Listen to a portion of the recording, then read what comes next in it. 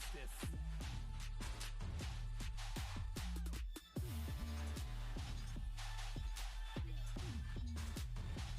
Up next, BC Gaming! Many say that they are in surprise form here, but they're not surprised at all. They know that they belong under the big lights, on the big stage, in front of this big crowd. It's time to light up the room. It's time for luminosity! These guys are putting a slightly dark past behind them, but they're ready to shine on this very stage.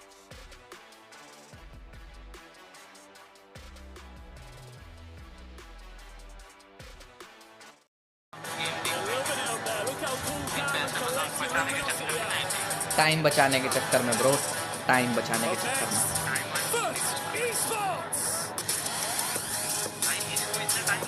Big up South America, representing their region, looking to go big here. Big players looking to pull it together here. अभी रुक जा, अभी Frank को बोलता हूँ, Frank आता है वैसा खेलने के लिए. And the last team for today, it's Toxic Lotus! Here we have China's #1 seed, but to quote the great Son Goku, can they go even further? Son Goku भाई, सन गोकू है क्या?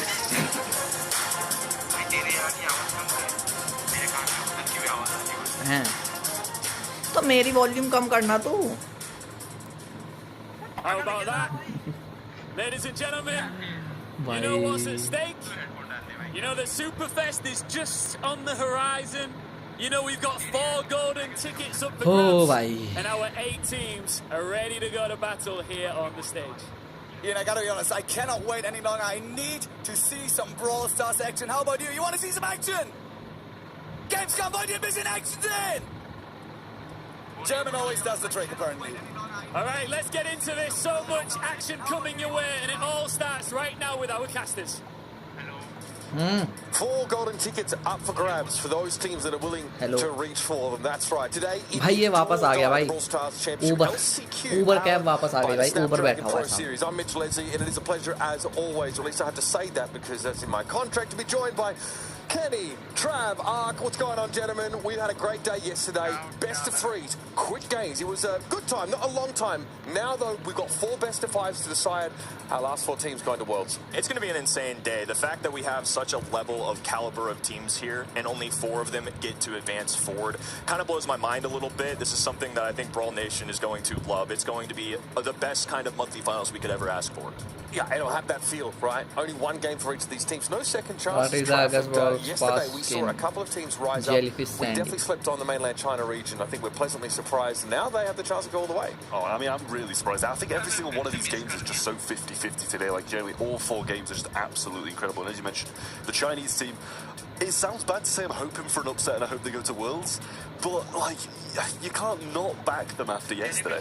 We get a bit of a rivalry renewed. Reply Totem versus Tribe. Jellyfish Sandy था. अबे अभी भी तो आ रखा है. नहीं अब तो नहीं शायद से. अभी भी तो आ रखा है. हाँ. Fans getting behind this Italian-Spanish squad. Certainly so. It's like the new battle of the regions really now, isn't it? EMEA versus NA, and it's really quite crazy to me that we are going to be losing one of those 2 teams. Like I know it wouldn't be the same with the World Finals without Tribe Gaming or Reply Totem, but that's the reality. It is, as you said, do or die now for those 2 teams. We're going to get onto it a little bit later in the show, but get your predictions in, events.brawlstars.com. But first of all, let's talk a little bit about how this weekend in general is set to work. We've already had day 1, our group stage, 4 groups of 3 teams playing best of 3s with only 2 teams from each group being able to advance. Day 1 group stage, 3 group, 4 groups of 3 teams. Day 2, 8 teams, 4 golden tickets. 8 teams. Matches, 4 qualified teams. 4 more teams qualifying for Superfest in Helsinki. First से 4th golden ticket.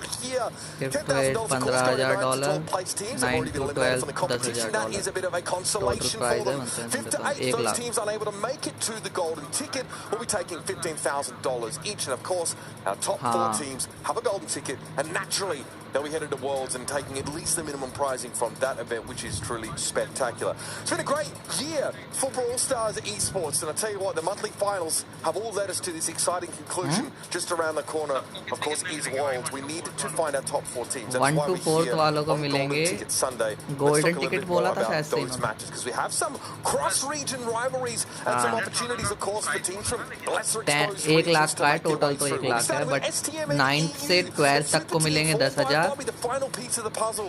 Pretty comfortable run through their group they had yesterday. And then Reply Totem versus Tribe Gaming. That's a ridiculous matchup. Golden Ticket पता नहीं Golden Ticket Championship battles they say. Only one of those two या कहाँ का भाई मस्त वो ना and any other year have qualified straight to Worlds. Ticket मिल जाएगा भाई बस थाईलैंड का ticket team out of the APAC region that has impressed us coming in as Angelic initially. Going up against Luminosity, who was shaky yesterday. Ticket मिल जाएगा भाई सबको And then Foot Esports versus the emerging story of this competition. तो जब से मैं championship बोला था championship From the mainland China region.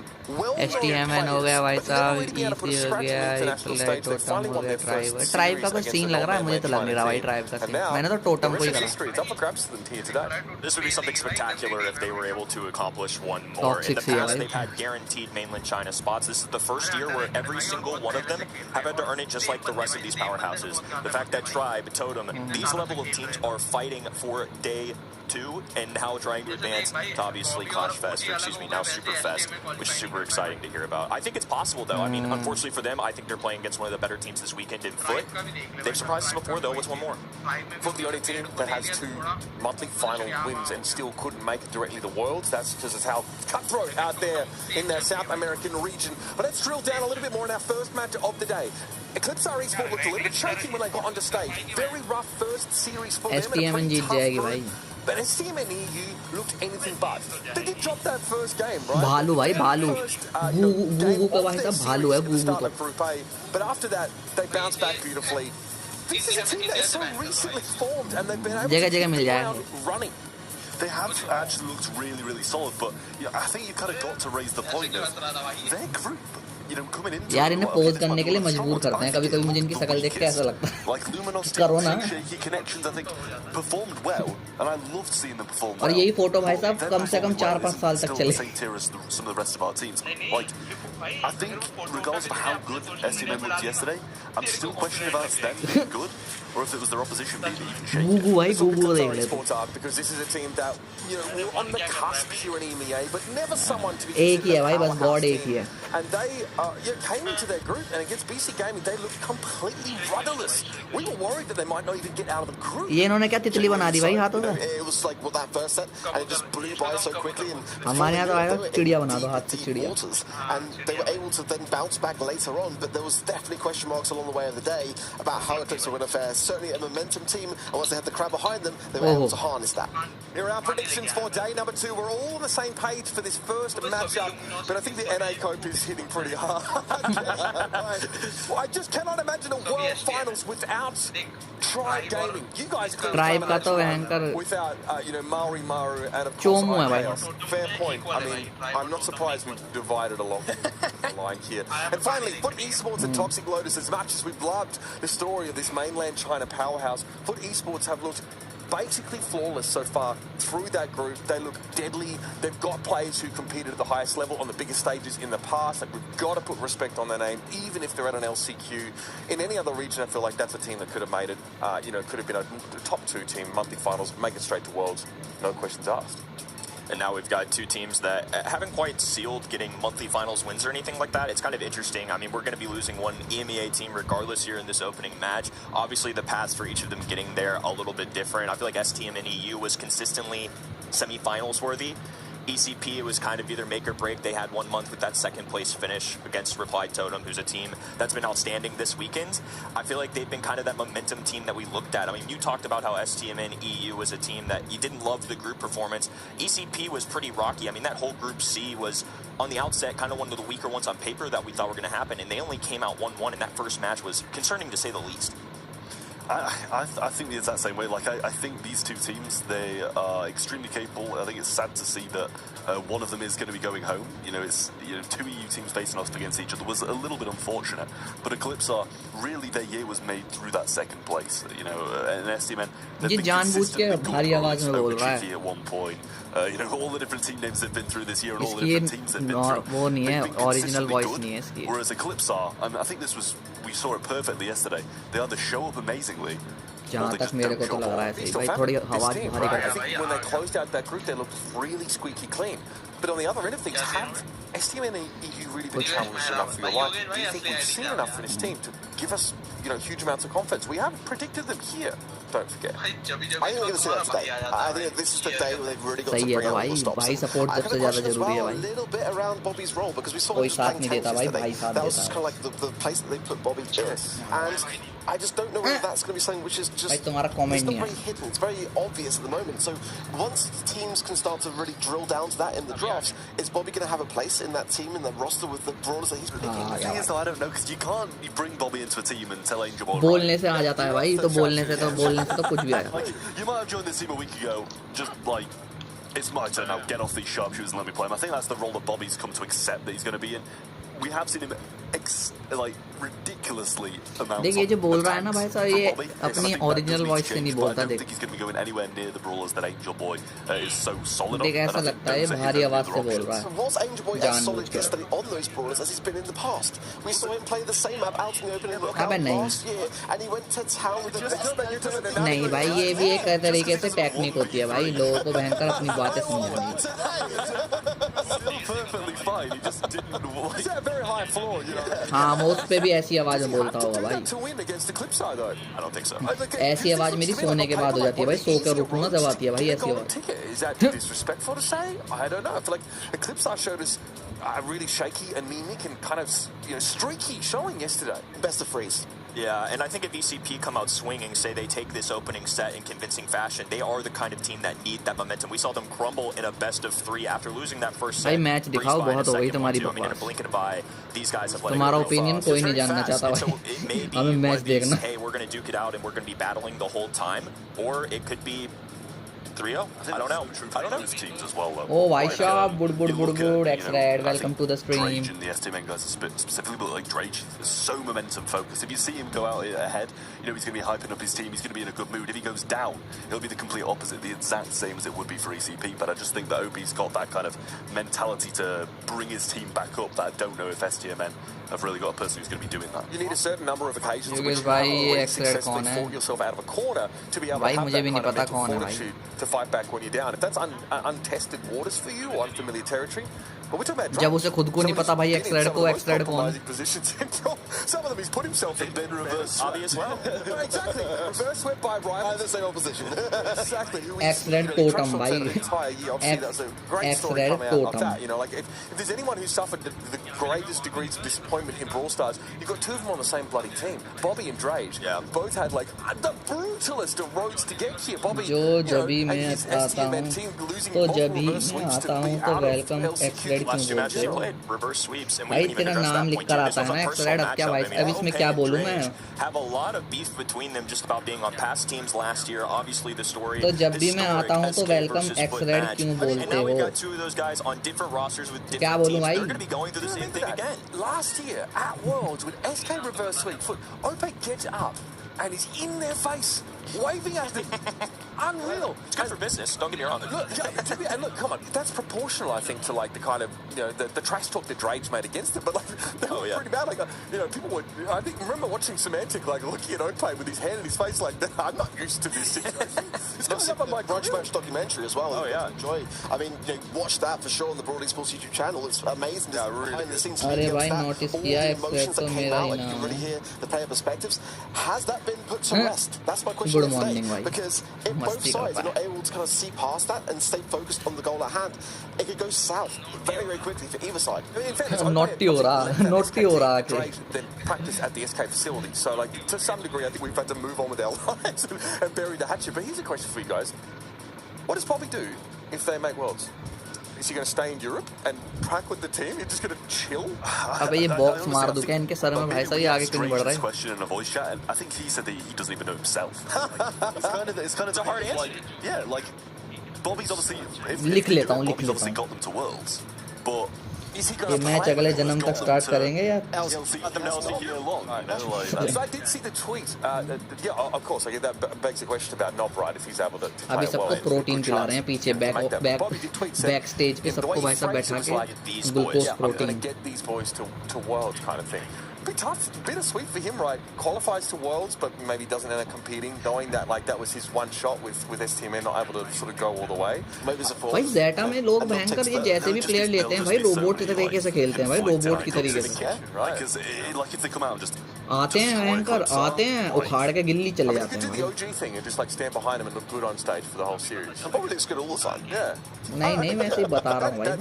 I mean, that's a little bit further down the track, of course. We definitely है तो pending the result of this particular game here. But obviously, folks at home, we're waiting to jump into the first game here, and we're going to yap for a little bit longer while we sort of wait to sort of unfold that here. Going down the rest of the, we can find the schedule graphic here. We can talk a little bit about some of our other matchups because we have time. We might not have as much time before those to talk about them here. I want to talk a little bit more about Toxic. अब इनको भाई साहब मैं dynamic tutorials दूंगा जाके. on the B stream, right? But the reactions from this तुम्हारे team, 2000 हो भी even गए. when हाँ भाई rounds कल ही हो against गए थे. Na'Vi, they're like grabbing each other's hands. They are like ecstatic. It's like after a game, like they are so excited. I think like that's a team that feels like maybe it's destiny, maybe there's some fate here. But I think like days like today, the cold heart reality set in when you realize like you're going up against a team that is just as hungry as you, if not more. Absolutely. So, I mean, I would love for मैं यहाँ to AIIMS see को a push Milan करने trying में to लगा reach the World Finals हाँ. through the LCQ. I think that would be bore होने वाला. absolutely so. You know, being in charge of their own fate and just demonstrating to the rank entire world 26 that we होने वाली belong है. to be सही here. है. I think that is something really special. But they've got a tough opposition today for sure. All right, we're going to be jumping into this game in a few moments here. You can see Eclipse are up on stage, sporting the red, white and blue. Sorry, not the one you like, Kenny. A slightly different one here, but obviously French fans out in force in the crowd today. And this is a team, obviously, that knows they're going up against a bit of a hype beast squad with some real superstars who are ready to roll. Because Angel Boy, Drage, Bobby, household names in Brawl esports. Angel Boy आ गया भाई, Feel Angel. like the younger brother by comparison here. And that brand, that logo, STMN, that's been on the world stage in the past. The organisation went all the way to the grand finals in last year's World Championship, only to be felled by Zeta Division at the final hurdle. And Bobby, man on your screen, was one of the players in that particular game. This guy has done it all as far as Brawl esports is concerned, right? There's no stage that he's not set foot on. And there's no level that he's not been able to climb to. And now it's a chance to get these boys who put their faith in him. Anmol, welcome to the stream, bro. Should be awesome to watch. Very jazzed up to see what STM and EU can do here. And in all reality as well, seeding-wise, EMEA, these guys are neck and neck with each other as well. Obviously, Bobby joining in the mix here. But nonetheless, even if this was just a monthly final, which is not, this is essentially 4 grand finals we've got going today. This would be something that we would love to watch on a monthly basis. Oh yeah, absolutely. We could get this kind of matchup. That would be absolutely brilliant. Angel Boy there, who's again been on some of the very top teams in the world on that Na'Vi roster for the longest time, alongside Q, alongside MMA. Such a beloved team, full of personality, and honestly, we're an underdog that made ridiculous deep runs. Jeff grabs up first, gonna head over to our cast as Trav and Ark to take us in. Let's get underway. I don't think we saw Undermine yesterday, so exciting to see how this one plays out. It is STMN EU versus Eclipse Esport to decide who goes home and who goes all the way to Superfest in November. Nita, Colette and Crow going to be banned out on the left-hand side by STMN EU. Eclipse are going with the Frank ban. We do see a Gale first pick from STMN. कल ही हो गए थे हम. कौन से वाली नावी? दूसरे वाली? Isn't it really? You know, you have the jump spring pad to get directly into that lane and very tough to evade the shots. The width of those shots from the Gale. हाँ, दूसरे वाली हो गई है. Bad thing for Eclipse Esport. Angel Boy ने Gale ले लिया भाई. That response. Glad to see the Clancy banned. I feel like that is going to be a common reoccurrence today. But nonetheless, you know, who knows? It's just one of the best brawlers in the game. Certainly to get a strong mid here. I quite like the Jesse pick here. It's a bit risky because ultimately, if you break that mid wall, then you're going to be kind of exposed to the elements. But certainly, Lily has a great time in this match as well for me. Chess are going to come in. Chester आ जाता है भाई तुरंत जब भी तो Chester well. And if things go south, then it wouldn't be the worst of brawlers to have in a mid position either. So it's a map that can really turn the balance very quickly. If things start to get broken up and lanes start to get swapped, then हुए you कैसे might find that भाई ऐसे हो गए देखते देखते देखते देखते हो गए भाई and we've seen स्ट्रीम देखो OP कल स्ट्रीम करी थी specifically भाई really pop off with Buster on this very map throughout the भाई वो कितनी मोटी नाक है भाई का इसको जुकाम है भाई Frank banned out. You see quite a lot of tank counters banned out on the side of STM. He did pick the Gale first. You can kind of see where they wanted to go. You know, इतनी मूंछ है इतनी बड़ी मूंछ है इतनी बड़ी eyebrow है tank counter on the lane, and then followed up with the tank to just prevent STMN from getting those picks. So we'll see what STMN do. They might follow in with something like a Rosa, or they might just चोंच मारता है भाई tank mister now and just hang the Buster out to dry. Max energy भाई max energy the hypercharge has really elevated this particular brawler as well, so hopefully a big dash of speed coming in for them at some point to go on the aggressive.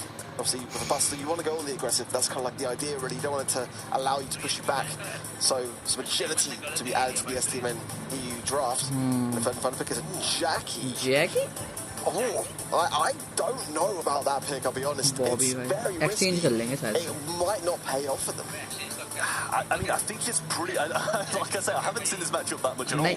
But Max और उसको Jackie को शायद से exchange that's the only thing I can really think of. You know, you throw up that shield as the Buster, and Jackie's still just, you know, pneumatic booster, gets a bit of speed, gets under you. You can't block it. But obviously, if Buster has the shield, you're not going to be able to pull them in, which is obviously the kind of counter-argument for the side of Eclipse are there. But I'm not trying to back up the Jackie, don't get me wrong. I feel like surely there's got to be better picks. Match तो हार गए थे आखिरी वाले एक दो ही हारा कल के मैं मैच प्रेडिक्शन के बाकी सारे जीत गया था स्ट्रीम में कोई पॉइंट मिलता है क्या नहीं स्ट्रीम से पॉइंट नहीं मिलते बस वो बीच बीच में जो क्वेश्चन आते हैं ना केबीसी वाले जैसे ये वाला रखा था तो ये तुम अगर टिक करते हो तो तूने एक किसी और क्रोम पे भी गलती से खोल रखा होगा एक बार चेक करियो या तो फोन में या फिर लैपटॉप में भाई लॉगिन करके देख ले बहुत लोगों की लॉगिन नहीं होती है आईडी पता है तेरे को स्ट्रीम में भाई मुझे स्पोर्ट्स खेला दो एक एक कितना बुरा मारूंगा ना ये लोग स्पोर्ट्स के बारे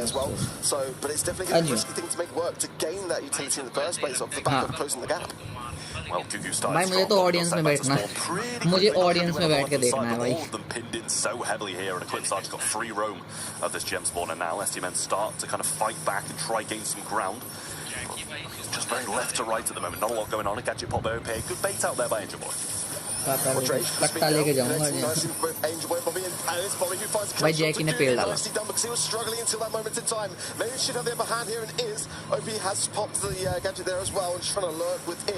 भाई तू देख रहा है बहन कर गेल के बीच बीच में से दोनों तरफ से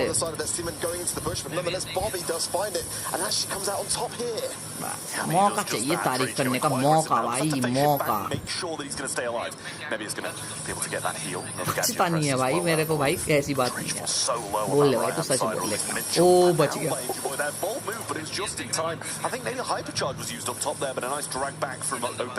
87% वोट है टीम को हाँ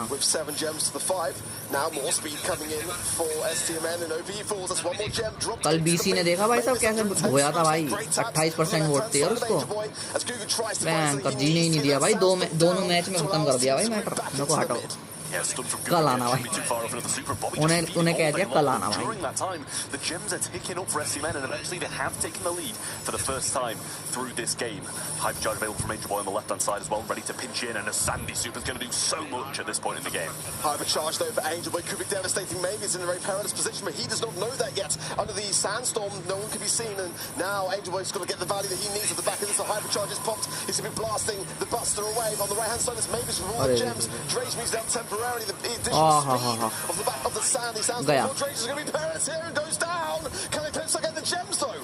Not going to go for it, and that's still going to be 10 seconds spawn. Angel Boy not having the best of times on this left-hand side as well, but 10 starts for Eclipse equally on the side of STMN. Nice stuff there. Hypercharge used by Drake. Got to be close with Super. Bobby's going to be able to सीख रहे हैं भाई. goes down. Great pinch into the mid. All the gems drop, and the countdown is reset. But Angel Boy grabs the 12th, and now Eclipse have to stay with this mid, I feel. Oh, another takedown there is looking perilous here for STMN as Eclipse Easels keep the pressure on. Bobby's not the ideal person to have the chance, but try to charge. No follow-up though, it's going to be there. Dre's though, getting some good taps on Tsugugu, who drops 2 gems as well. भाई chest पे है 13 it's 10 seconds, they've got to find Mabius. I think there's still some in spawn, and the gem spawner might be able to throw एक gem से नहीं हो जाएगा, draw हो जाएगा, surely going to be able to contend this one. Gugu's there हो जाएगा. try and stop him, but Angel Boy will grab it. 12 थे भाई, 12-13 पे चल रहा था matter. And Eclipse are retreating with all the goods. They'll split slightly with OPE and Gugu, but I don't think it's going to be enough here with the amount of scrutiny that OPE अब गया भाई, अब नहीं हो सकता। as well. It's 27 gems in the pockets and no firepower available to STMN as Eclipse are esports take the first game. Great showing from Eclipse 43 million 3 दिन में Ronaldo Ronaldo है भाई। मैं नहीं किया रोनाल्डो का चैनल, किसने सब्सक्राइब किया?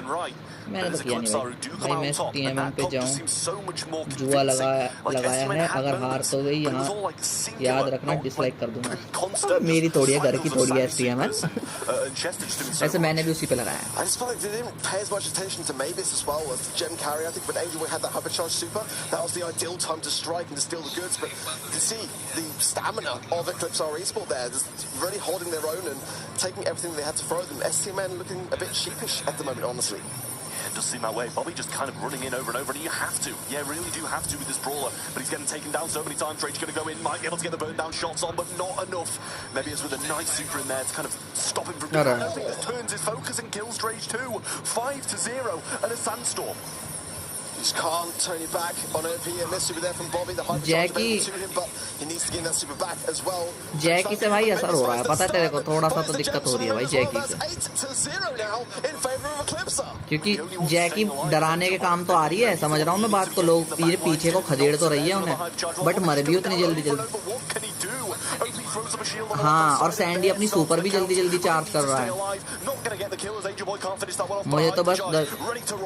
मुझे बस 10,000 पॉइंट करने हैं, पिन लेना है। अच्छा, ये STMN से इस साल हो गई है, पहले ही थी। नहीं, STMN बढ़िया टीम है भाई। कल का मैच देखता है, STMN का बैंकर बढ़िया था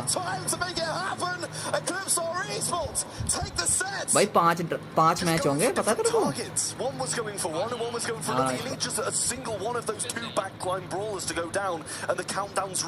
ओए भाई साहब, ये देख ले भाई, गुगू क्या कर रहा है। चिल्लाओ भाई, चिल्लाओ। STMN इस साल नूब हो गई है या पहले से नूब थी? नहीं यार, अबे एक मैच अबे एक मैच जीतने से थोड़ी कुछ होता है भाई।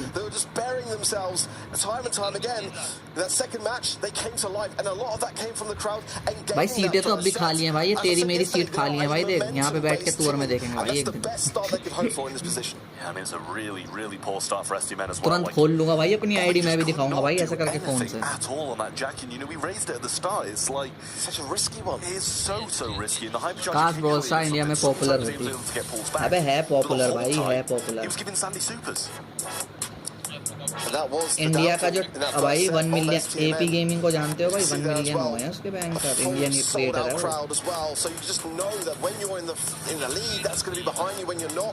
नहीं खेलता भी अच्छे से, सारे रैंक 30 हो रखे हैं भाई मैं।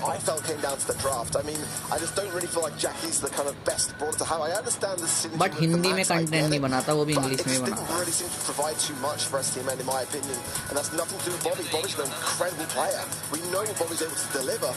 टाड़ा भाई, टाड़ा भी तो क्या।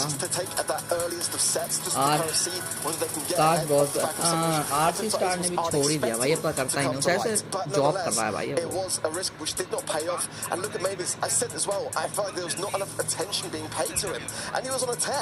ये क्या हुआ? ये तो STMN की अबे एक और मैच है, अभी तो 5 मैच है भाई, अभी तो 4 मैच बाकी हैं।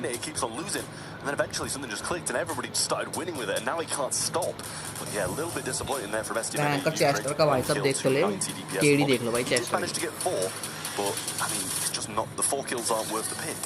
Like you say, it just और बैंकर गूगू को तो देख ले भाई, गूगू को देख ले। that affects your entire team over the course of time. So 357 got the draft right. We felt quite confident on that front before they went into the game, hoping to see a Star bit player. more from STMN.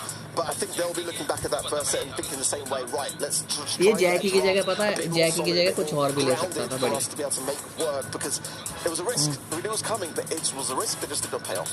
Yes. Really poor draft, I feel, to start from STMN. You're going to have to bounce back from this one, and that's the question. Mag ले लेता भाई with this team, and I feel like mag भी सही है। players especially, it's so hard for them to kind of bounce back.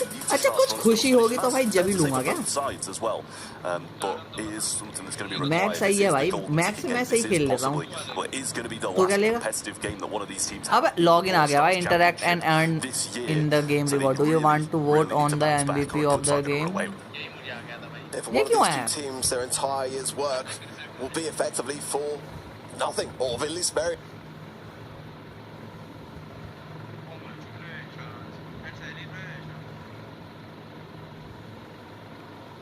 अब login ही नहीं हो रहा भाई,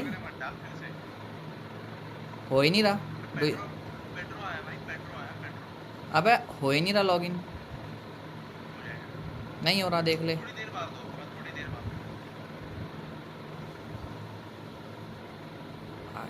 The replay ban as well.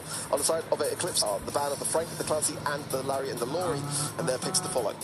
Yeah, I do like the Barley pick. It's always been very, very solid. We've seen so many tanks on this map, usually when Frank's पर played. हारे कैसे ही? अरे जैकी थोड़ी सी कमजोर रह गई यार। जैकी Literally the whole of that left-hand side. जैकी की जगह फ्रैंक ले लेता तो भी हो जाता बॉबी अगर, है ना? मुझे तो लगता है भाई फ्रैंक ले लेता तो थोड़ा और हो जाता push. If SCM wants to consider tanks as well, there's that final pick. Brawl Star वाले इंडिया में प्रमोशन कम करते हैं, टेक्नो गेमर तो या कैरी को बोले तो बात है, इतना बजट नहीं हो पाएगा ना उनका भाई। और ऑडियंस पे भी डिपेंड करता है भाई, कैरी की ऑडियंस ब्रॉल स्टार्स खेलने वाली नहीं है। टेक्नो गेमर का मैं थोड़ा बहुत कह सकता हूँ, हाँ ठीक है, टेक्नो गेमर के पास है भाई ऑडियंस, बट कैरी की audience that just OP is phenomenal with. Yeah, and it's kind of like one of the tanks that can kind of do something against the Gale as well. So now if scout ने वैसे की थी promo VS की, अबे मिसपैट ने भी की थी, है तो करा तो भाई सबने ही है, कार्तिक आर्यन ने भी तो करा था। ऑडियंस भी तो अगर तुम ग्लोबल देखोगे ना, ग्लोबल मैप देखोगे तो ऑडियंस अपने इंडिया में है ही कम as compared to other countries. भाई तो उनको पैसे भी तो उस हिसाब से देती है, वो बढ़िया company. Either way, I do like the way that SCM are rounding things off. I think the leads are here very, very good. Lily, we haven't really अरे ये तो तुमने भयंकर अपनी बात बता, वीडियो एडिट हो गई।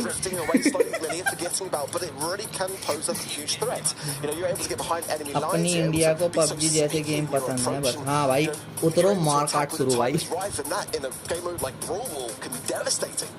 And this is the thing, do they just go all out attack and just go for it? नहीं भाई माइनक्राफ्ट भी पसंद है भाई, ऐसी बात नहीं है, माइनक्राफ्ट में मारता हूँ। So I feel like that might be the route they just go. Click a quick little gadget from Lily, get into those enemy lines, and we'll sort of Gale follow in with trying to deal with that Lily might be the best option.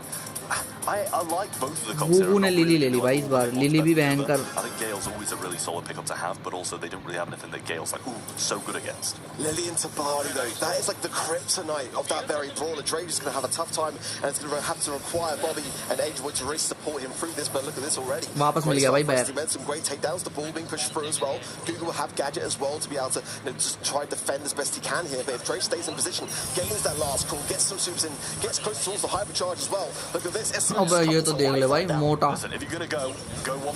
ये भालू को ठंड लग रही है क्या भाई? It just doesn't make sense to me. They do score early on. SCM are starting much better, but Lily's got a super and the launch pad's there once again, ready to roll. Super can be used. Oh भाई बाढ़ Drake, as you said, biggest kryptonite. Yeah, and it's OP versus Drake. खींच गया भाई गया। The ball pushed through. Gugu goal. survives here. Bruce on the hunt here, but Edgewood for the left does find the taps, and the ball to the left. And solid defense for SCM and some good value created along the way.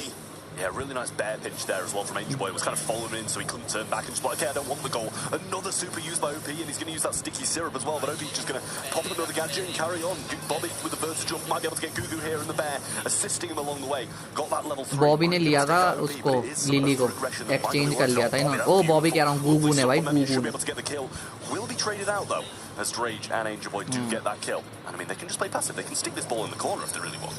ये है main reason भाई साहब search की, भाई साहब search की क्या skin है आ रही है, सही है इतने। मुझे तो भाई नानी की पसंद आई भाई, नानी और भाई साहब पैट्रिक वाला बस भाई ओपी क्यूटी पाए भाई हैशटैग पैड्रो पैड्रो पैड्रो भाई। बट लोगों को पता है फैंग की स्किन भी बढ़िया लग रही है, पता है तेरे को, जो वर्ल्ड चैंप ई स्पोर्ट्स वाली है। lockdown defense from STMNAU, and who would have thought the ball would go in the corner? Yeah, and the hypercharge of Drage as well. It's brought Barley into such a dangerous place. So much damage. You can break down the bush. Also here, one final ditch attempt from Eclipse Orange will save this ball. Rangoli बना दी भाई, रंगोली बना दी.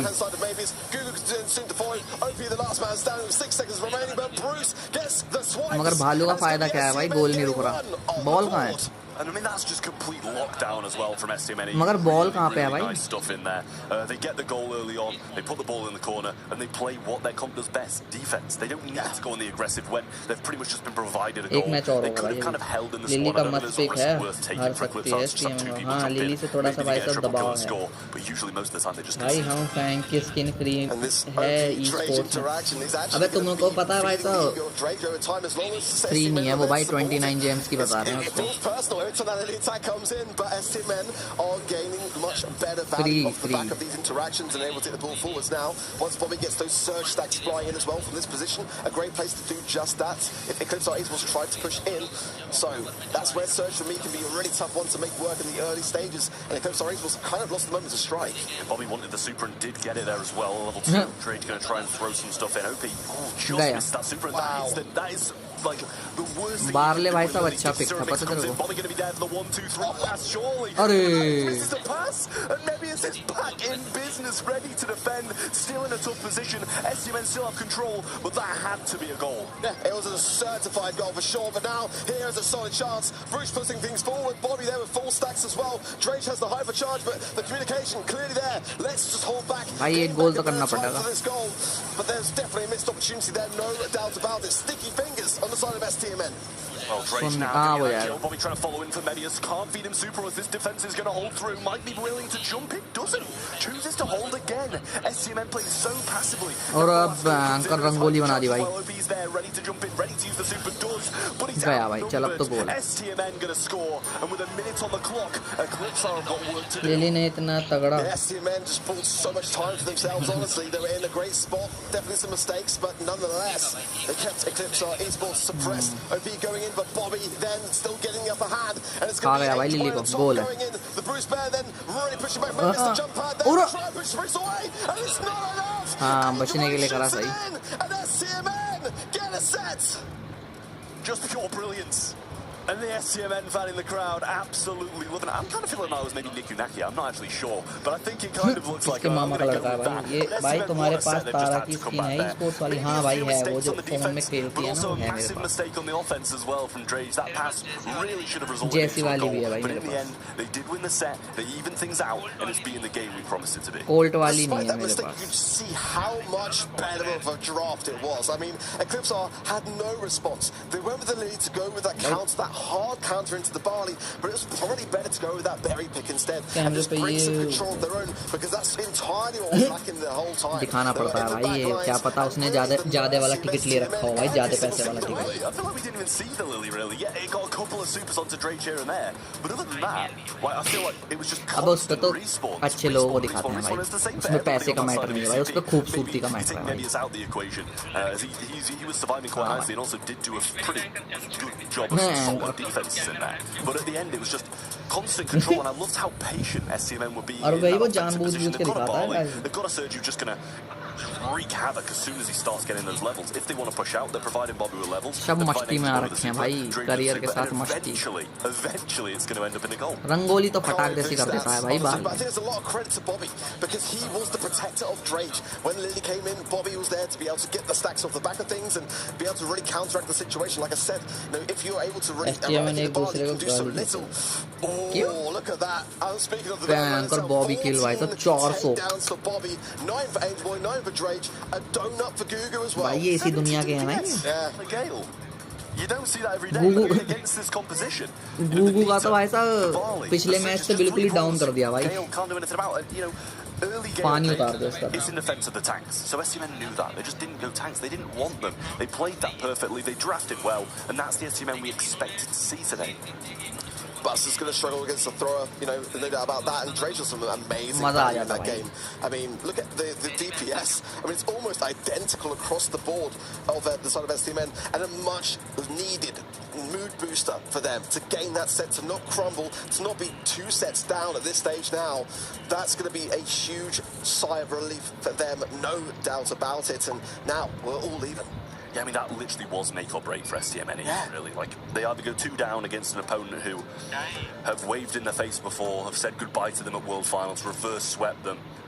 If you're down 2-0 against a person like that, I think your head just goes even further down. Yeah. So that was the one that they really needed to bounce back. But it looks like we're going on to Hideout in Bounty. A little bit of a different vibe still. Control will remain, I'm sure. The Gene, Carl, and something banned on the left side. The Meg's going to be picked up early, and that is a good Maggie. Third back from STMNAU. Then the Kit, good. Hate it on this map. Pearl and Byron also banned that way. भाई 7 mega box और 42 star drop में से सिर्फ और सिर्फ अजी हाँ इतने सारों में से भी कुछ नहीं मिला क्या भाई ऐसा तो हो ही नहीं सकता भाई अपना तो फेक्स है भाई Obviously, sharpshooters, Piper's available here. I think the Byron ban, a very underrated one that I really can get behind here. Certainly so. Bell, obviously the Mark going to be playing a key role in keeping Meg suppressed and low and out of Meg as frequently as possible. The follow-up वरना फिर नानी भी ले सकते हैं Piper, like I say, we haven't seen Bobby on Piper. What I या फिर fan भी ले just सकते हैं लैरी लॉरी भी सही है Dre just kind of goes through on this map, gets a lot of good value here as well, and definitely one of the much higher play rates of throwers in the APAC region. They'll pretty much play this brawler everywhere. It's so versatile. Yeah, well, the power's kind of in STMN's hands now. Do Eclipse want to take this nanny that Angel Boy's so notorious Rico भी सही है भाई Rico अगर ले लिया try and counter it and then have the option that STMN might not go it anyway. It's kind of Colt भी सही है अगर Colt ले लिया तो भाई at least as so far as draft. They've got the thrower, they've got the long range. That's the kind of Coco ले लो वरना एडगा सबसे Max भी सही Max अगर I mean, Gene's banned now, so you can't really pair it with that, and maybe a Carl you usually pair it with as well as also banned out. क्या लिखा है मुझे एक epic skin and एक hyper charge skin मिली free offer में I mean, it does with Meg, but not with Piper. OP What's going to Piper? Nani. I was really a bit disappointed. I wanted to see that brawler show on the side of STMNAU, honestly. But that could well be the play from here from Eclipse.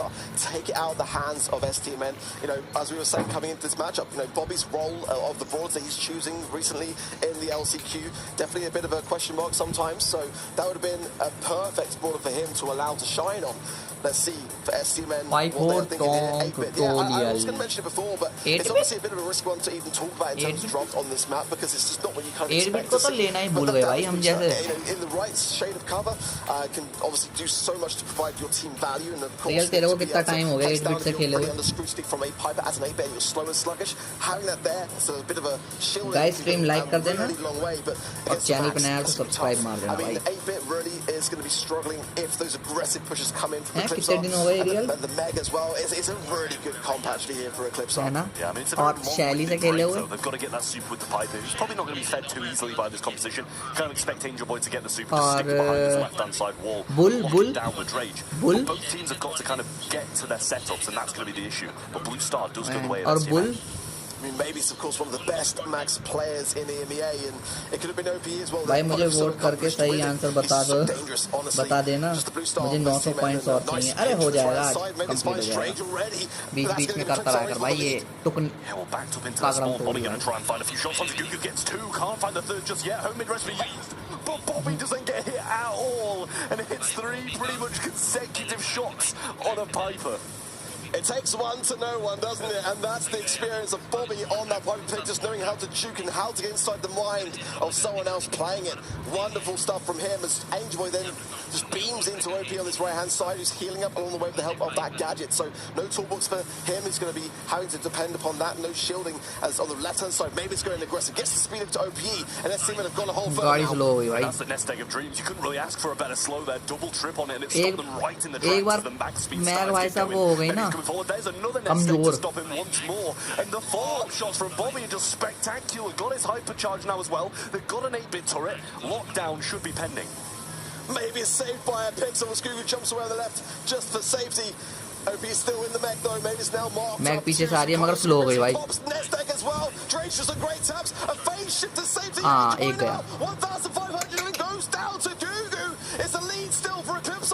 भाई 20 एक seconds तो चाहिए remaining. भाई, एक तो Yeah, the चाहिए. mark remains, and if Drage can push them back into spawn, he's going to be a force to be reckoned with, and they're kind of just allowing it. They're backing off, they're not putting up a stand. The shot finds its way in, and the bouncing is there. Hypercharge can be used, but no speed was used, but not जीत गए भाई, hypercharge by them. एक It's weird जीत गए, considering the 7 seconds, but now he's going to use it, trying to evade ना all मरा. shots, and he's doing it. ओ गए भाई max को दबोच लिया भाई, दबोच लिया. It's not going to matter. The blue star remains with STMN, and Eclipse are fall short. भाई ब्लू स्टार से. Oh my word! What a close end, and it was the right call. It really was. हाँ, कल जन्माष्टमी है ना भाई, top right, Angel Boy there as well, just trying to get out, but that blue star got so important now. And the confidence, you can feel it. It's starting to really nurture. हाँ भाई, मेरे यहाँ तो mail uh and they गया know भाई. this could be another set. झांकियाँ निकलेंगी, झांकियाँ. Bobby just really played just so well there, hitting so many shots. Drage following up at the end to help him out. Angel Boy, you know, he knew it was a worthwhile sacrifice at the end there. Didn't really matter too much if he went down. But STMN not got the blue star this time, but control all in their hands, and a piper in spawn. भाई like करना मत भूलना भाई, hashtag वाला like भाई, hashtag वाला. No super to be able to Save evade points anything or make any breaks for Gugu. Healing a little bit, but a nice tap there from Angel Boy will just keep him low still, and that's exactly what STMN need to do. Just a little bit of chip damage here and there. It goes a long way, and already, you know, a mark there for OP. He can't go aggressive. This is where STMN is starting to shine. Yeah, I mean, it's a really good mark to have. Virus so early on 8 in the भी game as well, he was able to get it and throw it onto OP as well. And he's just not missing. Bobby, stop it. Eventually missing. Then he begins to blow up. I mean, it's just brilliant from another mark in hand. Larry Lawry's going to go down. It takes some fire. It does go बेचारे का down, Chirkut but तो that's मार going he to डाला sap all the ammo out of trap ECP कर and लिया भाई. allow surely Angel Boy to make moves on the right. Yeah, Bell never the most shiny of brawlers, but when you see it played to such perfection, it's wondrous to see. Gugu though trying to find Drage does find one, finds 200 HP भाई for Drage. कितना बचा He भाई. survives for now. Gugu's got this break in hand. You've got to question whether or not he's just going to use it or he's going to hold it for the late game to try and survive when STMN eventually get this push up. खींचड़ी तो बहुत देर की तोड़ दी भाई, अभी तो बच भी गया. 100 हेल्थ पे बचा गया. ले भाई साहब, अब तो हवला पवला लगा दिया. They don't have a mech, and that's the one thing keeping them up. Mag कमजोर हो गई भाई. Let's go for maybe his finds Gugu in a nice position here. Finds Edge way. और भयंकर. It's 3 stars in the blue. Bobby's trying to find Mavis, and that might be the blue star, but they missed more. अरे and Bobby goes down himself. भाई इस बार तो थोड़ा load है भाई, थोड़ा क्या पूरा ही लोड है भाई. This game, and they're going to be able to take this quite convincingly. So it's going to go to the next game, and after that, whoever wins it gets ahead. 7-0 at the end of that game. They had no mech, and they still made it work in the Zero late भाई, game. 0-7 इस बहन From का बहुत Eclipse Esports, तगड़ा how comeback fast, as था you ये. said, they just exploded into that offense. As soon as they saw an opportunity, they seized it. You can see the crowd really getting behind Eclipse now at just the right time in this set. Oh, this is dangerous. Dangerous stuff now for STMN. It was such a convincing first game. That time round, भाई ये Samsung के tab है या फिर iPad है? The majority of it on the back lines as well, and were able to survive on and just time their strike wisely. And Blue Stars बच गई भाई match. survives with a well-timed phase shift there. Keeps him in the mix, but Nestek's already been established भाई by Bobby. अब तो Nice भयंकर. shots from Angel Boy to keep him low as well. Homemade recipe falls up from Gugu to Drage on the bottom side. So far, just an exchanging of shots, not really blows, but eventually Bobby getting some connections. Yeah, Gugu had a great game in that last one and really focused the time more onto Drage as well, as opposed to that lane side with Bobby, which he just was not able to win. So Hashtag like कर देना भाई, adaptation points from मिलते हैं. Eclipse Esports, which was working out, but Drage now just utilising that cover, just trying to be cautious as the Nestek placements are a nice addition to that right-hand side there. Let's see now as STMN just rotating around to this left-hand side, utilising that cover for Drage and just starting to work their way around with the damage booster. Yeah, I mean, that rotation from Gugu, he was kind of finding that match, but just allowed Angel Boy to just come over and place a free damage boost, which is going to be a big help, but Bobby gets tapped twice. One and then a follow-up homemade recipe. garden में जो कोई घूमेगा. And keeping Eclipse in the lead. Phase shift from Mavis pops 2 Nesteks as well, as now OP was thinking about going through the break there as well. It's going to expose Angel Boy and Drage. Bobby Lower goes down yet again. It's a 5-star lead for Eclipse. Drage down to 100 HP yet again. It's crumbling apart. भाई STMN पे Ready to go for Angel Boy. काबू कर रहे हैं भाई ये लोग 40 काबू. seconds left to hop back into action. Homemade recipe falls short this time, and that's Gugu's last speed ready to go now, and he's going to use it. Try explode into the offense again. Drage needs to back off. He's got 2 against him, but he gets dropped in the wall. Really लपेट लिया भाई, Larry lorry लपेट लिया. but Angel Boy solo as well. Falls to Meg outside of the Meg, and Bobby gets double tapped. ECP running away. भाई 1 point तो ले लो भाई. इतना बुरा. Came out on top, and he really should not have had.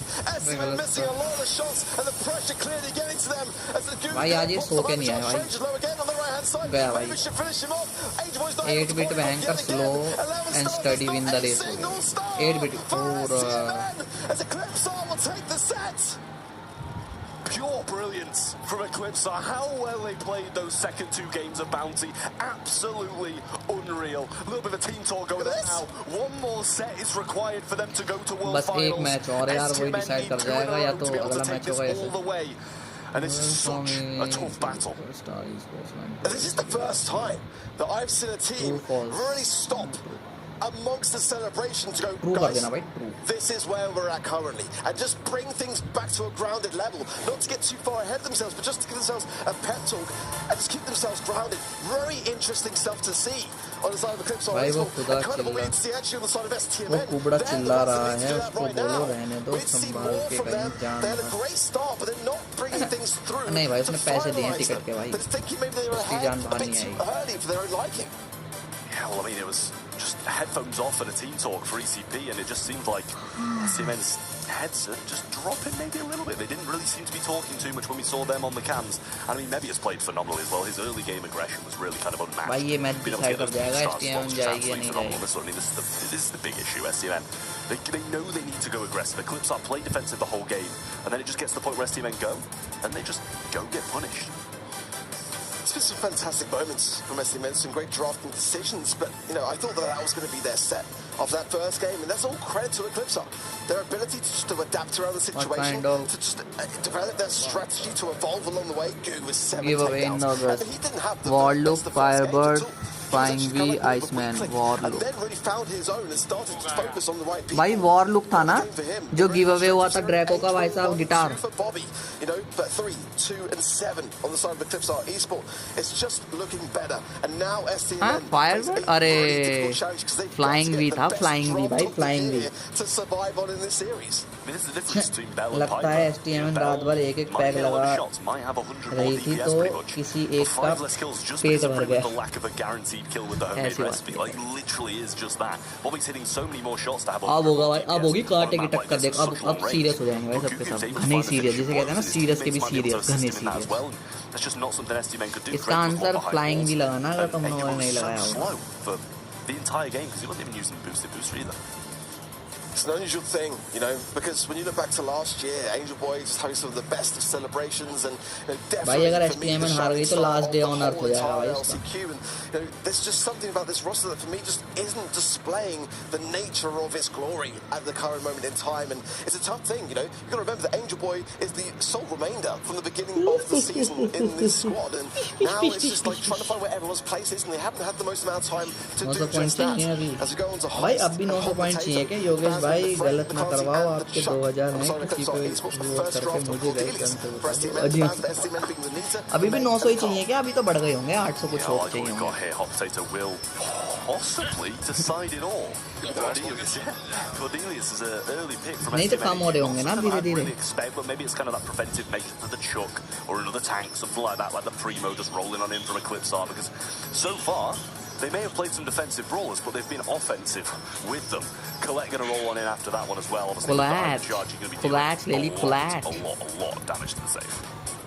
Certainly tanks can really appear out of nowhere on Hot Potato and just go on that base race. The Colette I quite like for the reason of defense, and also just being able to stay in that position in the mid. Just hypercharges we know on Colette, devastating, absolutely devastating on the safe, and it's a really good, solid first pick here for Eclipse Esports. Berry as well. I mean, this is starting to turn into a comp that if left untouched on the safe can just absolutely shred through it, and it'll just go from immediately bad to worse. I wouldn't mind a thrower here from STMN if we see the return of a Barley or something like that. I wouldn't mind it. Good against the Colette, good against the Berry, or at least can fight the Berry. That's what I mean.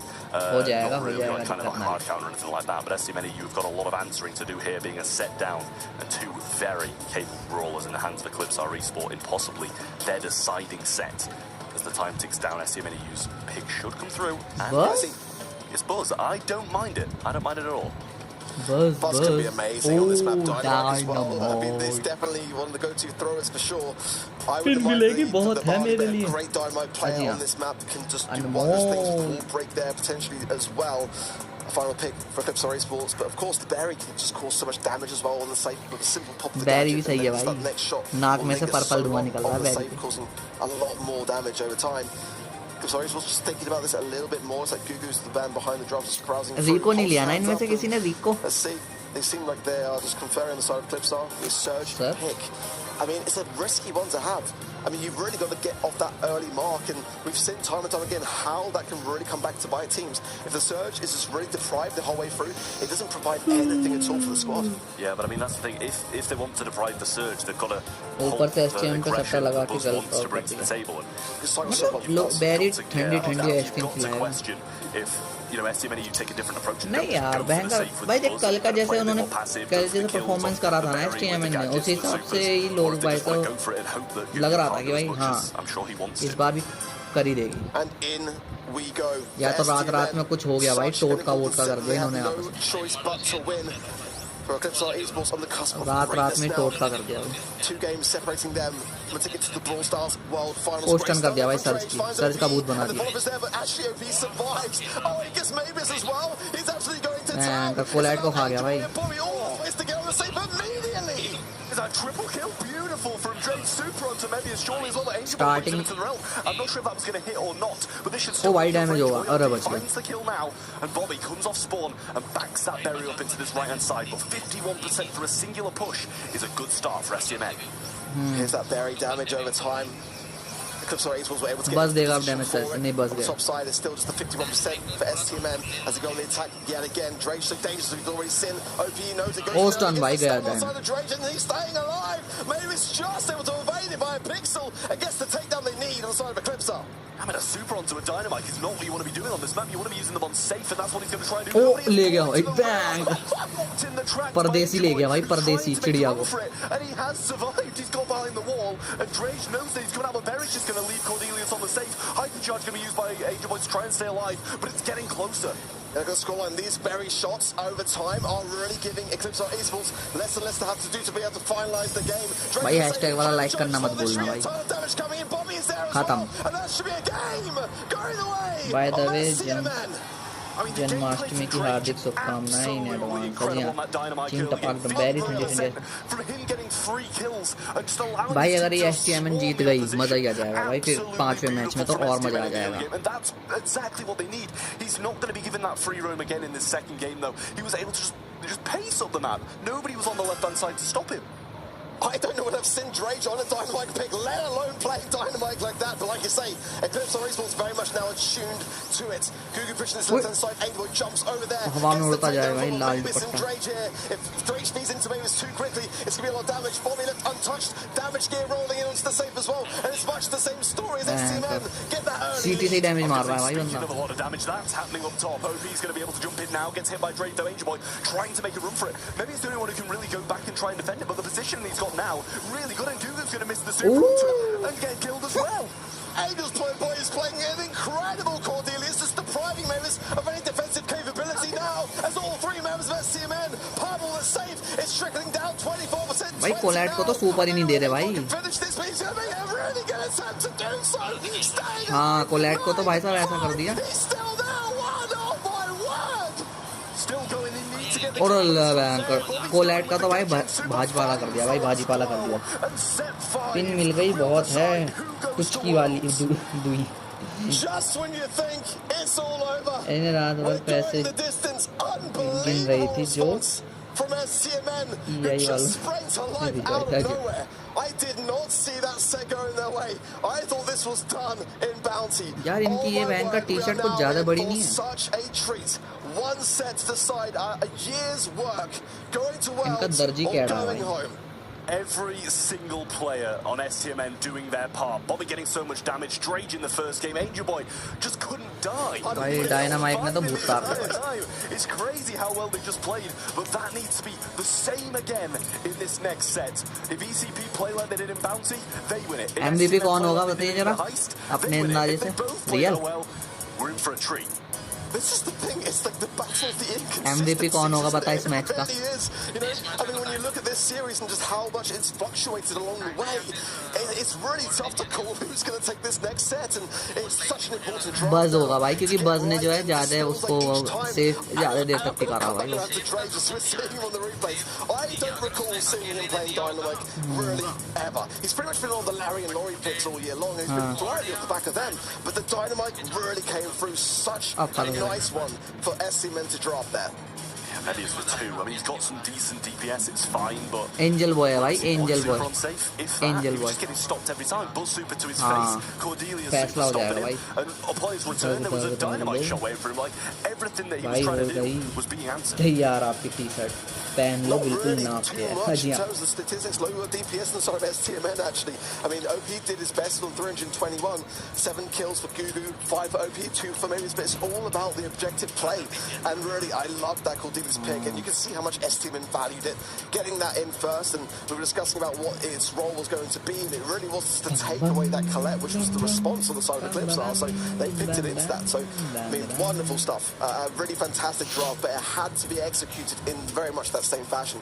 Not an easy one to make work, but make it work, STMN did. I mean, it had to be executed exactly like that. That is the pretty much only way that it wins. And that's what I said. I was like, okay, they've got Buzz. They need to make a decision. Do they just go and feed Surge, accept that, you know, accept the fact that he's going to get levels and you might be able to get some kills? And that's exactly what they did. They made the right decision. They made the plays. They got the kills. They got the damage. And they got the set because of it now. And it is going to be a set 5 between STM NEU and Eclipse R Esports to decide who goes all the way. And what better way than knockout on Flaring Phoenix to decide who is going to the World Finals, who will have their year ending in August. Barley going to be the first pick from STM. We've seen it work for them already. Drage on these throwers seems to be working. Tick, Mandy, and Kit going to be back down. Frank, Larry, Laurie, and Berry on the right-hand side. Clearly they know what they want. They know they want these throwers, and they've said no to that. Yeah, definitely a clear indication there from Eclipse. They just don't want to deal with that at all. Barley then, for SC Men, could provide a lot more value actually over time. Meg, for Eclipse, it's dangerous. You know, we've seen it time and time again in the drafts. Coming forwards now into the full force of things, and Genes combined with it. Those healing paths over time in a game mode like this, it's really valuable. One false move, and you're going to be pulled in with a magic hand and taken down very, very quickly to even out the playing field. So a dangerous start, actually, in terms of this draft for ST Men. It's looking like a last pick max to me. Maybe it's on that Brawler as well. That is a danger to leave unattended if STMN. I'll start open. Yeah, that is true. I mean, it just looks like a G Max and Megcom would just work for them, especially with how good they are on Max, no matter who picks it up. Bobby takes the Pearl. You build up that heat, you get the damage down, and it can work really well against Meg if that's exactly what you do, but you can't be wasting those shots, which means a lot of the time you're not scanning those bushes. And who can forget the last Gene Pearl interaction and how that fared for Esports versus Space Station Gaming in the grand final of the year for them. It was the very interaction that placed for Esports into the LCQ and allowed Space Station Gaming to go to the World Finals. Angelo, it's definitely a strong brawler to have. It's quite hard to make work on this map, in my opinion, just a little bit more so. But with a little break as well, find some places for that Angelo to be able to maneuver here. But this third and final pick for Eclipse, it could be something very, very dangerous here. And I'm feeling much better about that draft, even looking at what STMN have got on the left-hand side. It's going to be a Sprout. It is going to be a Sprout. They're going to take that thrower, try and obviously match up Sprout outranges Barley any day of the week and will make it work. I like the Angelo just because of the fact that if they don't take the jump gadget to be able to jump away from the Gene gadget, the Gene pull, they're going to be able to, you know, shoot through those unbreakable walls in the closing seconds, charge up a shot, get the damage down before that initial interaction starts to go. See Gugu there just trying to rile up the crowd, get them cheering, get them on side for this match. For STMN, it's just business as usual. The most important set of the year for these two teams is go. Here we go. Sprout coming down this right-hand side. Angel Boy playing straight through the mid on the Angelo. And I don't think you want anybody else on a sharpshooter other than him. Drage playing this left-hand side, trying to stop Mebius in his tracks. And I've got a feeling it's going to be a very, very slow set as we don't start very fast at all. Yeah, no one wants to feed over any utility. Of course, Bobby on the Pearl pick is going to be much stronger in the late game once the gas starts to close in, so he is more than happy to let this one play itself out slowly. No doubt about that. Eclipse R Esports now might have to consider going in a bit more aggressive. the gene pool towards the end would be much better for them to have now and try to obtain, as OP is trying to get that early wall.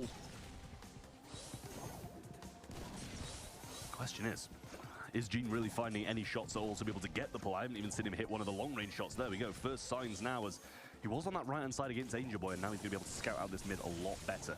But Drage took some fire on that left-hand side, and now starting to spam down. Angel Boy gets a shot onto Mebius, wall comes in, doesn't really block that much off, but the gas is going to pin them. Now that healing tonic is there, Mebius is going to get pinched in, forced towards the gas, gets the burn down onto him. Mebius is going to be able to come out of this, but he does survive him. Bobby rotating around, but he's getting nowhere. Drage going to have to accept defeat. OP gets his wall back, and Eclipsar starts strong.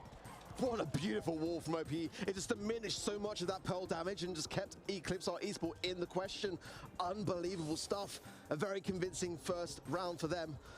As Angel Boy, the left-hand side, just trying to seek out something off the back of this. He needs to get super on the Angelo pick. He needs to be able to get that poison rolling in. Drage now has the last call as well, but it's his teammates that come behind. Normal call आ जाती है तो तेरा call automatic hold पे चला just जाता seems so well-rounded. There really isn't a hole in it whatsoever. Everything just seems pretty perfect. Sprout's got a wall as well. Yogesh भाई आपके server दो अजी हाँ बोल दो भाई अभी बोल दूँ मैं anchor honest review दे दूँ भाई honest review पहले भाई सब तुम थंब दबा दो भाई ये hashtag वाला playing this mid and Angel Boy on the right, on the left. Well, time's ticking down. Alex side से भाई पढ़ाई चल रही है पता नहीं कैसे has the magic hand as well. Aware to it. Can actually swap lanes last minute there as well. Might gain a little bit of damage from that poison, but nothing that wouldn't be recovered on the way in. There's the first wall from OPE is now. That is going to be blocking off Angel Boy, who's definitely on his own here, but the heals from Drage are right in the nick of time here. Bobby's pulled in. Bobby goes down. OPE should trickle over to the poison, making it 2 versus 1 now. He's surviving, but Mavis is still in mech. They've got to get him out. And it's a 1v1. There's a lot of splash moves with nowhere to go into the gas, and Drage stays standing. I mean, it's just whoever was going to take more damage from the gas, and that was Mebius. Drage survives it on out. Beautiful stuff. And honestly, I thought the Mega was going to be able to clutch the 1v2 there, but it was not the case. And we carry on. Game 3 will decide it. Oh, you can just feel how tense this situation is now. OP has the hypercharge, not necessarily the strongest of the Brawlers to really have one at the moment, but the aggression is there. He's popping it now. The additional speed will go a long way. The heals yet again from Drage, but that is the last gadget. It's not going to be available in the late game. Yeah, hypercharge from his thrower counterpart though here now, and Mebius doing a great flank. Bobby able to get some great shots in though, almost brings him out of mech. Drage hypercharge in hand. Supers go all ready for STMN. They're thrown out now, zoning everybody into a really tough spot and just allowing STMN out of spawn. A little bit of a hesitation from Drage today. If he'd gone straight in, he may have got the takedown of OPE, but nonetheless, STMN survived what was looking like a dangerous push there. Good connection from Angel Boy onto Gugu, keeping him low and forcing that Gene away from the mid. Maybe so it's so dangerous. Bobby needs to get really cooking on that Pearl Pit, quite literally.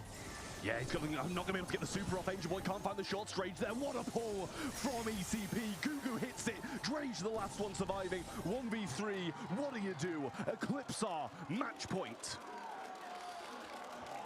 Oh my word, you can feel it. Eclipsar know it. They've got STMN into a corner.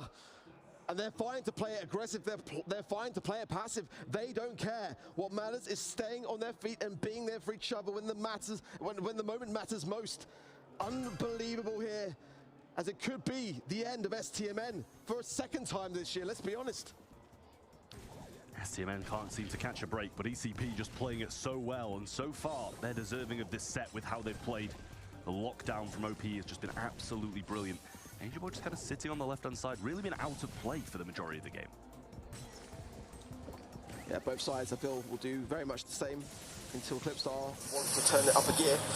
भाई साहब दबा दिया तो honest review दो It's a tough match for Angelo. Honest review चाहिए भाई लड़के को honest review. Follow up as OP does not want to be fed a wall on that right-hand side. अभी check करना पड़ेगा भाई, Discord खोलना पड़ेगा. Again, it's not really for too much unless there's a follow-up. Bobby trying to make the move now, gets the burn down, but I'm not sure if that's going to be enough. भाई ये क्या चल रहा है? क्या चल रहा है भाई? Hello? He gets it out of nowhere. Wasn't expecting that. Super available. Mebius low in the mech as well. Got to be able to get these kills. They're pitching up onto the Sprout, sending him into the gas to make it a 1v3 versus a Meg with no mech. And STMN EU play it perfectly and get the first round. What a golden shot in the dark for Angel Boy. Unreal, honestly. And what a time for it. A round for STMN, but they've got to turn this round into a game. They really do. There is plenty of time for Eclipsar to turn it on. Will we see a double match point? Still one round needed for just that by STMN to drag Eclipsar all the way. Angel Boy has a super Hello, hand. hello, Last time welcome he to the had that, I'm pretty stream. sure they won the round as well. Closing the late game, it shuts off paths, it gives that extra poison, it gives the heals. It's got so much value and it allows Angelo to actually do something in the late game. Yeah, they can't feed Gugu. They really can't afford to on the side of STMN. They've got to freeze this round and get things back to normality here. भाई zone आ गया ना फिर दिक्कत हो जाएगी. And the Eclipsar East will know it. Drage, I'm sure, still has some gadget to hand for the heals. Yep, does for sure. And Bobby too, as we know that Pel can just tear through. That's the super that they did not want to feed Gugu. Pulls there. Oh, he gets और ले गया भाई. he hasn't really got that much health. The heals there. Gugu falls low. Bobby should be able to finish that one, but Obi. जिनके पुल देख लो भाई तुम.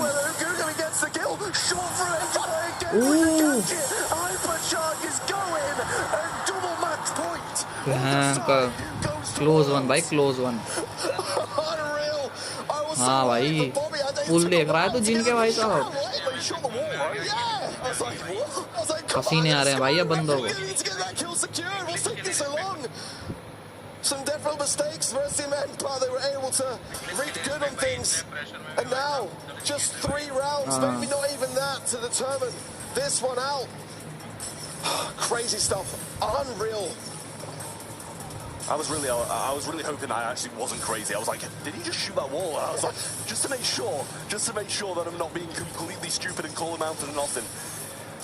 Meg going to be over the right hand side.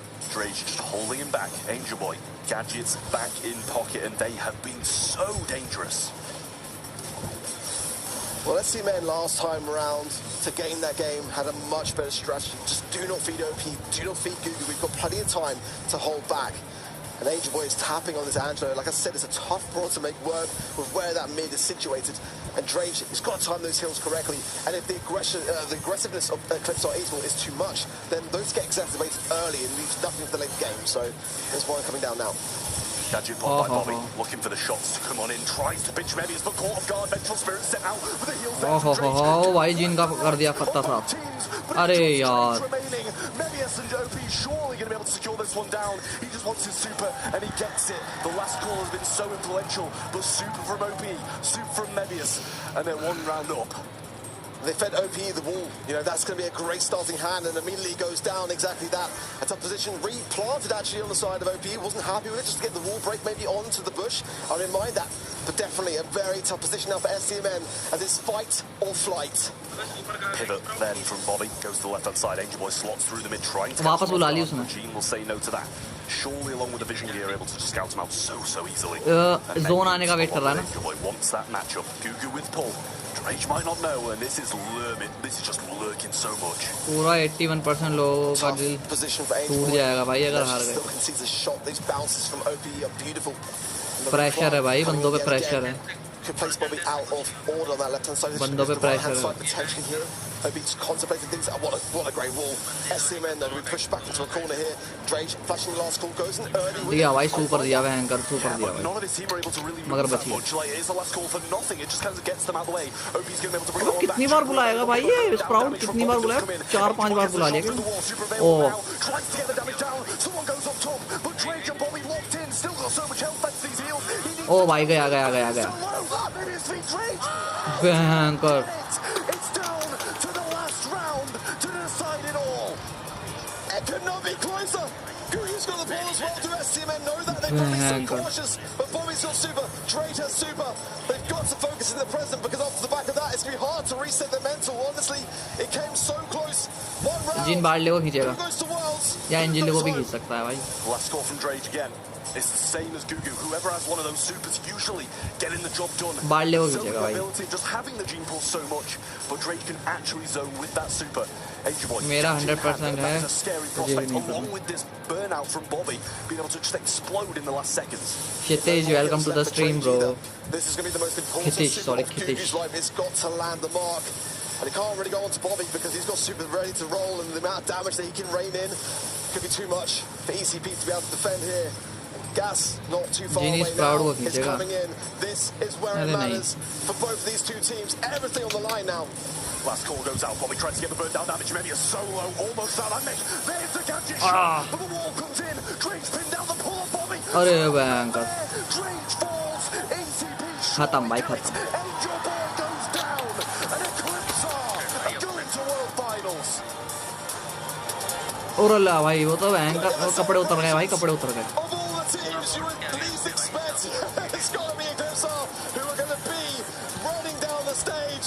Unexpectable भाई It will stop for them a whole year's वो work. And you can see it in ले the भाई चिढ़ाने का time आ गया faces of SCMN. Devastated. Angel Boy there. Heartbroken. Brutal for the SCMN boys. But Eclipse are on top of the world. बढ़िया भाई Loving बढ़िया life, celebrating the amount of passion out of these boys as they make it to the World Finals. Absolutely huge for them. They had the crowd behind them towards the end. You could feel it, you could sense it. But SCMN did take them down. Who is the MVP of the match? to the MVP, wire. MVP, A single MVP. round was all that was in it to determine it. जीनी अबे जीनी किसके पास था Eclipse Esports have done the unthinkable.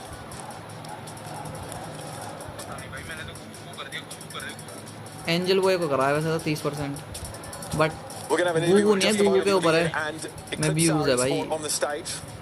My God, Kenny, real quick, give me your initial reaction.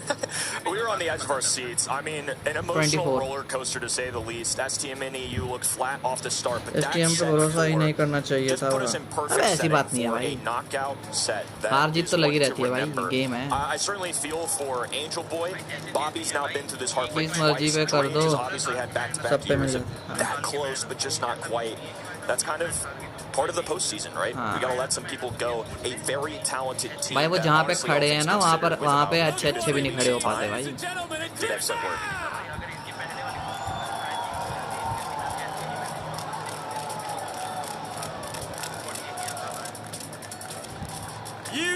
I mean, look at this. What do you want to say to this crowd? हो सकता है जगह है आज जीत का मुझे नहीं पता जी For the support. Really appreciate it. Hey les Français, merci beaucoup. On l'a fait. On a écrit l'histoire. हाँ गोकू भाई See you in war, guys. See you in war. Listen, it's been a tough season. It came down to this weekend. You managed to pull it together, and the chemistry between you guys is unreal. What does this moment mean to you? I mean, for me, it's like, I don't know how to say, but me and Gugu wanted to team up together because we are friends since a lot of this game. And we made it, we worked hard all the years, even if sometimes we had some bad match. But in the final, we were like really happy to be in the World Final. Love it. Look, there's only one thing left to do. We need to give you something, I think. We should have a little gift for you guys. What you've all been fighting पानी for. डाल दिया पानी डाल दिया France golden ticket holder. Let's hear it for Eclipse Esports. There you go, guys.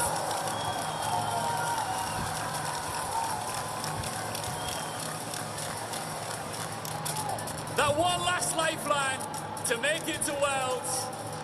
And these guys are the first to take it, Max. But we have 3 more of those, I would say. Let's give them out as quickly as possible. Let's give it to the casters. And there you have it, our first team from the LCQ locking up that world spot. Eclipse Esports. हाँ भाई ये starting से ही ऐसे बैठा हुआ है भाई जैसे बैंकर सबसे ज्यादा पेमेंट इसी को दी जा रही है भाई I want to quickly touch on that last map because the draft for Eclipse looks add कर बैठा है भाई There's an Android pick, you know, for last pick, of course, on the side of STM and EU, and they go for the Sprout. They can lock down those sight lines. It felt like every round that STM and EU won was an uphill Angelo, battle. It's insane they were able to push भाई it that far. इन्होंने पता है इनको थोड़ा सा आगे बढ़ के खेलना था क्योंकि जो जोन आ रहा था ना जोन के हिसाब से उनकी टीम ज्यादा बेटर थी भाई How good the game was more than anything. Me and Kenny was able to do. We sat over here. We were up for the final set. Honestly, that match was just so good. I mean, yeah, a bit of an outdraft in the last. Angelo, I came into it questioning it. It did get it, like he got his kills. He got his kills regardless of real kills, by the way, from Angel Boy. He got his kills regardless of being the guy who you'd expect to just be doing absolutely nothing. And that just goes to show how good Angel Boy is. But even that still was just not enough. first thing I commented on the side was that Angelo pick. I mean, it ended up working out really well, but one thing for me, I felt like that was just a good draft versus 3 talented dudes, and the fact that they were able to fight that uphill battle, so many opportunities where, I mean, my goodness, Rate previous match 85%. Barley the work there, and Dynamite in the set before. You know, I think he's a player that falls under a lot of scrutiny. You know, he's put himself in a lot of situations where maybe he's talked sometimes, maybe he's had some confidence, but at the end of the day, I mean, this guy can compete with the best of them. This came down all the way to the wire. I think they were, like you said, at a disadvantage in that draft. मैं भी चीन टपाक डम बोल दूंगा English वैसे सच बोलूं तो Angelo का इस मैच में कुछ काम नहीं था It's honestly such a rarity to see a match like this in the LCQ in the mannerisms which we saw it play out. I mean, that series had it all.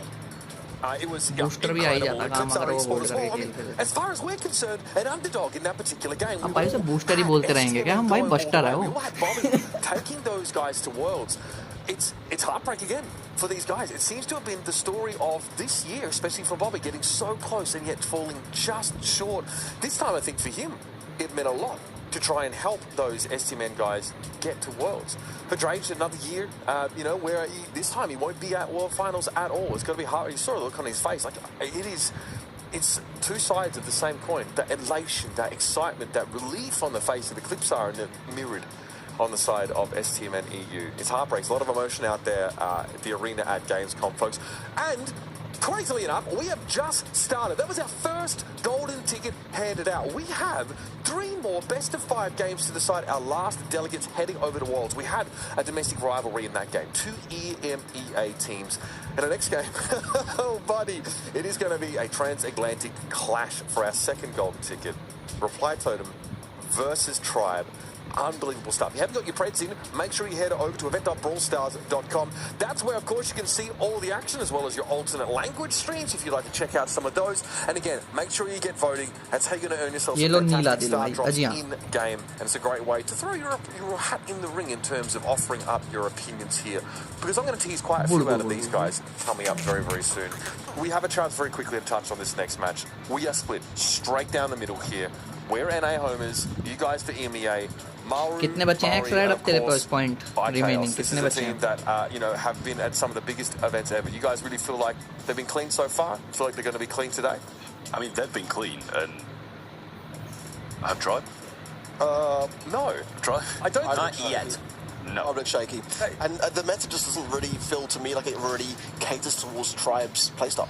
That's why they've all faded and taking balls to his advantage. And मतलब 2000 होने में या फिर तू भी pin तक ही खेल रहा है. Looking back just at the LCQ performance yesterday, Tribe looked shaky. Even against, Viennese Sporting, they were so passive against what is the bottom seed in the mainland China region. They just didn't really know what to do with themselves, in my opinion. Reply to them, much the opposite story, just to be sad. So there was your little teaser on our next match here at the Brawl Stars Championship LCQ Power Snapdragon Pro Series. More to come after the break as Tribe take on Reply Totem. Juggernauts in EMEA and NA will throw down after this. Game खेलो ना भाई. The Snapdragon Pro Series is brought to you by Snapdragon Elite Gaming, Monster Energy, and DHL.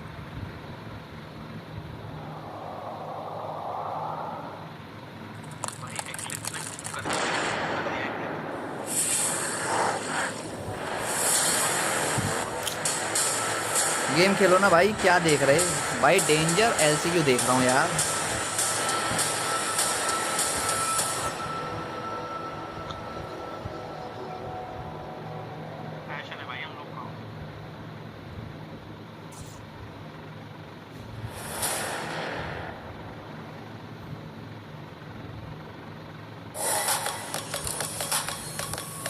कैसा लगा नया update अभी आएगा जब पता चलेगा भाई देखने में तो ठीक ही लगा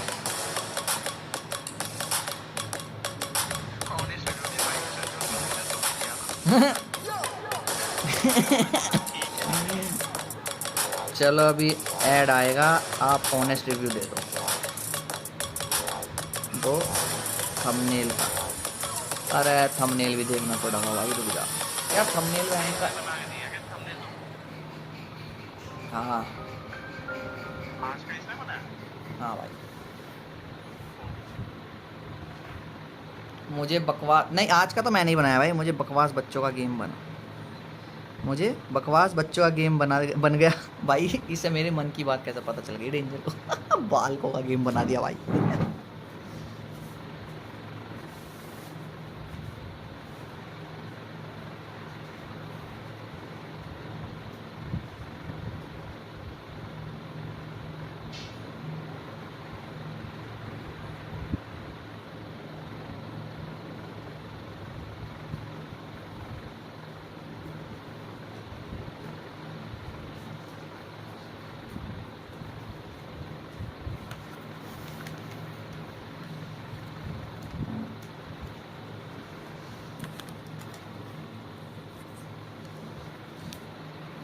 झूठ क्यों बोल रहे हो? मैं कब बनाया आज का? अरे आज का नहीं यार, आज का तो मैंने बनाया भाई। झूठ क्यों बोल रहे हो भाई? केस मत कर देना भाई साहब।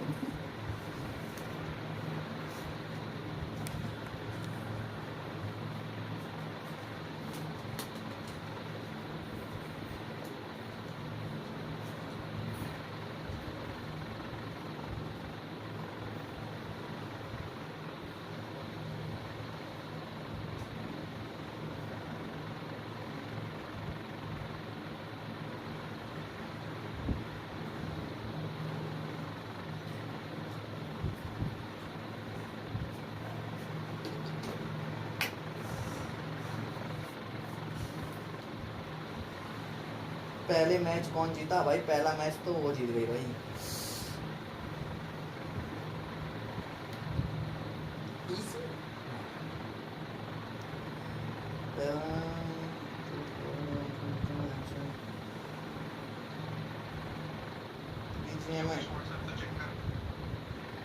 किसका?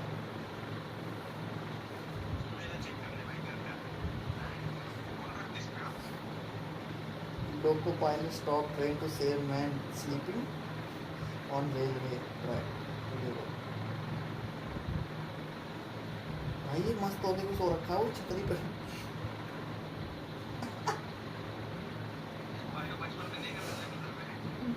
भाई मैंने तो नहीं करा कभी ऐसे हरकत है भाई।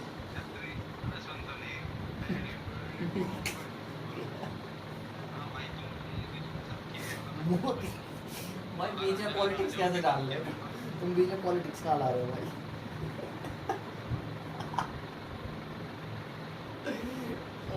यार हाँ बताना। अब आगे बात नहीं बताएगा, बीच में रुक गया। माइक से दूर क्यों बैठे हो? नाराज हो गया माइक से? नहीं डेंजर भाई, कैंडी क्रश सागा खेलो ये सांस।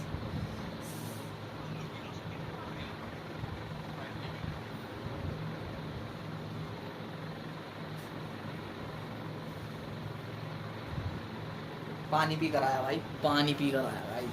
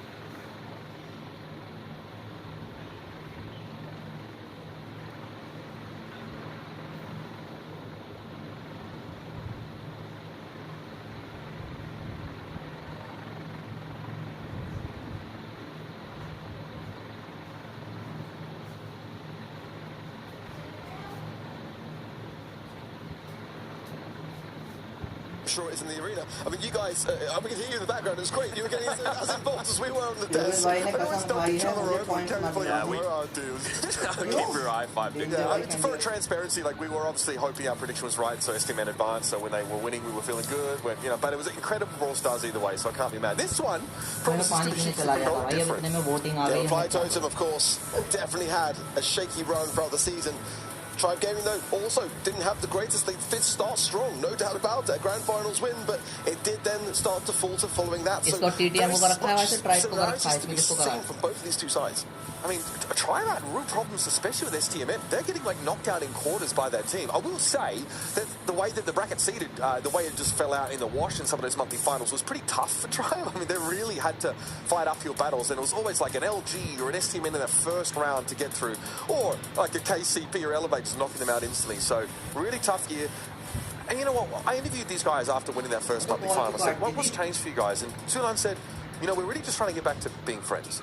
I think after Worlds last year and after that exit to SK Gaming, there were rifts in the team, and they were like trying to figure out who the problem was, and you know, and they were definitely having some interpersonal problems.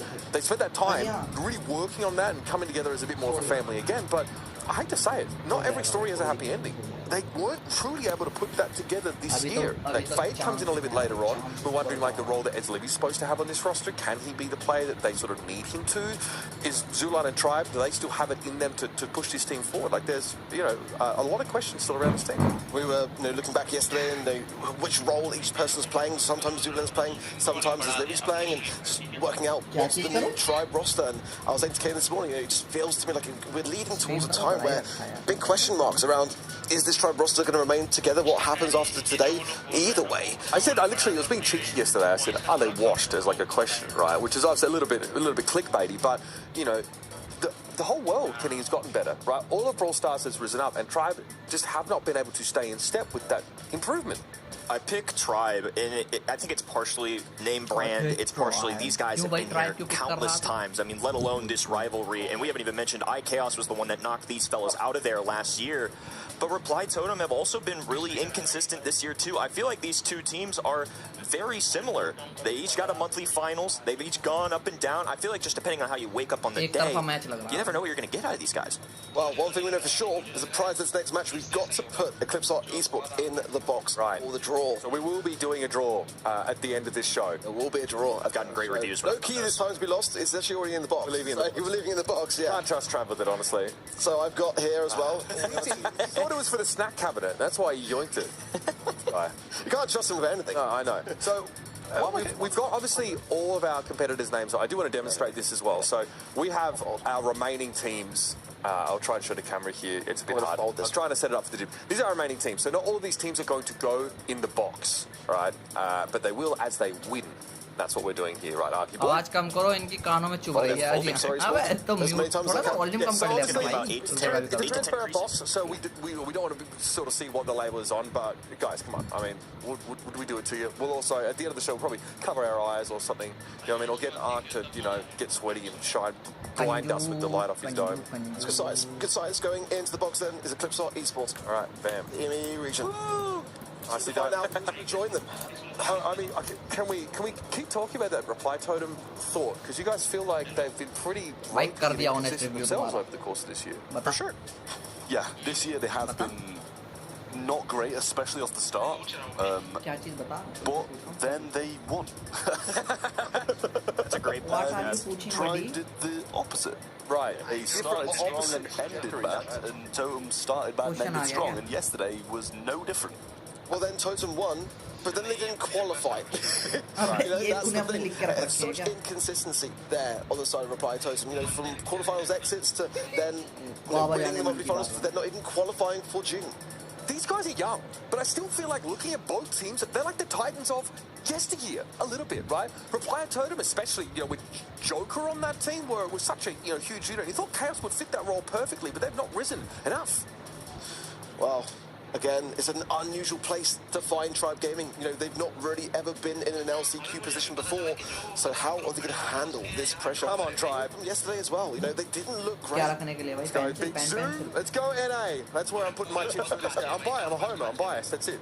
Tribe could shine it on. They absolutely could. They could really up the gear. And of course, Fade, he was at LCQ last year. And it didn't work out well. So hopefully he's put his demons aside. Yeah, exactly that. So he's got to be able to shake off those cobwebs today and just really focus on the prize. Right, this is going to be the next match. Reply Totem, Tribe Gaming, Kenny and Trav, take it away. Thank you very much, Ark. It's going to be an interesting one here. Two dynasties in Brawl Stars esports, each fighting for their final life here. Coach Corey on the stage alongside them. I know I ended up picking Tribe Gaming. Part of me thought that the rest of you guys were low-key going to pick Totem. I know I'm about to bring up an argument that's more sided with Totem, but I just don't feel like this is a one-sided match. But this Reply Totem team kind of reminds me of SK Gaming of last year. Chaos being on that roster, shows up at LCQ, dominant group stage, shows up on day number 2, clean sweep. I don't even know if they dropped a set that entire day. Then they showed up at Worlds and made magic happen. I still pick Tribe. I do believe that Tribe are also a great team. I think yesterday was maybe a little rocky, but that's just what happens in that, you know, best of 3 kinds of stage. We see it all the time in monthly qualifiers, where something Reply Totem kind of struggled with this year. Again, depending on which side of the bed each of these teams woke up on, each of them win. It is generally probably the closest matchup we've got, along with that Eclipsar versus SDMM one. And we saw how that played out.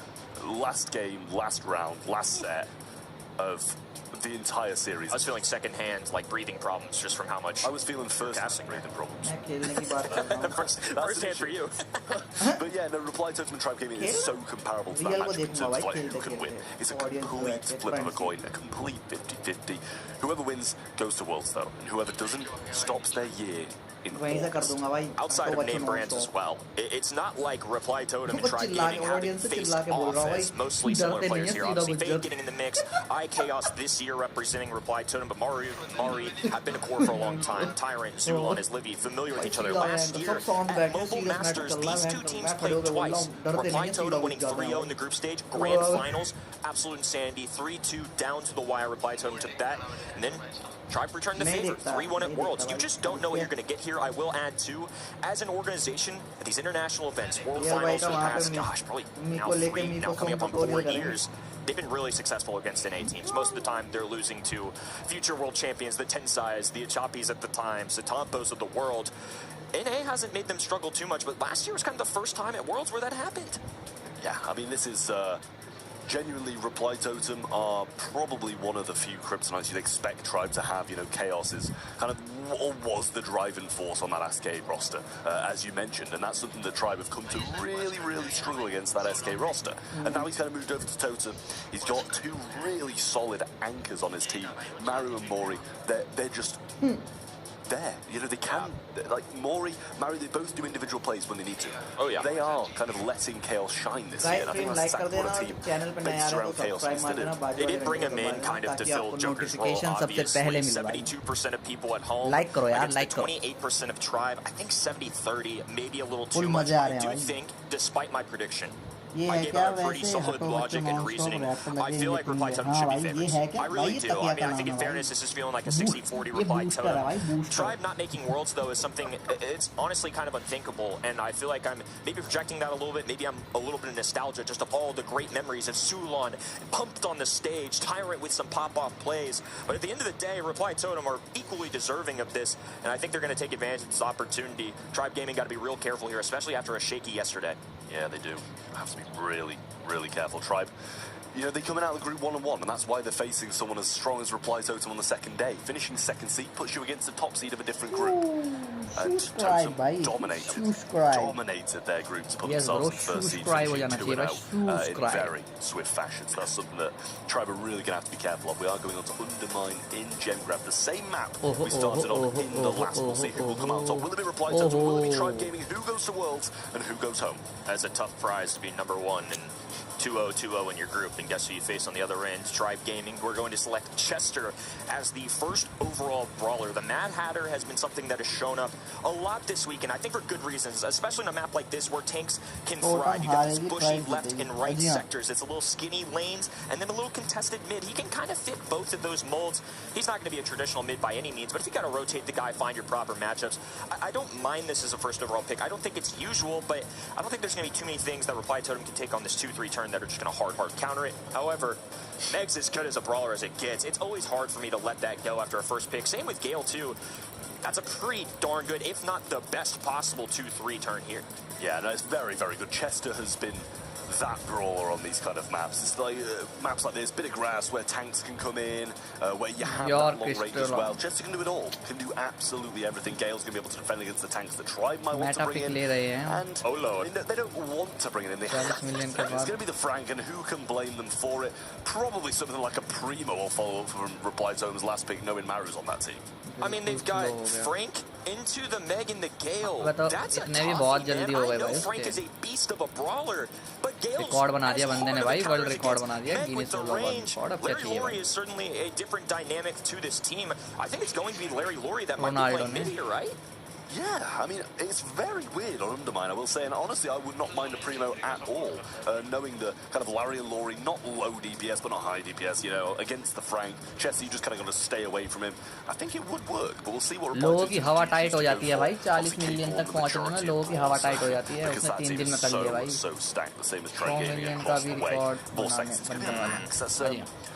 Not what I would have guessed, and especially after we saw what happened to SDMN playing this brawler, but they're very, very capable of playing it. Max is like one of the brawlers they just dominate with. It's hard to go wrong with Max. It's definitely not what I was expecting, though. Maybe they want Max to kind of fulfill that mid. I feel like you're forced to put Gale on the lane option wherever Frank is lined up. Let's put Gale on that lane. He's going to be shadowing him the entire game, trying to slow him down or get the stuns, whichever star power they elect to go for. But another thing that's great about Gale is, honestly, the visibility on those bushy maps. Just by hitting that regular shot or using that vision gear, it allows for so much access to see what's going on in the other end. Here we go. Match number 2. Both of these titans of the regions fighting for a golden ticket. Maru gets pulled in. Swipe's going to be there, then the Mac को तो आते ही भयंकर कमजोर बना दिया भाई. Great start for Reply Totem as all 3 lanes collapse from Tribe Gaming. Not without Fade getting a super though, and he might want to break some of the map open. Probably just not his lane. I think that if they have to, you got to open it up. Ideally, I don't think they want to. I mean, they've got Tyrant who does have a little bit of distance. भाई अभी तूने map को देखा भाई साहब, वो भयंकर उसने वापस से गाड़ी बनी वो और वापस से फट गई, बच भी गया भाई. Fade going down twice, getting a little bit of conversion here, but not a lot. He's already got that hypercharge and super though. We know he can make a big bang when he's ready. Great shots from Mori there. Does manage to secure himself that super, and Fade coming up now with the hypercharge, ready to roll. Surely going to be using that gadget as well, but gets stunned out before he actually uses it. Not really getting too much done with that hypercharge. Does completely waste it. But Mario surely very, very low now, and 8 gems already in the hands of Reply Totem is a big, big issue, and there's another kill as well. It's Totem domination. That was a disaster of a play there. Frank finally connecting. Two gems being spilled out. The Gale NATO there to keep them away from the gems just a little bit longer, but Tribe didn't have to hold this positioning for a long time now. They're down 3 gems. They've got an enemy team that has the max speed to get that momentum swing. Another pickup there from Tribe. They could hold on to this. This is a great spot from Tribe Gaming now as those gems start to tick up. It's gone from really like bad to amazing for them now. And speed available going with the hypercharge. Maru got the hypercharge as well. Shots coming through and Zulan gets the kill. देखा तूने भाई साहब, दोनों ने तीनों ने भयंकर एकदम पावर रेंजर एसपीडी सा हो गया भाई. Fade's going to be able to get them exploding out of this super here, and Maru goes down. जब हाइपरचार्ज दी भाई मैक्स ने, तीनों एक जगह रुके और फिर घुसे भाई. Unreal right there to stay alive in a big moment. Now it is Tribe Gaming taking all the momentum in the world. Hypercharge activated for Fade, but he doesn't have the distance to close out. It's honestly more of a scary tactic than anything. Murray with a big pushback. All the gems falling to the ground. भाई बहुत ही तगड़ा है, बहुत तगड़ा. What a play! Double hyper दे दी भाई गेल की. Not sure what's really going on. There's still time to go before this game finishes. 10 seconds on the clock now. Fade going to be coming down this right-hand side. Maru going in for the shots and bringing the Frank back. Tyrant so low. Zulan the only one who can contest. And 2 seconds is not enough time for him to do so. Reply Totem strike and take the first game. Great showing from both teams there. Obviously, this is going to be competitive. Reply Totem have been the hot team as of late. But nonetheless, Tribe Gaming should still be feared. These fellows have been here for a long time. And I think off the start of game number 1, a big note for me, Frank didn't necessarily win that matchup against Meg or Gale. It is going to be an uphill fight. We talked about this earlier with some of those Stamina EU drafts. I feel like Frank is a talented, fantastic brawler. Y'all know how good he is at home. We play him in ladder, but here at a professional level against 2 very difficult matchups, Fade is going to have to work for this. Yeah, well, nice pull in there as well. Mori gets evaded shot so nicely. Still staying alive. And actually just about goes down thanks to Tyrant's help. But he was doing a great job of just evading those shots from Fade भाई at बस close मौके range, का तलाश but में he है, does पता have तेरे को? control, and this is what Frank wants. How hard it's going to be for Mori to retake this right-hand lane is just ridiculous. Frank मौके Different की game, तलाश same में है, बस story. एक मौका. Dominant lead for Reply Totem. Now speed being applied to the left-hand in. Shots being lobbed off. Chaos dodging, दहशत दे grabbing दूंगा. gems. Chester holding on to a super. What's the RNG going to give him this time? Clearly he's not using it yet. I feel like he's trying to bait an opponent. There's the ice rink that he's dropping. The Lou look-alike on the ground. It is not enough. Maru and Chaos clean up. Chaos going to have 6 gems, 3 gems on the side of Tribe, just trailing behind so heavily. Might be able to grab that one as well, but chooses not to just yet. Oh, that's lovely from Mori. Gets one on the right, gets 2. नचा दिया भाई, नचा दिया. Gems that Tribe had. Frank को नचा दिया भाई गेल ने. And now in the hands of Totem. Blue team countdown. Fade has to close the distance. भाई, Mari सबको there to जीतना है slow भाई. him down. Hypercharge activated. Fade swiping. NATO hits the ground. Contact made with Fade. Maru body blocking all the way. And Chaos relaxing on home base. Reply Totem with a convincing start to our match. I mean, what can अपना you India say कोई about है क्या? that? What is there to say about that? भाई India का है, एक्सलेट India, भाई सभी India के हैं भाई अपनी चैट में सब इंडियन भाई. फुल देसी भाई, देसी. A convincing first set. I wasn't in love with the Frank. I just think Frank into a Gale and a Meg, we saw it explode. But honestly, especially as they settled in, the nerves kind of get out a little bit. Game 1, Reply Totem nearly let it go. Tribe clawed their way all the way back just to get team wiped at the end. But that Frank pick, as good as Fade is on that Brawler, I feel like they're just setting themselves up for a difficult situation to overtake Gale and a Meg. Not an easy fray, and I think the use of that tornado, honestly, it's got to mess with you, just bouncing him over and over. Every time that Fade would have an opportunity, it's just Gale dropping his little twister and Fade bouncing in the air, just lifeless. Yeah, but the thing is, do you really think the Frank was that bad? From my eyes, yeah, it's not From my horrendous by any means. I feel like I'm being a little critical, but नहीं भाई, मैं on the right-hand भारतीय side, don't it? It doesn't have any of the matchups. But it was holding the right-hand side more than the opposing sides and the mid were holding their lanes. And it's supposed to be the one with the bad matchup. It makes no sense to me, really, how Frank was able to just... It seemed like he's, for the majority of the time, he's in the side. Yes, there's certain moments where he just can't do anything against Mori, and he's inevitably going to get run over. But none of the other sides were winning either. I think that's a very fair point. I'm being very critical of one particular pick. Obviously, it's still a fantastic brawler. You guys at home know how menacing he can really be. But we have to get that level of nitpicky when it's a golden ticket match on the line. Here are the stats. Maru and Mari, 6 and 7 apiece. मारू मारी भाई, मारू का भयंकर देख तो ले भाई. I feel like this whole weekend, I was talking to Uber while y'all were casting the last one. The DPS scores have consistently been at an all-time high. I mean, this is an aggressive meta. We are not one for passivity today. Yeah, I mean, 3-3-3 is just not really good enough from Tribe Gaming. You know, in a lot of game modes, kills don't matter, DPS doesn't matter, as long as you win. And it kind of is the case in Gem Grab, but it's such a control-focused mode. You get the control from getting the kills and getting the damage in, and it's just not something that Tribe were able to do. Just constant pressure from Reply Totem. Obviously, the Meg being the standout in terms of kills and DPS, but both, or all parts of Reply Totem came together to win that set. Gotta stay the course. Tribe Gaming have been in tough situations before. Believe it or not, it wasn't too long ago where they were facing arguably their biggest rival on the planet in STM and esports, and they sent them packing with a reverse sweep.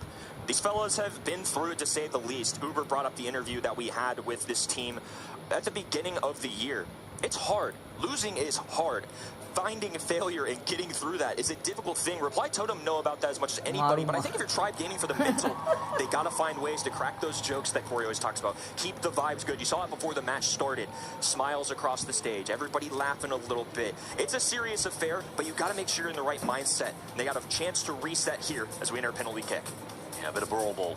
Definitely, I was going to say a different vibe, but I think with the Brawlers we were just seeing, it's probably a very similar vibe. First pick as well. No surprise there, but they have banned out Primo, which is always the best counter to it. But Gale, still available.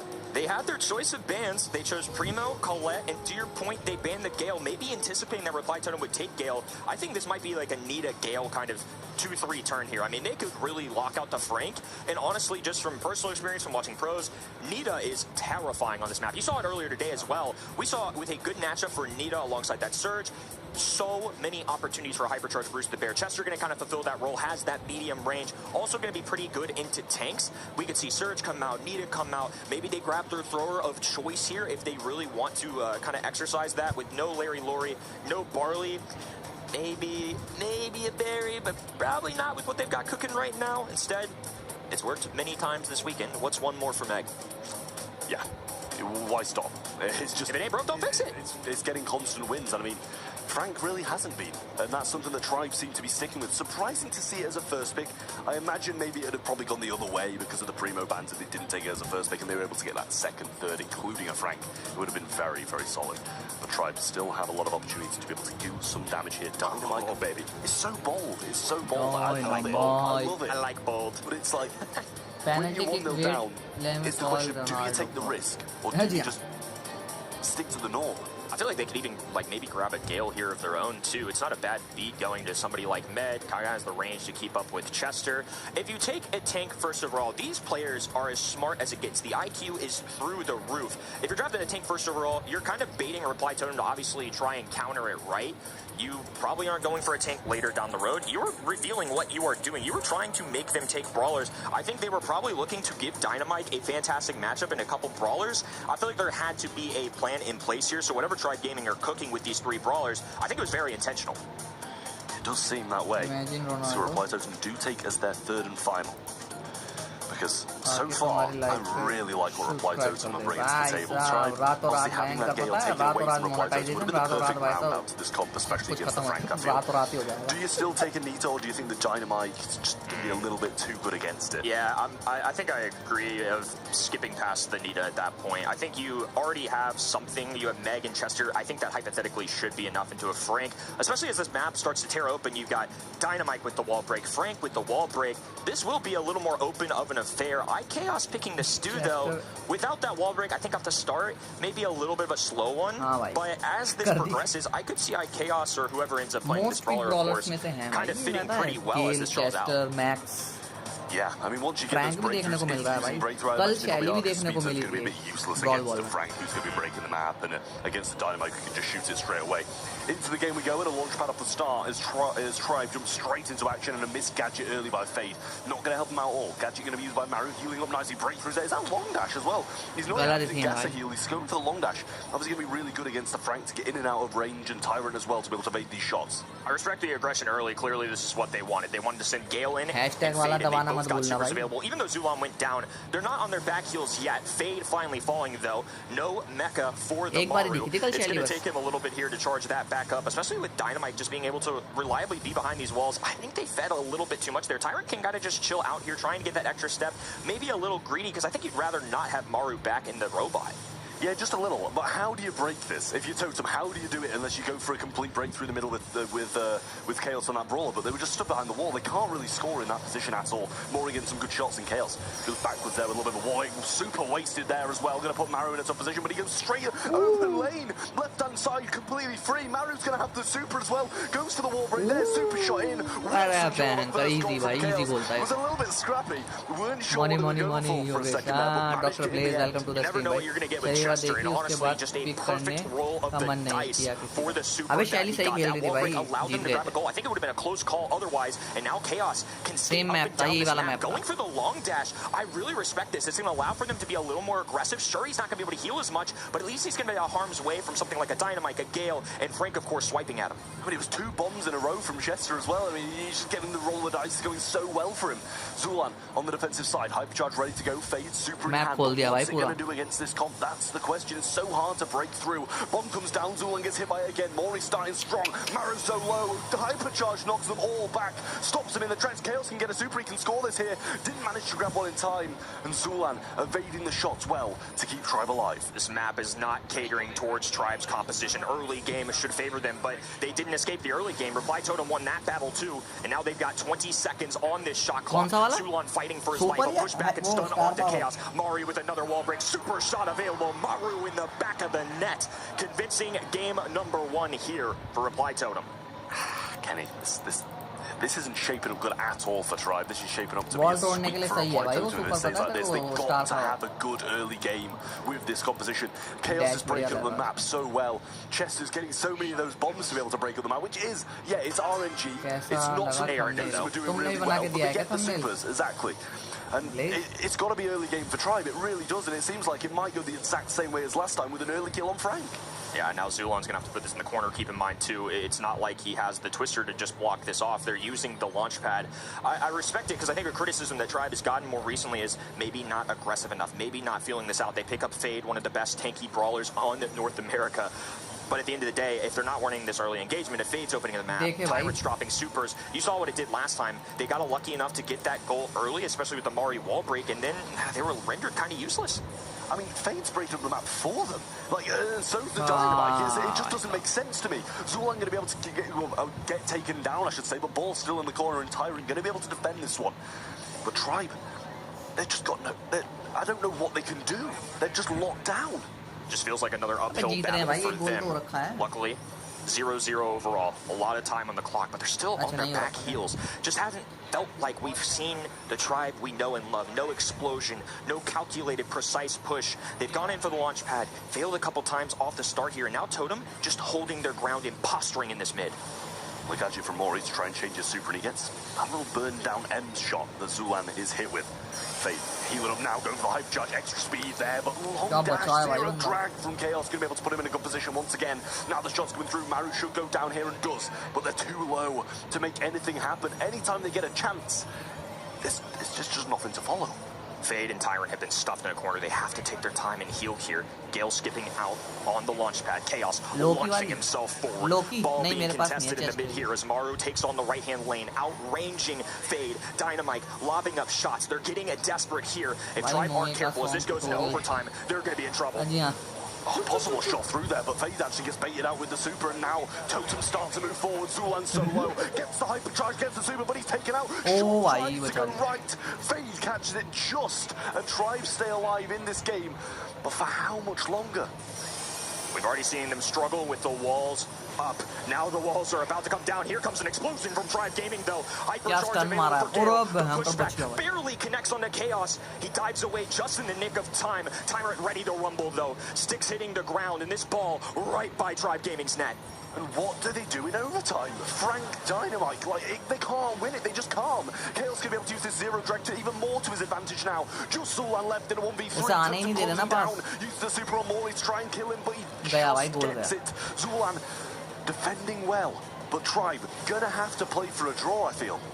Well, Fade's getting aggressive. He's going for gold. Hypercharge popped, dodging into his best. Can't even get a super off. Totem focusing him down. Now Chaos progressing up the map. Zulan with super Fable knows better, though. Not going to be tempted by this one. I mean, what a burn that was from Chaos to get them both burning down, stop them in their tracks. Waiting for a draw now, but with 20 seconds on the clock, he smells blood as Tribe Gaming do not have a composition to be able to contest this map.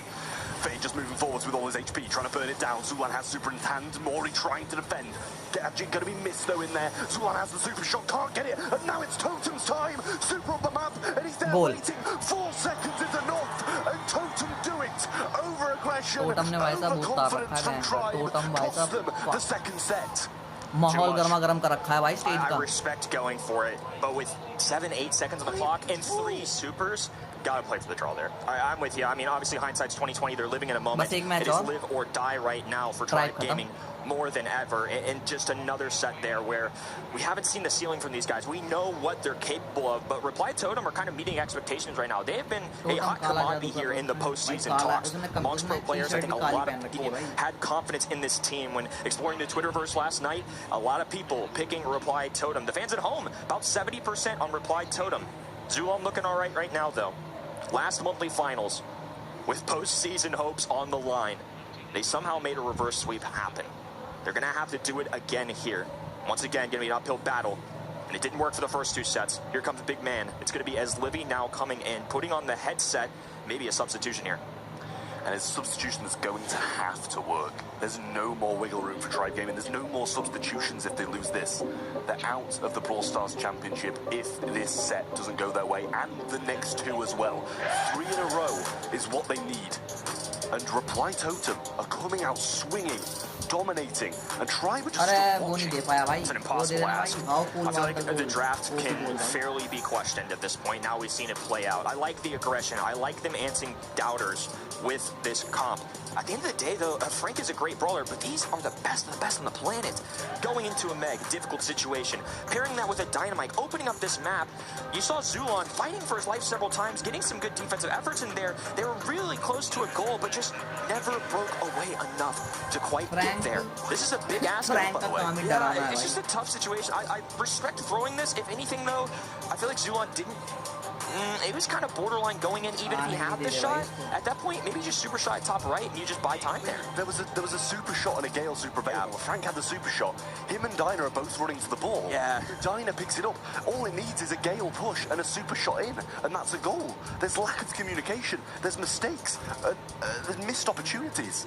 It's really worrying from Tribe Gaming. 3 sets in a row are not going to be won if it remains like that. For such an aggressive stance, too, it's hard when you see a 4-kill Zulon and a 3-kill Tyrant. And on the other end, IKEOS alone with 12. Mari with 7, Mari with 8. You know, on the right-hand side, when you draft Frank first overall, I think that's what you're gunning for, right?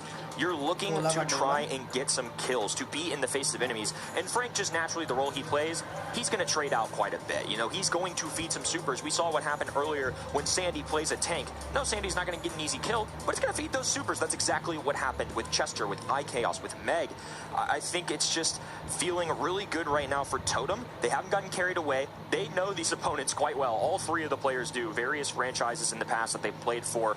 Tribe Gaming have been in this spot, but this is the biggest stage of the year. This is for a golden ticket. This could be an early exit for Tribe Gaming if they don't figure it out right here, right now.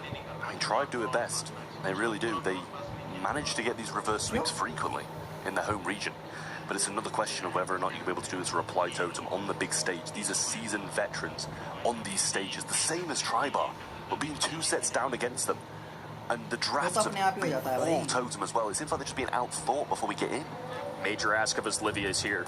He's going to be joining in late to the party a little bit, watching his teammates for 2 sets, and now expected to take on Reply Totem, fresh off of 2 Ws. First overall selection here is going to be the Mandy, considering that they banned Piper, Nani, and Byron. I think they wanted their choice of sharpshooter. Mandy's certainly one of the better ones available, considering that Bell is also banned on the other end. Yeah, well, Reply Totem are going to be the ones following with 2 picks now. We've seen this map in the previous one, and it showed just brilliance for those kind of long-range brawlers. The Piper excelled, the Bell excelled. Most importantly, I would say Meg did absolutely amazing, but it's going to be the Gene that Reply Totem do pick up. Not something that I would have expected. I don't mind it, though. I don't mind it. You know, traditionally, Gene's going to do really well into these sharpshooters because it's really hard for a sharpshooter to bring Gene down.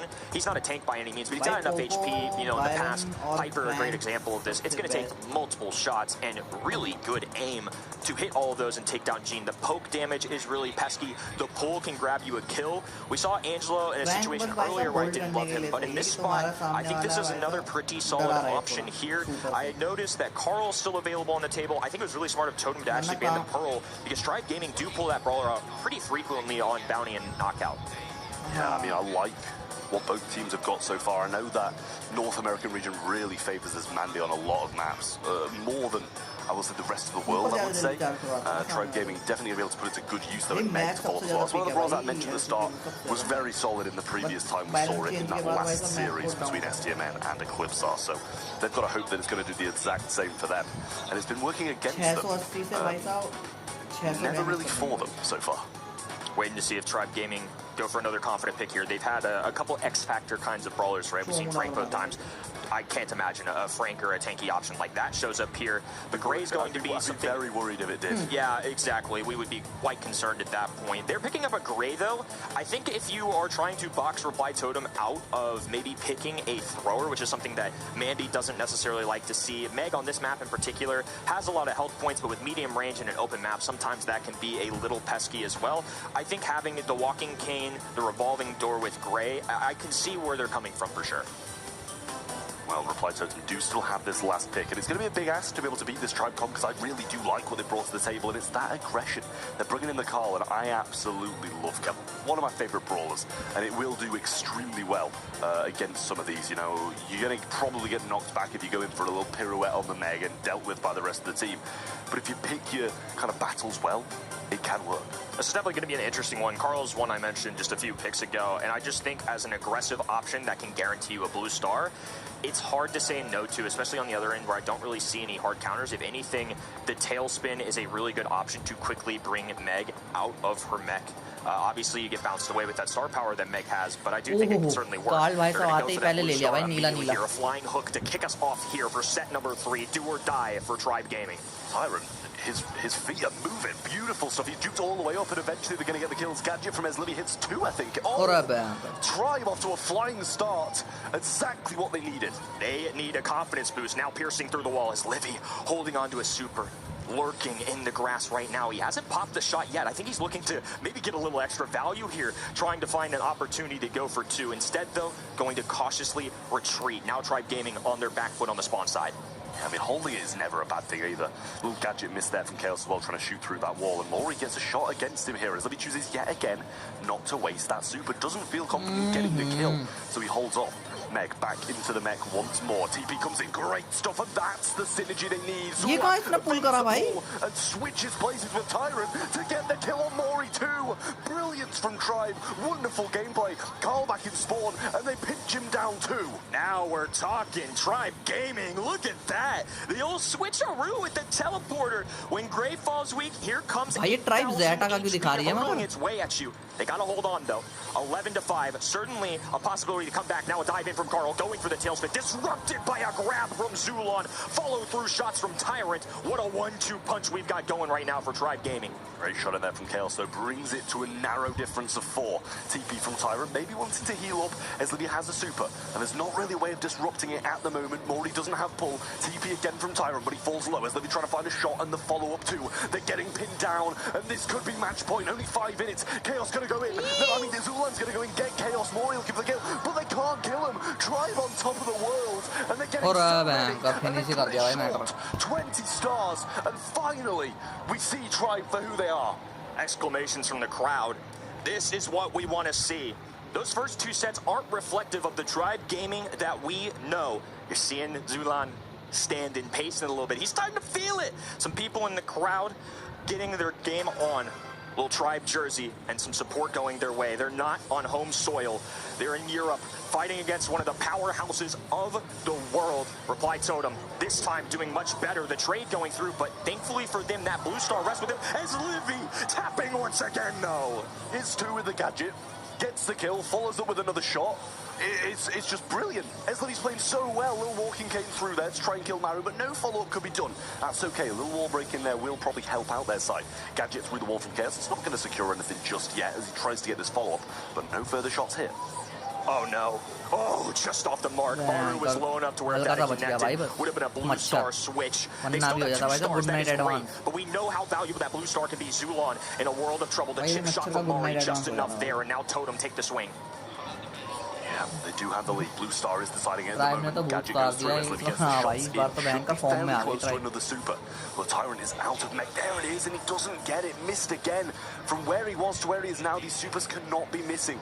But he is the main man on Tribe who's getting these kills, and I'm sure he'll continue to do just that. He gave them space at a bare minimum, though. Less than a minute on the clock. And everybody's settling down. Pistols at sunset is what it's going to look like. A mid-walking came, but a mid-pull. Chaos with the follow-through. 2-star lead for Totem. Complete difference here. High charge available from Chaos 2 over this left-hand side. Might be able to make something happen with that. Maru, Gadget, super.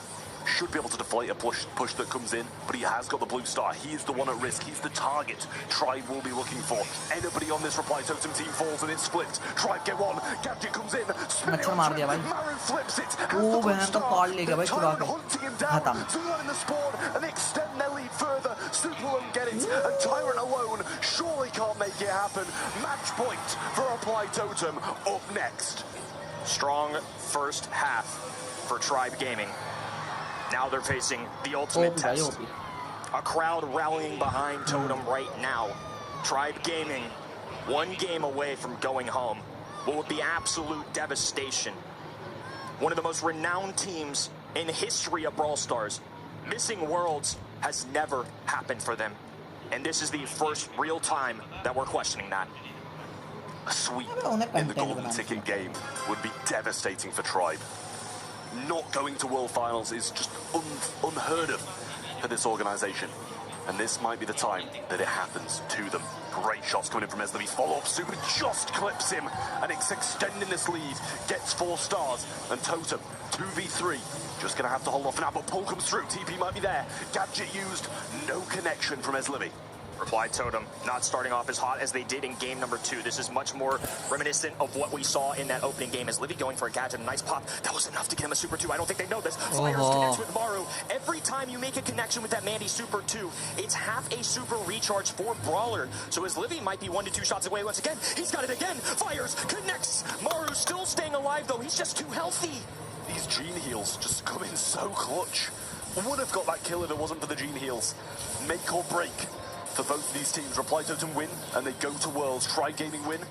They still need another 2 sets. भाई grey ने अगर super लगा दी ना फिर दिक्कत हो जाएगी. ओ भाई मिस कर दी भाई miss. And that's one of the times you don't want to be doing that. Pressure coming in from Chaos. Down the right-hand side, has the super activated, trying to find the shots onto Tyrant, but no shots are connecting. Tyrant just surviving this one out. Not enough to go down, but Tribe will fall out of that mech, and they're in a tough spot. This is starting to be a scary situation. Zulon diving in, goes for the kill. He's carrying this blue star, though. He might be pinched if he's not careful. Is Livy ready for a super? Connects लग गई भाई, and की super लग गई. They must have had him playing Mandy all off stage in those first 2 sets. I mean, this is crazy. His Mandy is just ridiculous. He's putting Tribe on his back at the moment. Chaos, Hypercharge ready to go. This is the push that will decide it all. Will they get it? Super comes through, clips Chaos. TV runs all over and he gets it. Maru goes in, tries to go right, but he'll fall too. Tribe survive, drag it to a set of 4. You're starting to see the audience come alive. This is postseason Brawl Stars, folks. This team fought through 2 brutal opening sets. We have not been easy on them. Please show me the answer. Please pick. But that's what we're talking about. That's the dream for Tribe Gaming. Looks like this is going to be map dependent as well. I think Fade hopping in for Zulon here. A little pat on the back. Zulon is somebody that's been in this league, in Brawl Esports, for as long as I can remember. And to pat a guy on the back that joined your team a month ago and to say, I'm putting my faith in you right here, right now. That's a wild thing. I mean, we haven't even talked about that dynamic for Tribe Gaming. They're really the only team on the planet right now that are doing this kind of rotation. I mean, did it work though? It absolutely did. Oh, I mean, Livy's cracked with the Mandy. Oh my gosh. Livy comes in and just does so much. Gadget's hitting, Super's hitting, just getting so many kills. He was the one who really brought that back for Tribe, I feel. I mean, especially coming off the bench too. Yeah, there's egos that come into play. Sure, these guys are all fine and good with each other, but at the end of the day, you're competing amongst your team at this point to get starting time. I think they just each got designated roles. Tyrant has consistently been in play. I know North American people know how darn good he is at this game on just about any brawler, but it was his Livy that certainly shined there. Meg getting in the mix here and there. We saw Gray go up for those follow kills, some really cheeky ones with that as well, but that game 3, as Livy just had ice in his veins. They still need another 2 sets, but if it carries on like that, they'll be able to. They need to get the draft right, just as they did then.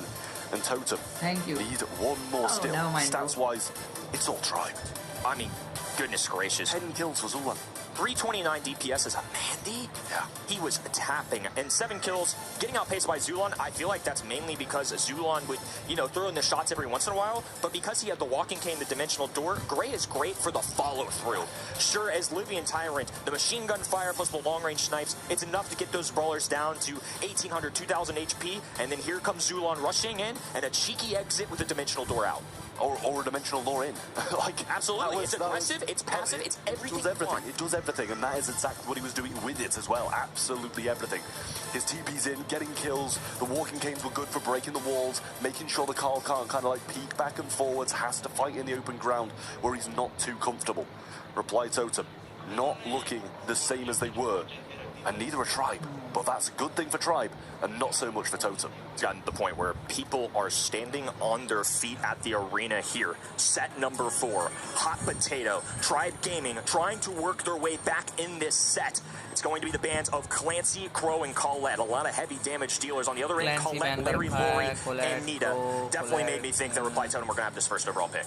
It does seem that way. Clancy, whichever side Clancy's banned on, yeah, the opposite team's probably got. भाई अगर totem जीत गई तो भाई doing it themselves now. On Hot Potato, I mean, one hypercharge destroys the entire. Bear in mind, it might be useful to actually pair that with some long range for once, but it takes quite a while to get that hypercharge at the start, especially when you're playing quite passive on heist. When you're playing Frank too, I feel like it's really difficult to utilize a thrower here, right? Because like you said, if you hit a hypercharge super, that thing's going around in a full circle, 360 degrees of chaos just hitting the ground.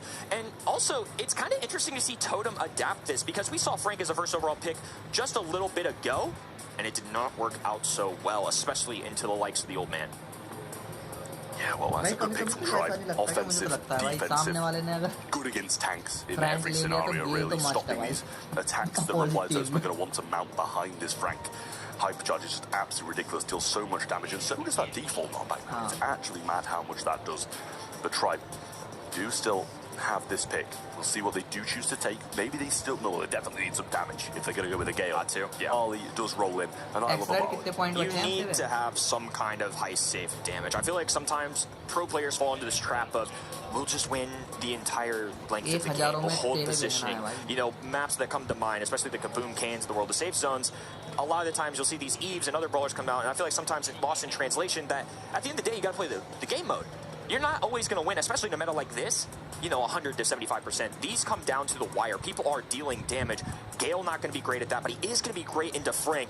Speaking of good at damage, and now good at healing as well. The Unicorn coming into the fray.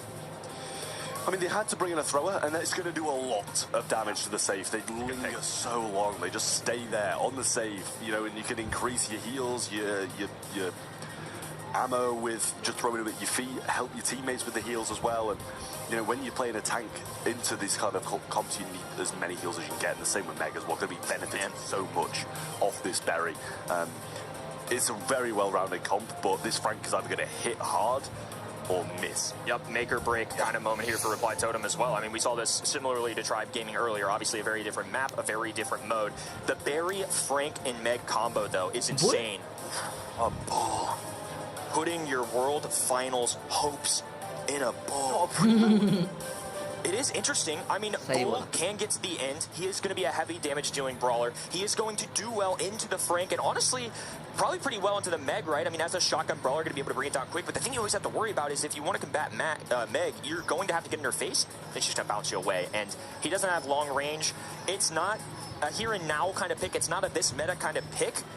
But I think it makes sense on paper, right? It does, just because it's high, then it can deal damage. Sure. But I don't know, I still would have picked a Primo, I feel. I'm not sure if I'm just being completely stupid about saying that and I'm missing a beat. But it seems to me like that would have been the play. I mean, Fate's just going. He's just going. I mean, that's exactly what he needs to do. Just take the damage, get the super, and also the rest of his team doing a good job of defending so far. First signs of damage do come from Tribe, and he survives it on out a little bit longer too. Fade finally falling. Mari breaking away on the right-hand side. You're going to see top of your screen there, some damage being dealt. Last call hitting the ground. All the potions from Barley connecting to that high save. Strong start here for the red roster.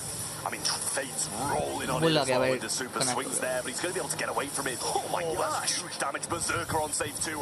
Not really seeing the same from the other side. Chaos getting some damage here and there, and the Frank getting a few taps, but it's still not that much.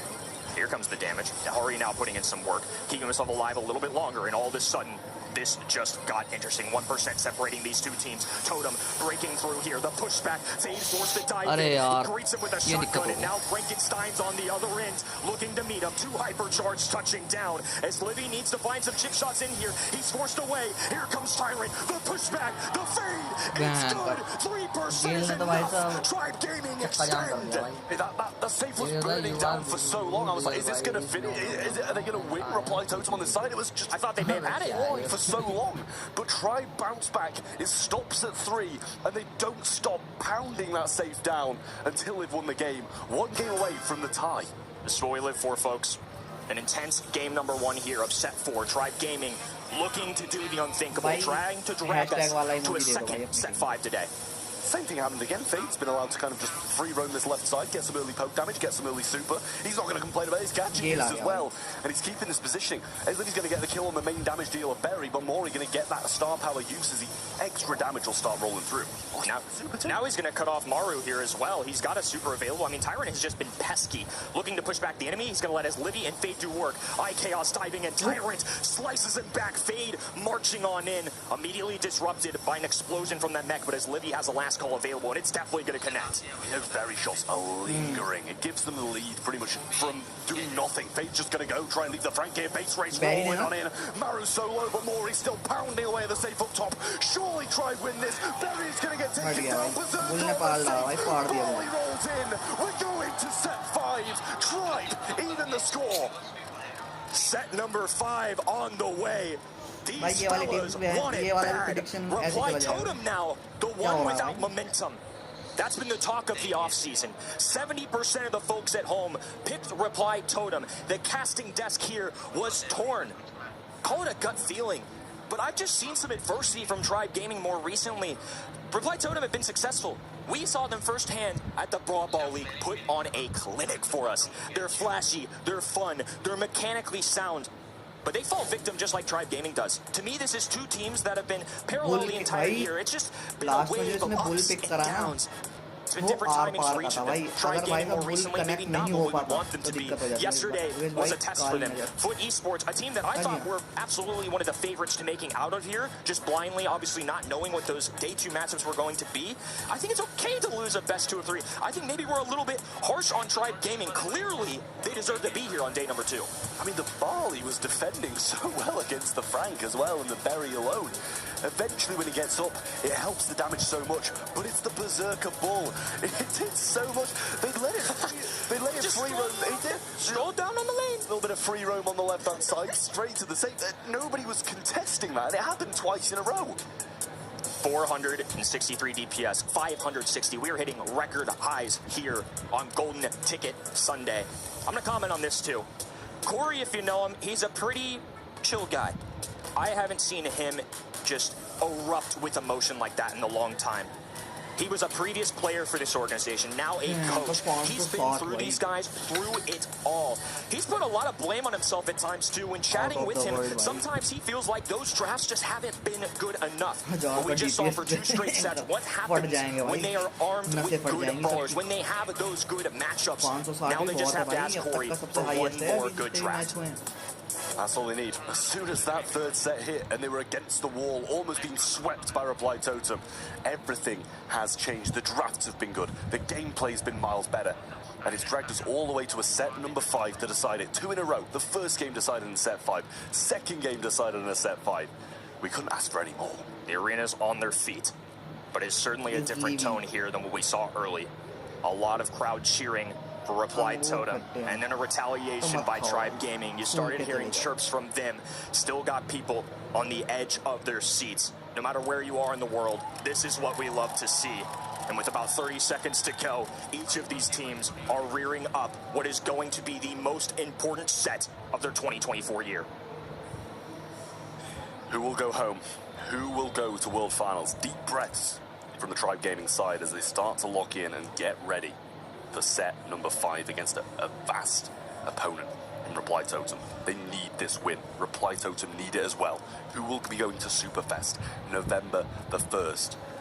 That is the question. You could hear a pin drop right now. Each of these sides just deliberating what to do. The lineup for Tribe Gaming seems to be Fade and as Livia staying in alongside Tyrant. Zulon sitting this one out. Egos have to be set aside, and he's going to have to put a lot of faith in the man that has joined him for only a month. Here we go, folks. Set number 5, Flaring Phoenix draft underway. Decided on this map again, and Pearl being picked up once more. This time, Tribe Gaming take it as their first selection. Their bans being the Frank, the Byron, and the Buster. Over the other side, Reply Totem banning out the Larry and Laurie, the Gene. I don't want to see any Buster. Yeah, and the Byron in tandem with 2 tanks is a really interesting one. I mentioned it earlier. They saw it in the band stage just a few sets ago, but this time Tribe Gaming escaped with the Brawl. It's something that I've really noticed in scrims, in gameplay for monthly finals this year. This is a team that does not mind going Pearl on this particular mode, especially in Knockout. I feel like you saw what it could do earlier. We saw, I believe it was Bobby Wright, who was utilizing this Brawler in the final set of our previous match here. It has some heavy firepower, a solid amount of HP. It has that chip damage, the burning away as well with that gadget. All of that can be really good. If you are going to have a Brawler kind of go at Meg, I think Pearl might be one of the better options, especially considering our bans. That's why it's so surprising to see them slide the Meg in here. Yeah, it's interesting. That really does surprise me. I mean, it worked when Eclipsar played it against SDMN. Eclipsar had the Meg, SDMN had the Pearl, and they still won. But if you want any answer to that Meg, it's going to be Pearl a lot of the time. Second pick for Tribe Gaming will be following in. Tick is what we see. And it's been a while, but it's going to be able to keep that huge range advantage, scout out the mid, and deal with the Barley before it gets a bit sketchy. They have to be careful here because they don't want Reply Totem to boast too much HP, get something really aggressive that could be up in the face of Tick, because Tick is going to be great at the chip shot, the long range, has a gadget that can kind of throw enemies off. It's very similar to the mechanic that Meg's star power is going to have here. The Tick head alongside that hypercharge is really annoying to deal with. Even at a pro level, these guys don't like it. Yeah, I can hear that one from the crowd. A lot of question marks going down. They are rolling with Daryl here into what I imagine is honestly a pretty good matchup on paper into Barley. If they go with the slowdown, that adds a little bit into the equation. But rolling onto Meg makes a lot of sense. It's bold. I don't know. Prove it to me. I think it's got a chance. I really do. I don't know if it... Hear me out. It's not the first thing I would have selected, but I don't know.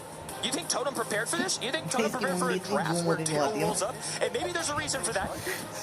We've seen this in multi-finals in America work out quite well, actually. I don't think we can rule it out. Look, man, they've clawed their way back this far. It was bold. It was crazy. I'm sure the folks at home has as many questions as we do, but these guys have been in this spot too many times to make me doubt them now. I still think it can go either way.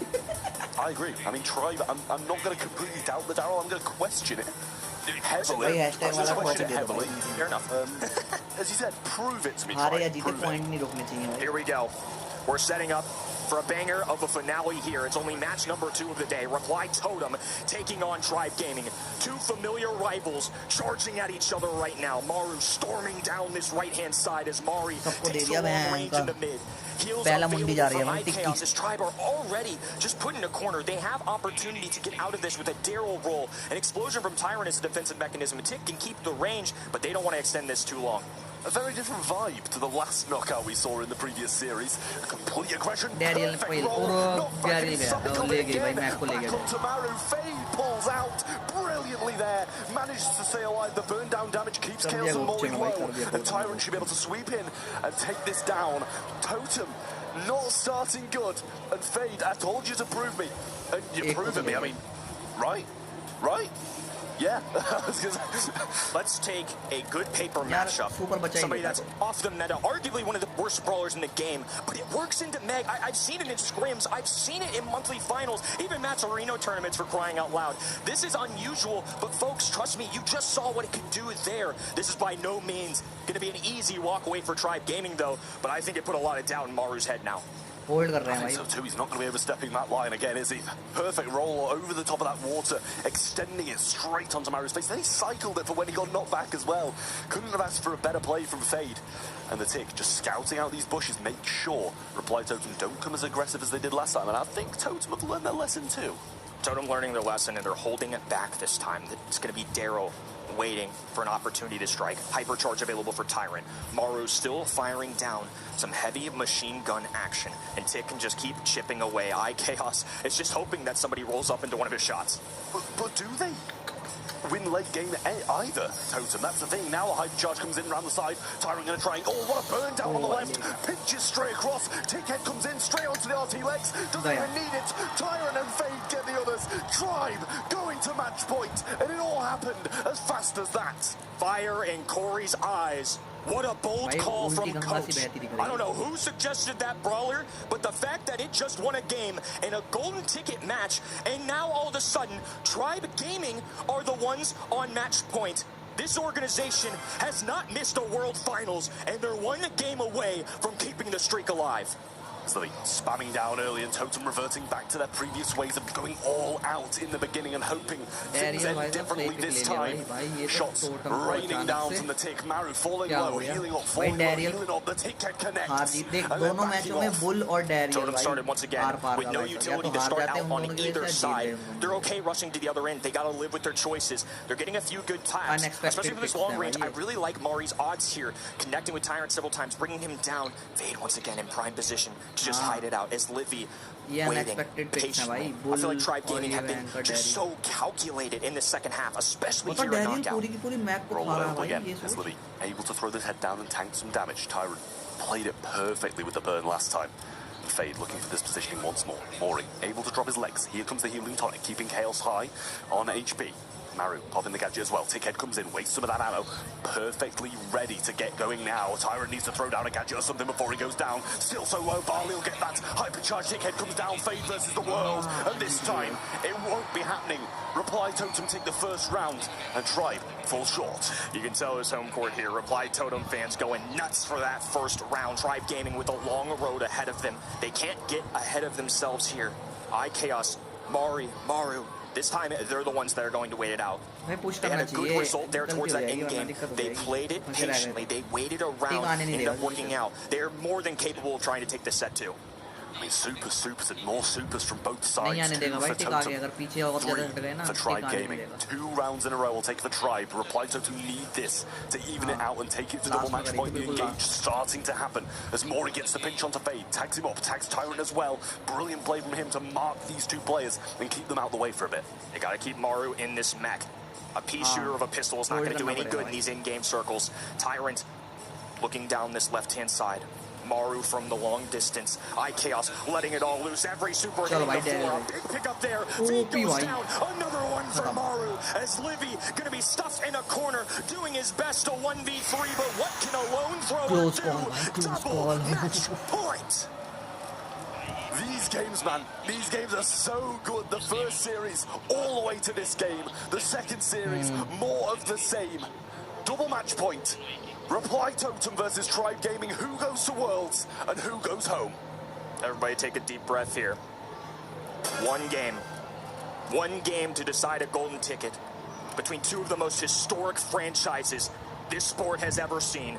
Fade starting out hot, rushing to the right-hand side as Mari goes for the long range. Maru firing down an aggressive Totem to start off this game once again. They're already throwing down a super for his Livy. It's going to explode, and if anything, it's going to reveal Fade's positioning a little bit easier now. Yeah, he's not going to enjoy that. The Tyrant has the shield built up. Mori going to get burned down quite heavily by Tyrant. Might just stay in there. Should be able to get that kill. He follows up. गए दोनों गए The rest of Tribe are falling apart. Tyrant versus 2, and he does not have a chance. Not sure about the decision making there. Tribe Gaming to complete this reverse sweep now have to win 2 straight rounds. Reply Totem fans are on their feet, and they're just going to sit around. They're the ones in the driver's seat here. The momentum has shifted to Tribe Gaming for so long. The bold pick of Daryl, the shots from his Liddy, everything has to be perfect here. Tyrant starting to move forward, gets tapped up, and that mark coming along with it is going to be devastating if he gets caught out of position. Chaos has this last call in hand, and that is so useful for zoning the opponents into a position you want. And with this tick, with this Daryl, they don't want to be caught in that. Everybody just being cautious. Nobody over-aggressing here. Daryl has the aggressive role available. Chaos can let loose at any moment. Supers available for both ends, and the red roster have to play this perfect. Shield on Tyrant right now. Maru still firing down. A super going in. Fade diving in. Impromptu time. He's going to fall to the gadget. Chaos gets connected with, but he hasn't gone down yet. Tyrant, desperation gadget falls. 3 total members standing tall as Livy, the last man here, and the Gladiators have done it. Reply Totem, take it all. Tribe fall short, and Reply Totem going to the World Finals once more. Europe prevail over NA again. And look what it means to them. Look at the fans supporting them all the way through. What a match. It's one we're going to remember for a long time. Despite criticism, despite how the year has gone, Tribe Gaming put up a heck of a fight. But spoils go to the victors. Reply Totem, EMEA dark horses here. Crazy that we're calling them a dark horse. But in terms of seeding, they were the last one to earn their spot. Now they're the second team here today to secure a World Final spot. Go down there for the camera. Absolutely unreal for these players. Massive, massive stuff for Reply Totem. Drop a little selfie in there as well. And they've made it all the way to World Finals. Tribe Gaming falls short, sadly for them. But Reply Totem are victorious. Crazy. Absolutely crazy. The first time we're not going to see Tribe Gaming in a Brawl Stars World Finals. I did not sign up for this level of emotion when I got out of bed today. My heart, man. My heart. You know, I prefer to avoid that at all costs. That and commitments. But here I am. I'm feeling it. My goodness. Tribe come so close. That reverse sweep was absolutely on the cards. As Livy subbed in, incredible stuff. Let's hear from these guys. Tribe Gaming gave it all they got, but that was just shy of enough. They didn't manage it. I've got Maru here with me. Are you able to speak? Are you collected? Do you have your breath? I'm speechless. Just thank you so much for the fans. Look at them. They're crazy. I love it. I think the fans in the arena going wild was just the bit that pushed you over the edge. You guys almost got reverse swept, but you pulled through. How do you manage to stay that calm, that collected when they have such a strong comeback? Like, what kind of pep talk do you give in that very last game? I think the key was that we are three players that has so much experience in those moments. We did the same against Humble in the monthly final. We had, yeah, that's it. Professionalism and all the experience wins the game, and I think there's something I need to give you guys. Oh, Ian! I'm coming, Max, I'm coming. This is it. This is what you guys have been fighting for, your golden ticket to World Finals at Superfest. Ladies and gentlemen, one more time for Reply Totem!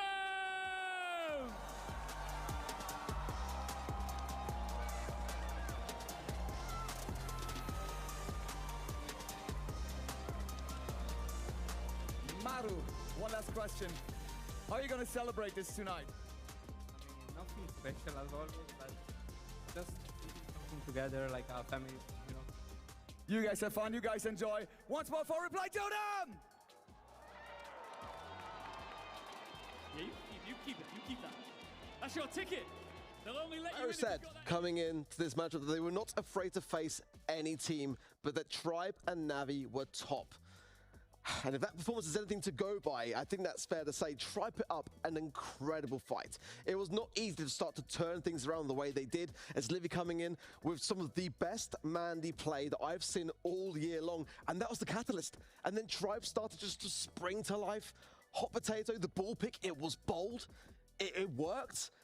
And then just to come short of the end, devastating stuff for Tribe. And the draft was risky as well in that last set. I mean, bringing the Daryl in is not something that we sort of always see. Ball, it wasn't on my bingo card. So, I mean, you are a team that's teetering on the edge of elimination, and you are picking these all-in comps that feature these huge tanks. That is crazy stuff to me. And as Livy, I think, was one of the people that suffered the most criticism after Tribe, exited the World Finals last year. But he was the catalyst for that massive run back.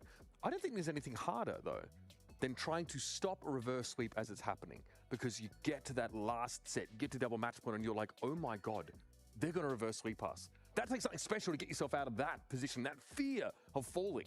It's just a freight train that keeps coming at you, and it gets faster and faster. And Tribe Gaming, genuinely, when they took that opening game of Knockout with a Daryl, I thought, what a run. What could you possibly do more? And for Reply Totem to hunker down, say enough is enough, and do what we expect them to do there, especially against a brawler. Like I said, I can't say this enough. Daryl is not usual. Daryl is not normal. He's not normal. Bull is not normal. And I think a lot of the times, too, Tribe Gaming are one of these teams that always play it safe. They're conservative. They go with what is known and what is best. And the fact that they made it that far doing that, I think shows a lot of growth from this team. But at the end of the day, just a hair short of Reply Totem and a 3-2 loss. All right. Join Eclipse Series.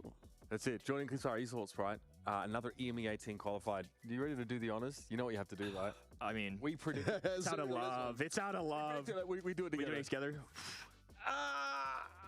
Oh, God. It's... No, my boys. Oh, man. That hits... That's way more... that felt way more personal. Any team I tear today... Any team I tear today, I think I'm going to shed a tear. Like, that just... And, of course, that means that Reply Totem goes in the box here. Of course, is the second team to receive a golden ticket. Now, I'm going to fold it exactly the same way that Ark did. Don't you worry about that. Oh, man. Are we ready to call this one of the most electrifying LCQs we've ever seen, boys? Absolutely. Oh, my gosh. It's been absolutely insane. 2 3-2s back-to-back. All right, fam. In the box it goes. Reply Totem have made it through. Yeah, incredible game. And there's obviously... You know, there's a degree of rivalry there between these two teams. MVP, well-deserved. iChaos, he has done it all. Coming off that SK Gaming roster, who really did achieve their level of notoriety and success in equal measure. Now doing it again on that Reply Totem, who had to find a replacement for Joker, the prodigy. And iChaos fits in pretty darn well, I think. And just following on from what you said about how hard it is to stop a reverse sweep, that's what's happened to Reply Totem in the July monthly finals versus Later Division. They suffered that reverse sweep. They were not able to bring it together. And I'm sure the Demons started to come back around towards that final stage. Oh, yeah. Unreal that we've had our first 2 matches go the distance, but we wouldn't have it any other way at the Brawl Stars Championship last chance qualifier. 2 matches down, 1 banger still to come until we go to our final match. I'm not built for this, man. My heart, honestly, it's on its last legs. But up next, we will have BC Gaming versus Luminous. Please, one NA team. Please win the game. And I hope. How are you guys feeling about this? I believe fine, we're fine. They've done it before. They've been at Worlds. They're doing it the hard way this time. But man, like, we've been watching them all year. We're proud of them making it this far. But I reckon they can go all the way. I reckon they can make it to Worlds. Yeah, Luminous had a bit of a shaky game yesterday, but nonetheless, I feel like they're going to be able to match the heat to come. But do not go anywhere. That matchup just to come after a very short break. The Snapdragon Pro Series is brought to you by Snapdragon Elite Gaming, Monster Energy, and DHL.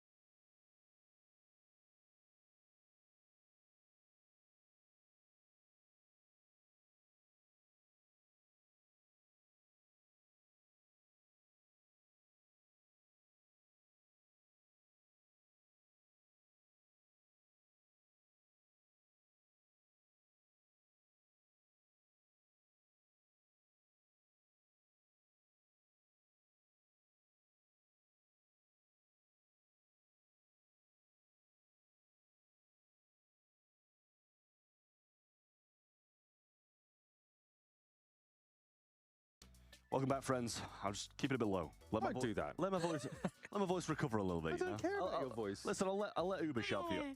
I'll let Uber shout for you guys if he's gonna be that harsh for me. You know, 2 absolutely electrifying games here at the Brawl Stars Championship. I don't think he's working. Can you on the clock, big dog? Sorry, mate. I thought that was just a whisper. I'm addressing the crowd. Yeah. Right? I'm addressing the audience. Sorry. Can you stop interrupting me? Absolutely electrifying here at the Brawl Stars Championship Last Chance Qualifier, powered by the Snapdragon Pro Series. Genuinely 2 absolutely incredible games. 2 3-2s to decide who goes to Worlds and whose year stops here in Augustus. Uber, I'll come to you because you seem to want to speak so much. How are you feeling after those first 2 games? Mate, I tell you what, yeah, I mean, just being sat here watching it, I think, like, coming back after the break, with so much energy is getting bottled up in here. Obviously, we're not out there in the crowd, but we can feel the energy from everybody at Gamescom as well, everyone online joining in the conversation. It's been crazy, and like I said, an emotional roller coaster, because all these teams, the people we love, and Zulan just tweets out, first time since 2019 he's not going to a Worlds, and here there's so much on the line too. The plucky upstarts of BC Gaming against Luminosity, who have had their struggles, but, you know, the power of friendship has led them so far. I will say, I really wanted to predict BC Gaming. I was like, I feel that. After yesterday, I was like, I had to do everything in my power not to press that button on event.brawlstars.com because they won my heart yesterday, and they won the hearts of a lot of people around the world, I'm sure. But you just can't look at Patchy's my boy Patchy. face. I mean, just look at Patchy's face. You can't not. That's the reason why Patchy's face. That's what did it. That's what pushed you over the edge. You can't not predict Luminosity with those players. Okay. I think it's kind of interesting too, right? We've got BC Gaming here, who are the spunky upstart, never really been to the stage, not a lot known about them. LG weren't quite that last year, but for all intents and purposes, first major international event, and the fact that they were able to go toe-to-toe for a match I know you remember, Trav, against Zeta Division, 1 goal quite literally changing history as we know it for Brawl Stars against the eventual winner. The fact that yesterday they struggled a little bit, again, it's kind of how I felt about Tribe Gaming as well. I mean, obviously, we've covered NA all year long. We know how good and competitive it is. I mean, no short difference for EMEA. Obviously, it's insane there too. But I'm just going to trust in the past, trust in what Luminosity have done. Now they're 1 year removed from that, 1 year hungrier. I don't know. I can't bet against them either. I just can't see Luminosity not winning and not going to Worlds. That's the thing. Like, seeing this many big orgs, this many big teams not make it, you kind of look at Brawl Stars Esports, and I'm looking at the logos behind me, like, just looking at that, who deserves to be at Worlds? And you can't think Luminosity, you just can't think they wouldn't be there, you know? One thing about them is they always play up to their opposition, and I think the gravity of a match. You mentioned that Zeta Division game last year. We've definitely seen Luminosity struggle a little bit, I think, against, you know, some of those underdog teams or lesser known teams. Like, we're not convinced about the way they exited that group, the way they, you know, went up against STM EU, struggled there, and that Connections game was a little ropey for my liking. But they get a stay of execution, so to speak, and our chance again, but still up against a lesser-known team. So hopefully they don't need a stronger, like a way stronger opponent to play up to them. I asked yesterday, I said, I want to see clean drafts and excellent gameplay. And I think we got that towards the end of that Connection series. I thought, like, the Hot Zone parallel plays especially, the Stu play was unreal. Just the individual prowess on display. We know what this team's capable of. It's about peaking at the right time, and I think it's about now. It's time. I'll say, though, the thing is as well, if we look at yesterday, if yesterday's anything to go by, STMN just got beaten by a team who BC Gaming swept yesterday. Slaughtered them yesterday. And they got STMN slaughtered Luminosity yesterday. Like, if you think about it logically from what we've seen at LCQ, BC should be winning, and that's that. But I think Luminosity Gaming's technique is unmatched. It's unparalleled. Like, they are just so technically gifted in the game. I just feel like that is the time for now it to shine, really. I mean, you know, BC Gaming definitely had a rough season, but Luminosity were in the grand final 3 times. Yes, they didn't qualify for 1 month, and that is what really harmed them. But I think that they know that crowd there, a full sold-out stadium, like, that is going to be driving their mentality. And they're doing that. They're getting to a grand finals in a region that features KCP, Elevate, STMN, and Tribe. It's so, like, you know, it's so easy to fall out just in the quarters against these teams. Yeah. And whereas I would suggest that in the APAC region, there's like 1 or 2 dominant teams, right? In, you know, when we're talking about Rival, we're talking about, you know, Crazy Raccoon, Navi, sort of up and down here. Whereas in NA, it's literally anybody's, you know, any given Sunday, anybody can sort of take away those monthly finals. And we really saw that sort of play out. So I think that Luminosity are really, they're in a real incubator over there in North America. But so far, our NA teams, NA players on EU teams haven't risen to the occasion. 72% though. I'm looking at a prediction. 72% of the public agree with all four of us, bear in mind. We've all said we think Luminosity will win this one. Regardless of my heart swaying me the complete opposite way, we do agree with that 72%. Not sure if I'd sway that far. I'd probably say 60-40 Luminosity in my eyes. I think that's a pretty well-rounded prediction. Just to say, if BC Gaming win this, I'm absolutely okay with that going against my prediction. Me too.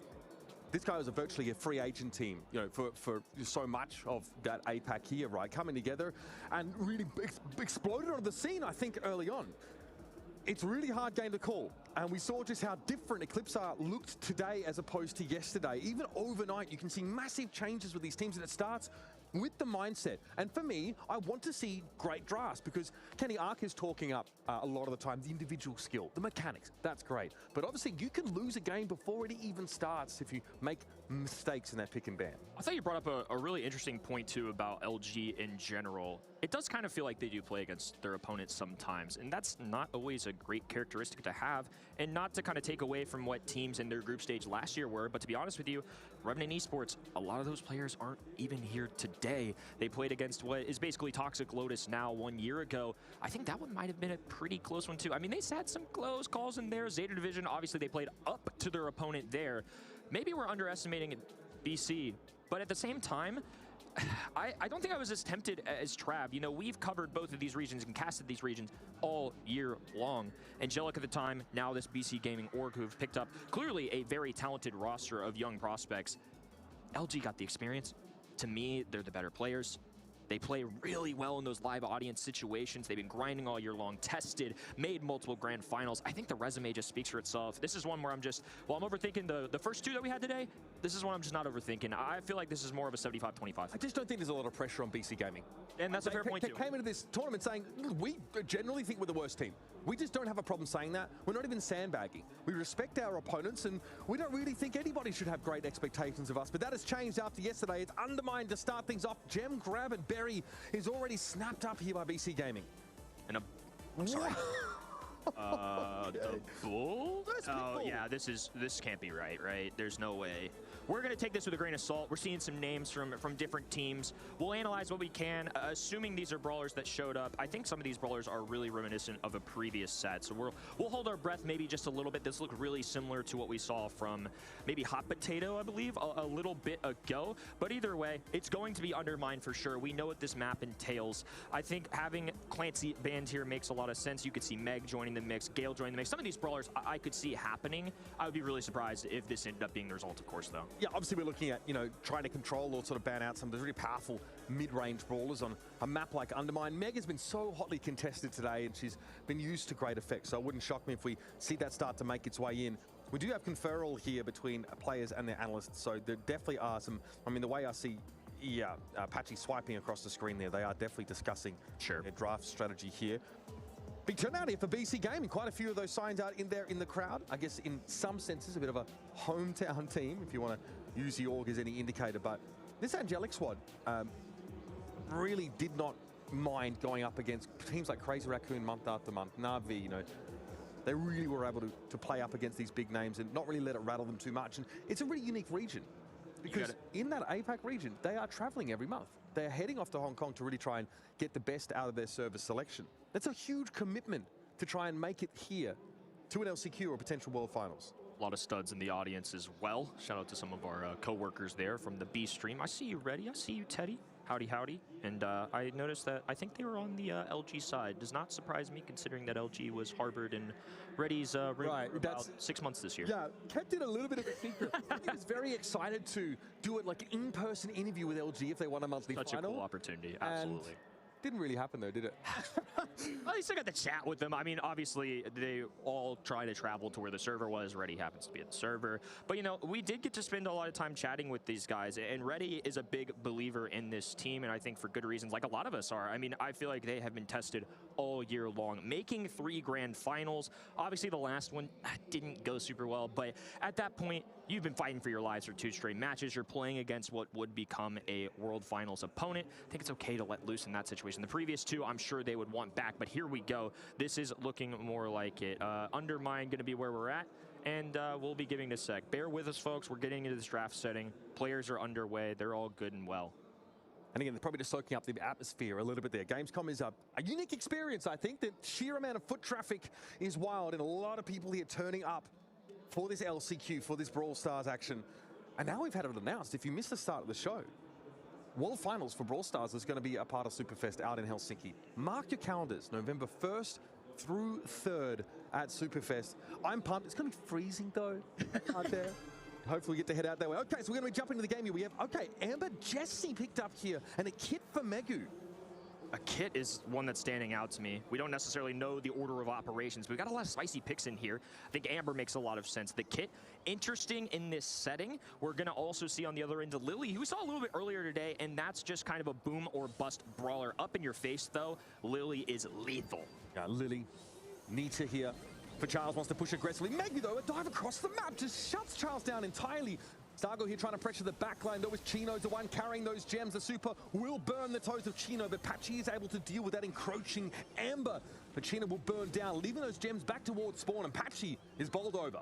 The presence of that Jessie turret, and now a dive in from Kit, clawing his way against the enemy there. Now Patchy a little invisible. No, this map has opened up. This makes a difference. Now the pressure for Luminosity isn't nearly as immense. They can kind of escape these situations. They don't have a 4th brawler essentially on the map anymore, and now they're making another good tackle right-hand side. Such a back and forth. Hit on its own, enough to deal with the Lily there on that side lane. Bruce able to make some distance, make some ground and move up, but it's going to be a very big hypercharged Scrappy thrown into the middle part of the map, and Charles can't do anything. They get knocked flat.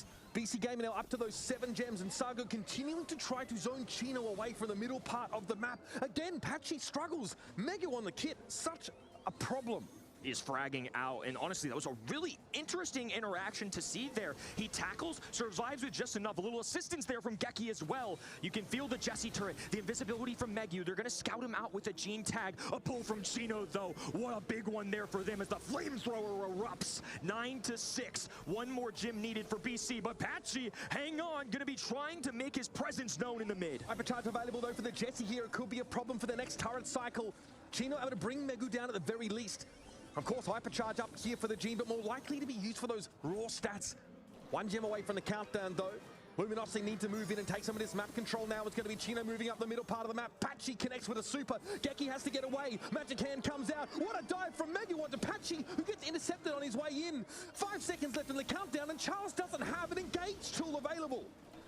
Making a statement here. Charles with no way to approach BC Gaming. I feel like they were never really out of it or down. Sure, they got pushed back a little bit in their spawn at times, but the player that stood out to me, my goodness, the Kit was getting so many kills. I feel like a lot of the times players give Kit credit because of the association with other tanks. Kit is good when in combination. That was just a standout individual working the map right there. No Kit supers used on teammates there for BC Gaming. They were all used for that lockdown on a single brawler, and quite often it was the Lily getting taken out of the game. Megu looking for another matchup in that side lane against Patchy here. And already Sago getting the better of his lane opponent. Charles looking to return, and Patchy has to gadget away from the Kit. Patchy hovering by Megu. The tackle connects. It's going to be Patchy with the takedown. Geki responding, though. Charles cleans up. Now it's going to be a 1v1 in the mid as Gene stays back for now. A little assistance from Bruce the Bear. There's just so much extra helpers on this map right now between Bruce and Jessie. So much potential for chaos. Big lead after that dive early on. That set up by Patchy, but Megu's able to find Charles, and there was a gem being held, but it doesn't matter. Megu gets brought on in with that magic hand. Patchy looking to try and create some space here and look to set up yet another assassination, but there's so few gems on BC Gaming right now. Another perfectly timed pull and a wall break as well. Here comes Megu diving in once again. Geki with the follow through, so it's ultimately going to be a trade, but more gasoline fueled on the ground. LG with less space to work with. Actually, again, gadgets to get past the field of oil here. Going to pop out right in front of Sago and picks him up instantly with a super. Now to take some mid control is the plan. Geki can, of course, get a hypercharged Scrappy. Going to make it a little bit harder for Luminosity to step into the middle of the map, and it's very aggressively positioned. Scrappy 2.0 on the field. Nita focusing it alongside the teammates. Battle on the left-hand side. Patchy victorious this time, but he goes down to 2 other brawlers. A dive from across the map connects. Chino barely Lily holds on though. The help from Charles, and now a hypercharged bear, a freight train running at BC. Now map control squarely in the hands of Luminosity, and they have themselves a 5-gem lead. Patchy is more than happy to run some interference here, getting down the throat of BC Gaming. And BC don't have a great engage tool either. Meg, you're going to have to use the cardboard box to close the gap a little bit, and the hook brings Sago into his doom. Patchy gets the job done with that super. And Luminosity fight back in gem grab. Fantastic retaliation coming in from LG. BC Gaming with a big statement there in that opening game. They were always lurking, consistently getting kills. Game number 2, Kit didn't run away from them though. I thought that was a great adjustment from LG. Another masterful gene pull. Just a lot of little things going right that time, I think, for Luminosity. Biggest thing here is that they're Supers in. It's never just Patchy solo getting locked down. Chino's helping that side lane, and Charles is getting involved to take the cat out of the picture. Patchy, low HP, burns to the ground. That's going to be a victory for Amber here early. It's going to be a dual 2v2 as both sides recover just a little bit. These early games have been intense. If either side can break away with a little bit of control, it's going to go a long way. This time, Megu surviving, that's much more of the likes of game number 1 for BC Gaming. Dangerous! Patchy jumps in the gem carrier, gets into the back line with the gadget, but will be traded out. Chino doesn't really have the ability to go and scoop those gems up. He'll have to be satisfied with the 3 he holds. Another pull, connects, nails it. It's a takedown immediately there.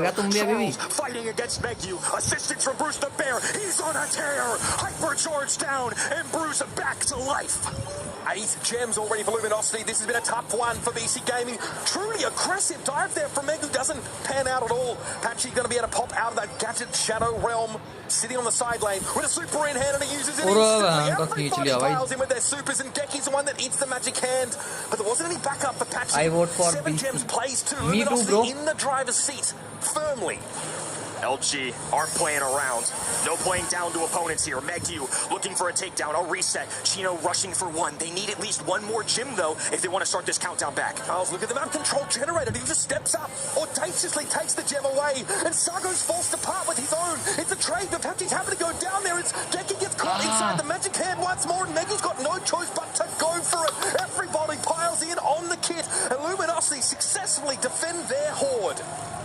Much more convincing there in games number 2 and 3. The mechanics from Luminosity, the gene pulls, the Lily dives, knowing the timings and the interactions of hitting the Shadow Realm, popping out, and just taking advantage of all the grass covering those side lanes. As a result, Lily can kind of get that surprise factor. They also use Knee the Bear. I mean, safe to say, the hypercharged bear in the quick cycle of those two to essentially get a team wipe was basically enough to win them game 3. You notice there was no faux fur on the Knee. I know, it kind of wanted to. Very big obstacles to be able to land a stun like that. The start of that last round, though, it was the dive by the Lily immediately onto the gem carrier.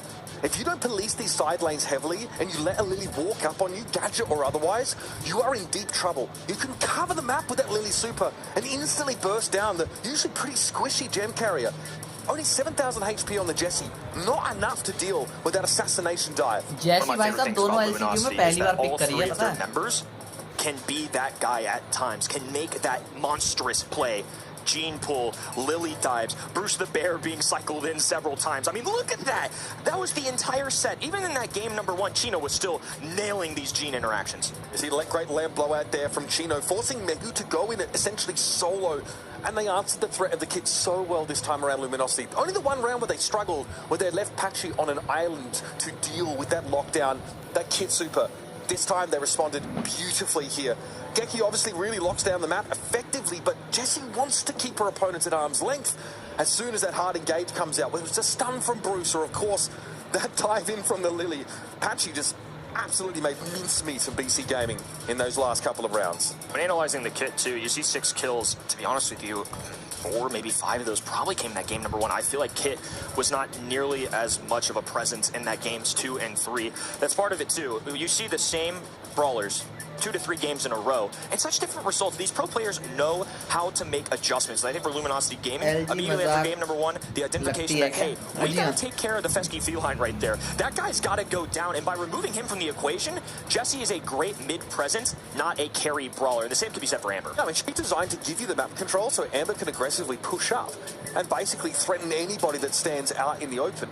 But just as it's important to defend against the kit dive by doubling up and getting an extra player, you as the team with the kit have to follow up on that super. You need to add your damage to the kits because, yeah, the lockdown is great, basically taking a brawler out of the game for a few seconds, but kit doesn't do much damage with that super. You need a little bit of help, especially if you're going to burst down a tank. Yeah, at that point, we talked about especially that the kit was impressive as a standalone in that game number 1. To me, though, kit is an excellent brawler. But if we want to get a little nitpicky, obviously still kind of needs that assistance. And we saw that kind of progress there. Luminosity were able to handle those 2v1s. Instead of being a lane win, it was a trade at best. And that's something you can't afford. Jesse with great mid control, Amber with a great presence. They're not necessarily built to be those top frags, to be what Lily was to Luminosity, right? To get in your face, to disrupt things. And I feel like LG just had an overall really good composition. And again, the mechanics from those guys, unreal throughout that set. Yeah, and you're only really using half of Kit's capability if you're purely using that super offensively. But there isn't a brawler in that draft that BC Gaming can use to stick the Kit to, make them virtually unkillable. And also, the range of your opponent's brawlers is too long for Kit to be effective, you know, while attached to a teammate throwing those balls of yarn. They do a disgusting amount of damage, but the range is really, really short. So that's gem grab done. Luminosity here again. What I wanted to see was them being able to bounce back from a slower start. I think we got that.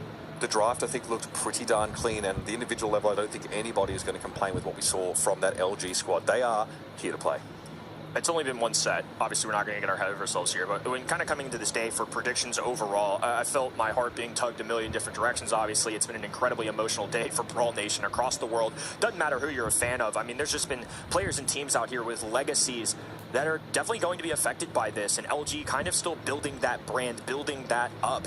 And I think we put a lot of stock into this group stage yesterday, but at the end of the day, it's some of the best teams on the planet playing best 2 of 3s. It's going to be a little volatile, right? So coming into today, LG is just one of those teams. They've been consistent for me. They've been really solid. And coming out in game number 1, set number 1, excuse me, and doing what they did kind of reassures me they're still the team we think they are. I mean, I'm always surprised in Brawl esports, but so far that's kind of my expectation. And I think yesterday our buzzword was momentum, right? Can you just sweep someone aside in a quick 2-0? Today, that's less of an opportunity. It's about being able to bounce back from those slow starts, and also, you know, we almost saw a reverse sweep in that previous game. Oh, it's the boys. Was good. Shout out Ready, Set, of course, who joined us covering, you know, both these regions throughout the course of the year. Of course, Teddy, another Brawl Stars commentator there. Great to see them having a good time in Cologne. A little bit jelly, boys. Bring me back something nice. Hearts right back at you, fellas. Appreciate y'all doing the stream B as well. I'm sure a lot of y'all at home. Watch that, then bite it. You got to laugh. I told you he's been training, man. He's been working out. He looks good. Unreal respect. I think one thing for me that's been very clear, it's so hard not to get caught up in all of this, even as people who are supposed to be impartial observers, as commentators here, because you can see just how much it means to these players. We had a big pop-off from Gugu, obviously, after that first game. You know, the emotion. I think Ope threw his jersey just into the crowd. I am so here for that. You know, Chaos jumping off the stage, greeting friends and family after that win here. It isn't the World Finals, but it means just as much to these guys because each of these games are the most important game of their year. For some, their entire career. The chance to fight at World Finals, you can just see it means everything to these guys, and they're focusing on these games right now. World's not really an issue.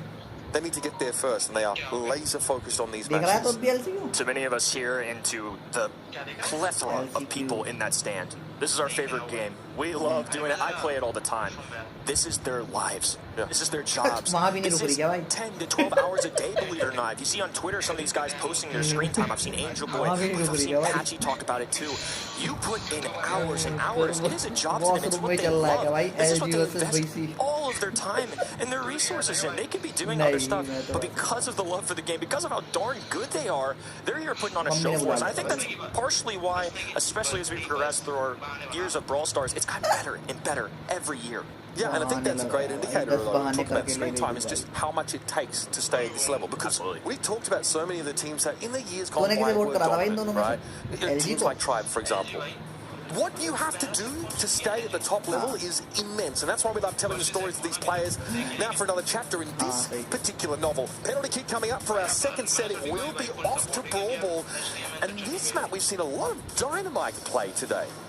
I do love a good Dynamite. Did escape the ban phase, and also Larry, Lori, and Barley are banned, so if you kind of want a thrower, might be the selection that you go for. I can't imagine it's a first overall pick, but it seemed like there are two pretty different strategies here. Ooh, Lobster is here. The Mr. Krabs lookalike making a stay here. Okay, so we've seen obviously Meg pretty probably contest from maps like this. Gale also brought in to answer the threat of those tanks, but with Frank being banned out here by Luminosity, that might not be an issue. We might see the draft take a completely different direction. Wisely, of course, Nita taken off the field. That virtual, extra brawl that you have access to. We just saw Luminosity really exploit that to the nth degree in that previous undermined set up against this very BC Gaming team. So Surge comes in, obviously a great pick as those games go a little bit longer. Those vulnerability frames are so crucial in those clutch moments. Interesting to see Surge also be a brawler that's kind of dependent on his tiers, right? When Clancy's at stage 1, when Surge is at stage 1, some of the weaker brawlers in the entire pool. Instead, though, you're going to get two brawlers that when they're at their tier 3, for Surge, of course, tier 4, they're unbelievably powerful. The damage output, the jumps that Surge can do. And Clancy, I've mentioned it several times, a wild brawler to watch because he just covers half the map with his shot. I mean, and Clancy's super gets empowered as he levels up, right? You get an extra 50% damage, you get longer range in general, whereas Surge's super is used more for survivability and, of course, to get that rank up. So that's a big point of difference between these two brawlers. Surge, though, is more than just serviceable once he gets a couple of ranks under his belt, and obviously having a gadget that can allow him to reload, stave off that damage, makes him very, very good in just a straight-up fight. This dude's back. We saw this, of course, from Luminosity yesterday on Parallel Plays. The mechanics were unbelievable, and Chester Ball with the answer. Another terrifying mid-range brawler. Patchy on the stew. I mean, even before this weekend, it's one of his most iconic brawlers. This man has done magical things on trophies. I mean, just domination on that set. And honestly, Stu isn't really known for being a parallel plays kind of brawler. I mean, that's kind of a one-off, I would say, something that fits them. I love just seeing good brawler choices paired with what makes players good. Like, this is a comfort pick plus a good pick. Oftentimes, I've talked about it with iChaos and Rico. There are just some brawlers that particular players are just special with.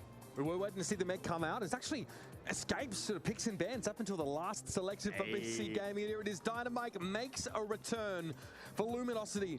Again, that hypercharge is pretty terrifying, the amount of coverage you can get. But of course, Dynamite's ability to stop you in your tracks, perhaps, with the gadget that does stun, and just the straight-up raw damage really punishes slower brawlers like that Meg. And also, Chester isn't the most spry of brawlers, can definitely get caught up and eat a lot of that damage. Two terrifying teams right here. We're going to see Stu for Patchy, Dynamite with the... Don't forget to pick. Surely, bro, surely. Now in this current meta, set number 2 underway. Here we go for penalty kick. Maybe with the star power that allows Clancy to start with some coins. He is already off to the races in that regard. Wow, Geki gets burst down so heavily. Virtually instantly. And Sago has to respect this and give up the mid. Huge start here for Luminosity. The red side marching down the map. Chino already at stage 2. Geki trying to rely on that long range to blast his way back up. Sago popping off here too, and Chino forced away, but he is at tier 3. Patchy here just dodging this Clancy damage. He's been called on so many times to answer this brawler. Sago just barely alive here, but this should be straightforward stuff. Geki's healthy, but in a very dangerous position to play against him. Mike and Chino steps up and slots the first goal. Sneaky little super there as well to open up that entire right-hand side of the goal. That's part of the problem. This map can sometimes play it very defensively, so having that wall break capability from somebody like Dynamite to just immediately eliminate that, that's going to free up Luminosity as it progresses. And the only brawler with wall break on the side of that's only randomly if you get the right super that comes up. Trades of damage across the map and Charles gets pushed on by Geki, but he's able to stay alive and take the Meg out of the robot. Chino won the war there as well. Didn't allow for that super to pop off. Instead, Chino stamps his foot down, makes a big leap and a ginormous kill. Still no tier 3 for Clancy. We need to see him get there if they want a chance at a comeback. Chino's rank 4. This guy's not messing about. Surge is at his absolute strongest right now, and is terrified to play at mid-range. Even Sago can't deal with it. Look at these shots as they come in, and of course they split. To dodge away from. Geki has to respect the Dynamite here. Super and Hyper both available for that short-range thrower. And Patchy again, juking away from this Clancy damage. Megu still looking for that level 3. They bring Meg down.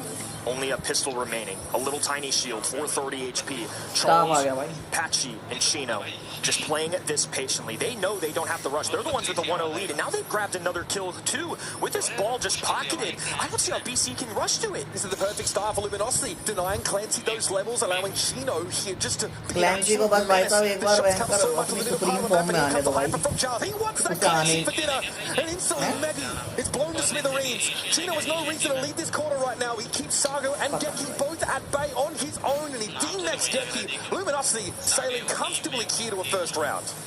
Luminosity taking their time once they scored that goal. I think they understood perfectly how this map can play out. If you get an early burst of damage, a couple kills, a quick goal, they just pocket that ball in the top right because they know the other side doesn't have wall break. They just pocket guarded it for an entire game. Yeah, it's one of the worst maps here to fall behind in against an opponent that knows that pocketing the ball is a safer strategy, because you have to walk up that tiny corridor against the Dynamite to try and get the ball back. It's virtually impossible. BC Gaming cannot afford to fall behind early again. Not to mention, too, Meg, you just couldn't get the ball rolling. Oh, this game number one, and now he's gone down early. Charles popping off Chino, triple, right-hand side. They're just going to play this patient. They know they don't have to rush because the second they get a Charles super, they can blow this map wide open. Yeah, they want to cycle into another Dynamite super here and allow Charles to play from this incredible aggressive position. There goes the super. Map starts to get opened up a little bit more, and this is going to be them running roughshod over BC Gaming. A clean first goal again for Luminosity, who look unstoppable. One bucket, 30 seconds in. Chino rushing to the mid once again. He's already at that tier 4, partially due to the gadget, but Charles has another super. The stun coming through as well. The pop-off, the great connections are going to lead to LG contesting this mid and not allowing BC Gaming to progress whatsoever. 2 gadgets from Charles, 2 D-Max on the Meg. That is value right now being generated by the Dynamite. And look at Chino's damage.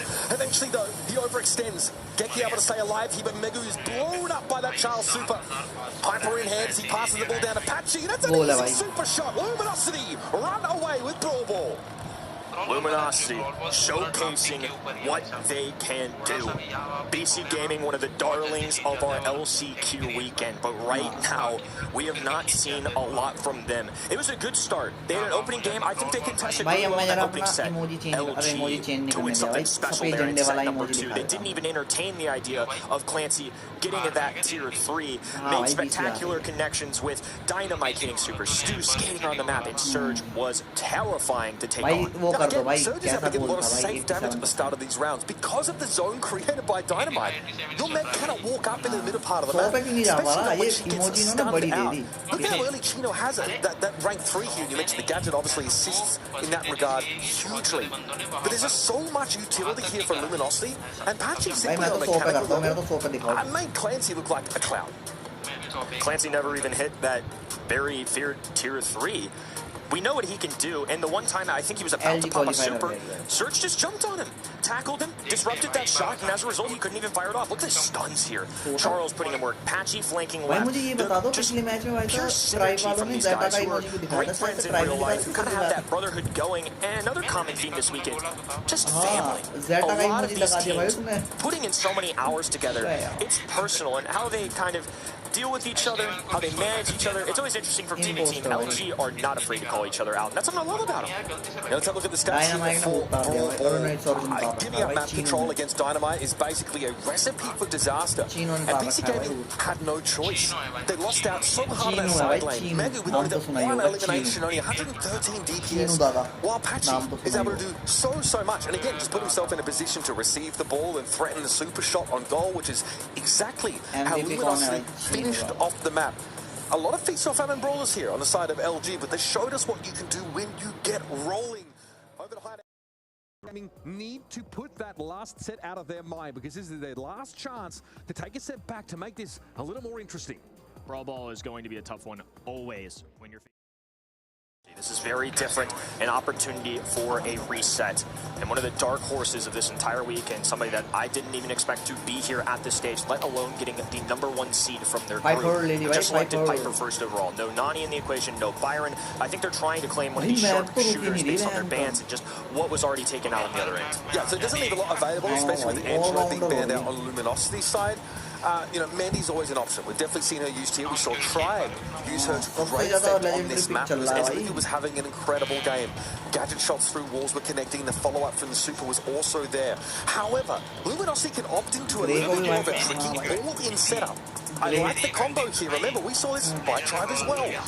The Grey goes in, swaps spots almost with that Meg as they both use the dimensional door in opposite directions, and delivering that gigantic mech right in front of a Piper, for example, is how Luminosity want to run into BC game. The teleportation also kind of steers away from, if they want to throw her, makes it a little trickier. Walking Cane plus the TP. Again, I'm not really doubting any pick from these guys so far because the mechanics have just been so sound that I feel like they can kind of run whatever they want. We did see 8-bit a little bit earlier too. I actually think this could be a solid option. It would have been something that also would have been great into Piper, so they kind of removed that from the equation. But with the amount of HP that 8-bit boasts, Gray's going to have a tough time taking him down. Meg's going to have to walk all the way in front of him to get a baseball swipe at him. So I actually think this can work. Yeah, so we're thinking of a brawler on the Luminosity side that might be able to put some pressure on 8-bit at range, but 8-bit tends to hold their own so well just on the basis of their durability. Such a high health brawler for the raw amount of damage at range, crucially, that they can put out. So we will be rounding up this composition here with a tick. BC Gaming feel like 8-bit is enough of a deterrent against that dive onto their thrower. And last hurrah, of course, did tick that window of survivability. If they get jumped on, BC Gaming feel comfortable rounding out their comp this way. A very classic composition. The survivability is an important feature here for Tick. Compared to other throwers with the gadget that you mentioned, with the extra super that can kind of lunge its way into enemies, blow things up, it does give him a little bit of space to work with. And Tick is somebody that heals so quickly too. He doesn't have the most amount of oil, but you really got to make it count to bring him down quickly. You're going to have to deal all 6,000 some odd HP roughly to do that. I think Carl is a great way to address that thrower though. Up in the face of 8-bit with the tailspin, I think it's going to be great. He's tankier. It's not going to be easy for Piper to bring him down. And Luminosity just guaranteed themselves to start off the rip. Even with Protective Pirouette, of course, the star power that makes you more durable during that super for Kyle, you do need to respect that Blaster Aftertick has a damage component attached to it. He gets a shield, but then there is an explosion that can knock back their would-be assailant. So for Chino, it's about working around these cooldowns. Make sure the Piper doesn't have super. Make sure, of course, the Tick can't just, bounce you backwards and then nail you with a bit of extra damage. This is by no means a sure thing for Luminosity, but the flying hook means they get the blue star to start. Luminosity starting out with confidence. Blue star in their pocket, but immediately Meg knocked out of the mech. That's a big deal. It's not nearly as threatening of a ball when she's got that pistol. LG don't have a good matchup into this 8-bit in general. Meg is horrible going up against that brawler, and Chino is completely outranged. The confidence he is starting to bring. He gets out there with that cheap cartridge, and in the meantime, Sago hits him with the old 1-2. And that's going to be Carl picked up Blue Star for BC Gaming. Meg already back in mech. I was wondering how they would kind of approach that. It's kind of a dicey one, right? You can grab that kill. Obviously, 2 stars is always going to be great, but you gotta make sure you don't feed her. And I feel like that's something that's a little bit more difficult for one of the slowest brawlers in the game that is 8-bit. The map is opened up here. Walking Cane used also to try and take down the damage booster from 8-bit, but an open map can benefit BC Gaming with their superior range. Sago here wants to play behind cover to some degree, but Charles also needs to go to the left. Otherwise, it's just easy pickings to generate more supers for BC Gaming with that long-range damage. Everybody constantly rotating. There's particular matchups that each of these sides want, but one favoring the end of BC Gaming has to be Piper, going for another 980. A nice dodge from Chino. Doesn't escape with ease, but does manage to get away and hold on to those 2 stars. Sago aggressively using that homemade recipe to secure damage on these Luminosity brawlers, but LG have no choice but to try and walk up the map. Walking Cane Apache doesn't quite connect. Sago was able to outrange it slightly, and Chino has to dodge a lot of this damage. Here come Luminosity. Now a bit more of an aggressive posture, but the head first is used by Megu to make some space and force Chino to respect it. Let's see if LG can clutch up here. About to enter the shot clock, and Gary is all on his own. Piper looking to do some extra damage. Chino cycling in. There's the first. They need one more. Megu backed into a corner. Long-range shots not available for Piper here. Jumps into the air. Might fall into Chino's arms. Slides away. Dives out. Chino in and out here to take a match point. Unbelievable. In the final seconds, Luminosity able to snatch the round with 1 star to their name. And you can almost see it play out in slow-mo. Luminosity move up the map, despite it being opened up a lot, despite the fact that they have to constantly juke away from this 8-bit, from this Piper poke, to dodge away from that extra damage being thrown down by the tick. But once they get Carl into the cookie jar, it's all over. So much last-second potential to the side of LG. You can never feel too comfortable. Confidence exuding from the fellas on stage right now. They're one game away from securing another World Finals for themselves. Walking Cane's already for Patchy, right? Not really generating any opportunity. But LG, of course, have the blue star. They still want to go aggressive. And Chino flying hook forward, but Geki has the durability. Chino still wins it out. Charles knocked out on Mech, but it's a 5-star lead here. Now down to 2 with that trade. Carl's picked up, and Charles is looking a little bit lonely out there. Devastating Luminosity. They overextend and are devoured. Massive response from the blue roster. A reset here for LG. Back in spawn and trying to work their way up this map. They have a quick opportunity. Patchy can dive in. They have to be careful though. Piper has a get out of jail free card with that super, can dive away. He's going to take his chances anyways. Great mechanics there, good timing, will stay alive. But unfortunately for them, they have lost some position, which is something they really needed at the end game of that previous one. Patchy able to convert his super into some map control for a time. Saga was healed up now, but there it is. Charles pops out of nowhere, instantly demech. The damage from the 8-bit is terrifying. It's a 1-star lead though. It's close. Geki went down with 4 stars in hand. The primary target for LG with 43 left on the clock. It's as close as it gets. BC are certainly competing here. I still feel pretty good about Luminosity's odds. 30 seconds roughly on the clock. Positioning evenly matched, and of course Chino has a way to get in quickly, and they have the dimensional door. Charles is threatening here. Dangerous using that dimensional door. Patchy hasn't built up another super quite yet though, so there's no upfront wall in potential. What a catch for Saga. Charles lingers a little bit too long on the left-hand side, and now it's a 3-star lead for BC Gaming with 15 seconds left to play. Shot clock begins. BC Gaming up 3 stars, fighting for their tournament lives. Luminosity trying to close out here. Backed away. Tail spin connects, but he finds himself in the face of a super. 2 pickups for BC Gaming, and they'll extend us for at least one more. BC Gaming had all that they needed to stop the all-in from the Carl. They had the head first with the knockback component, a cheat cartridge to get the 8-bit out of the way. They knew what was coming for them this time, and they were ready. Whew. No easy wins. It's been very successful for LG so far. But honestly, in a map and mode like this, BC Gaming are showing they've got the mechanics too. Saga on that Piper. Unreal that last game. Patchy able to pick up the ball, but gives it up instantly. That's nasty. Saga also able to avoid the crackback from Charles, who is in deep trouble now, being demeched deep in enemy territory. And the head first claims another for BC Gaming. A huge lead early in the round. Phenomenal coordination coming in from these gents on the lower side of your screen here. The sharp shooting, 8-bit with the follow-through shot, and honestly, Maggie just kind of patiently keeping his distance, just aggressive enough to be pesky, but not bad enough to get taken down. Oh, Patchy held on to that walking cane for a long time. Again, Geki out of position, but Chino now is losing some of that cover, and the shots are coming in from the tip. Pressure mounting in the bottom right corner of the map. Chino now no longer is healthy enough to dive, and the walking cane almost sets Patchy up for an easy kill. Instead, he gives it up again.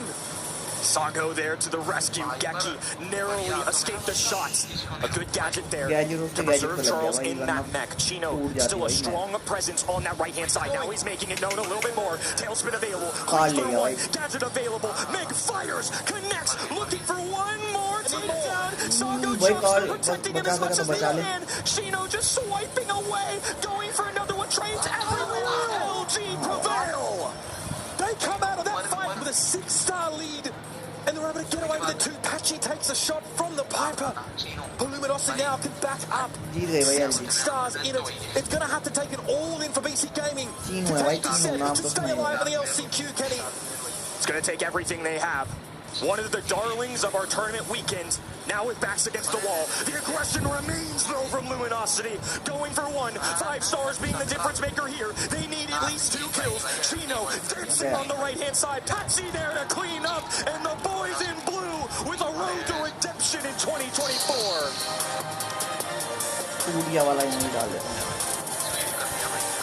Luminosity Gaming, like you said, Kenny, get another bite at the apple. Shining that light all the way to Helsinki. and flying the flag for North America. They did not know what they'd be going up against. They saw BC Gaming yesterday, a top seed coming out of their group. They were dragged, kicking and screaming out of their group in second place. And there were so many doubts on this team. And I'm sure they felt it on their shoulders too. The burden of knowing they had to turn up against a relatively unknown opponent and make it look convincing, strike fear into the hearts of their competitors at Worlds, and put NA back on the map. So big smiles being shared by the LG side. And I think they were definitely part of the conversation coming into this, right? I feel like people were not giving them enough credit. And that was one of the notes before this. Sometimes you just can't overthink it. Sometimes best of threes happen. Chaos is what we face every single month here in Brawl Stars esports. Today was no different. Man, I'm absolutely devastated for BC Gaming. The Luminosity thoroughly deserve that, especially in that closing thing. Let's take a little bit of a listen into this interview with Luminosity. About to be gifted, well, I say gifted, and that's for sure. Let's just run it back really briefly, Patrick, to yesterday. It wasn't what we expected from you guys. You were like favourites coming in here. When you take things really seriously, is this the sort of result we can come to expect? That's exactly the result you can expect. What is it about this game that makes you come into your element? Because right here, right now, this was unstoppable from you. This is what we were prepared for. We knew we were going to make it today too, and we were prepared. This is all we were ready for. How much preparation did you guys put into this weekend? Because it came right down to the wire. Of course, you would have much rather have made it to Worlds a lot earlier than this, but you knew this was your last chance. What sort of work did you put in behind the scenes? Since we lost to Elevate in that monthly final, a whole month of prep. It's been a long journey. All right, well, that journey concludes for now, right here with a certain ticket. Max is standing by. So we bring this out and give it to our amazing players here. Yes. Let's give it up for Luminosity Gaming!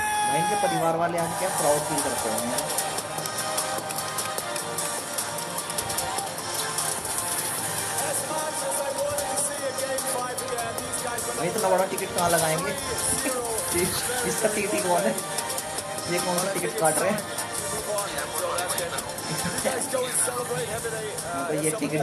What an incredible game that was. Genuinely, like how good of a performance that was. Night and day difference from Luminosity compared to yesterday. He said, you know, they expected to get to day 2. They knew they were going to get this far. So I imagine that's just probably what they prepared for. And maybe that's why it wasn't as convincing yesterday. I think that's probably their version of the story. I think maybe they did just USA. We needed one. We had to have one.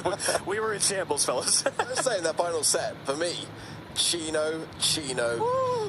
How good was his Carl gameplay? Unreal. I mean, I feel bad for the Piper, man. Like, he was popping off. Like, every time at the end of the game, he had like 6 stars over his head, and that was the difference maker because he'd got so many kills. He was the target. This moment, though, I was a little bit confused. He didn't kind of like hypercharge before he took off. Would have definitely, would have probably won that game if he'd have managed to do that. I have fancied the raw stats when he landed or something similar like that. But I mean, you are playing Carl into like one of the most high damage comps up close in the game, right? You need to navigate around the damage booster. The 8-bit can teleport away from you with cheat cartridge.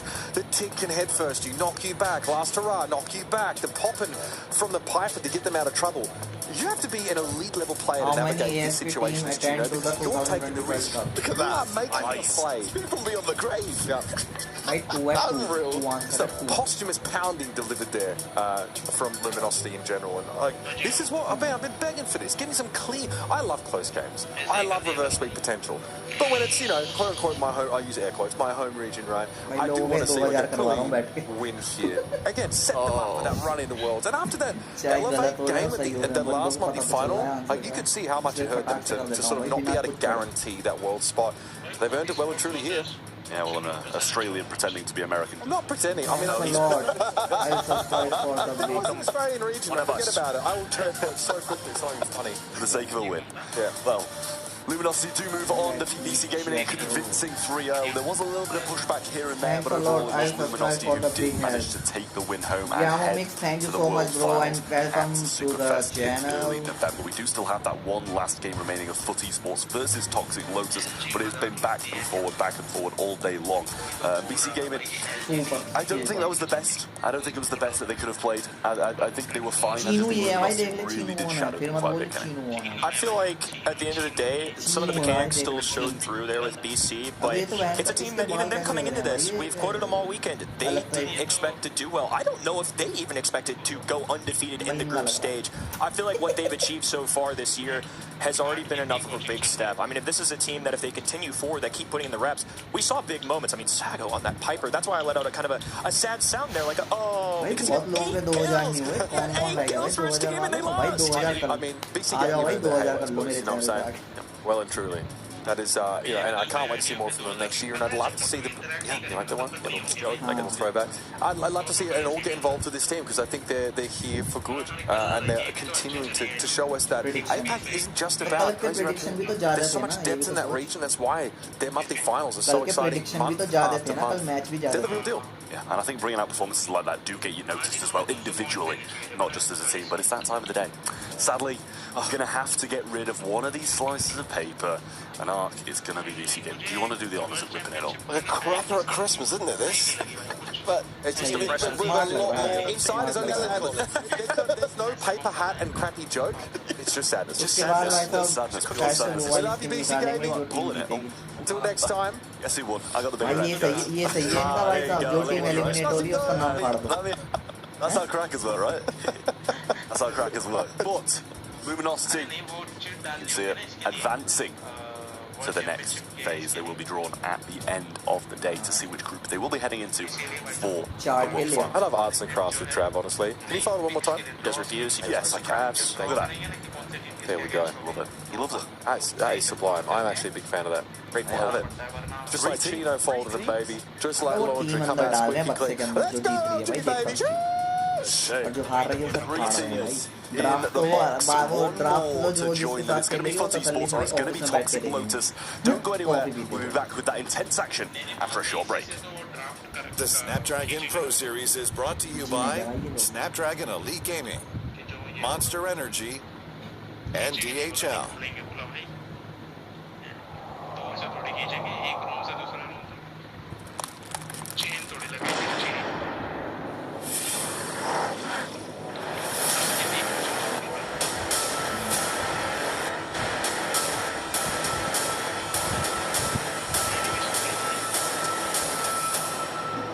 Snapdragon का भाई जो 30 लाख का animation इसने करा था ना, क्या नाम है इसका? मॉडल.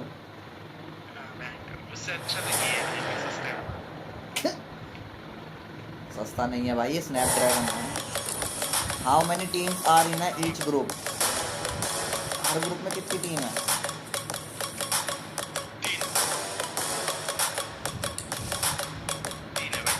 3 भाई 3.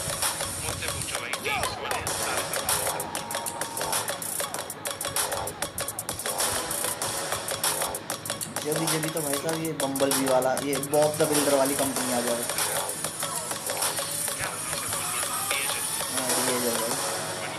धीरे चल. इसका कंपनी का नाम है धीरे चल.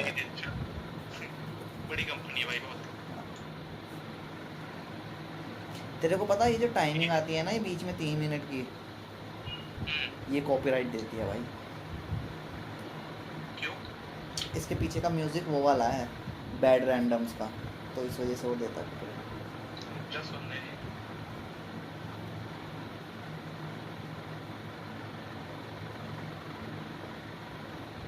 अच्छा बैड रैंडम्स नहीं, वो ये वाला है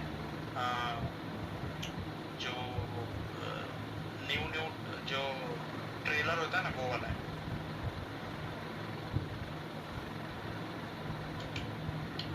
जैसे 2024 का या 2023 का ट्रेलर आया था ना, वो वाला सॉन्ग शायद से. बैड रैंडम्स नहीं सुनते हो? अबे ये बता भाई, OU और toxic lotus has a played for what other LCQ team?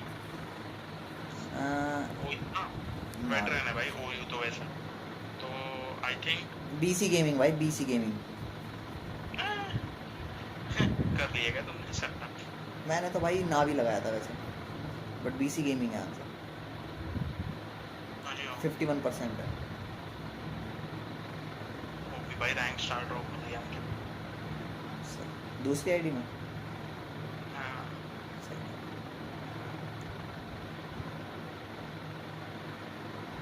यार इतनी स्किन है गेम के अंदर, एक स्किन दे देंगे भाई सब, चैंपियनशिप में भी कुछ चला जाए इनका।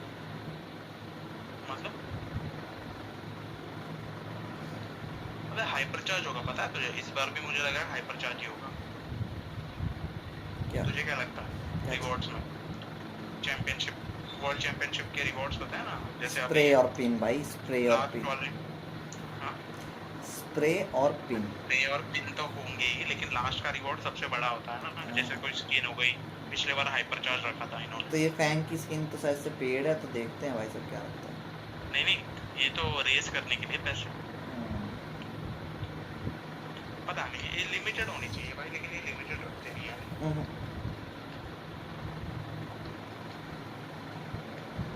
कोई भी चीज लिमिटेड नहीं रखनी चाहिए भाई ना।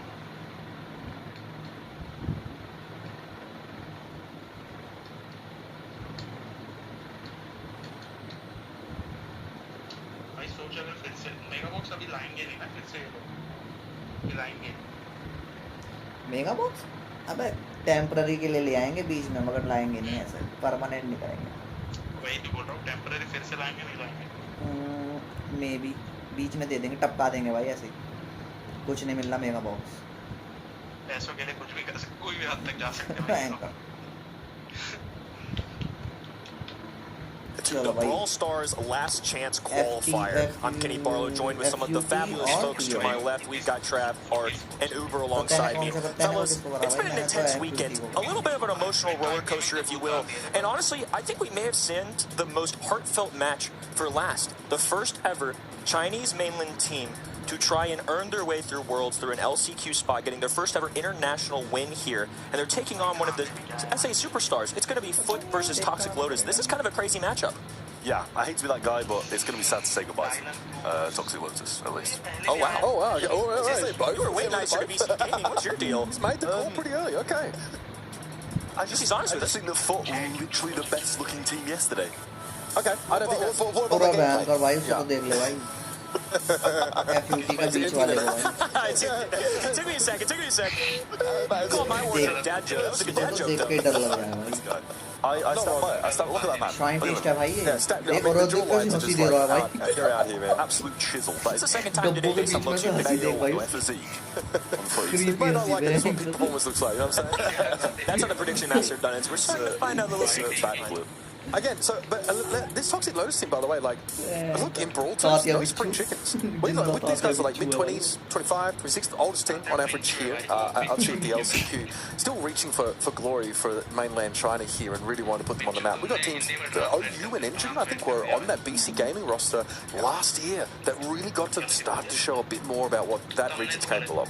Part of my heart was really hoping that one of us would pull the trigger here and go Toxic Lotus, because it's hard not to root for them, right? I mean, this is a team that has become one of the favorites in the entire world. I mean, kind of recapping yesterday being on Twitter, seeing how many people were just throwing out support. The fact that these guys have fought tooth and nail for years to get some recognition and then finally to do it in such a fashion is excellent. I'm kind of with you there, Trap. Unfortunately for them, were one of my favorite teams coming into this weekend already. It was a team that, no matter who they played, I probably would have locked them in. I mean, there's a couple teams I would have thought about. They beat Tribe Gaming, so that kind of answered that question. Like Ply Totems of the world, I would have debated. But blindly into just about anybody, I think they would have won. And that's kind of the unfortunate thing for me is Toxic Lotus on the other end, since they didn't get that one seed in their spot. Well, they're exiting groups as a 2 seed facing off against Foot. I mean, what are the kind of feelings we have here? To me, I feel like this is another one where I want to believe in Toxic Lotus, but this is just another one like last match. I don't want to overthink it.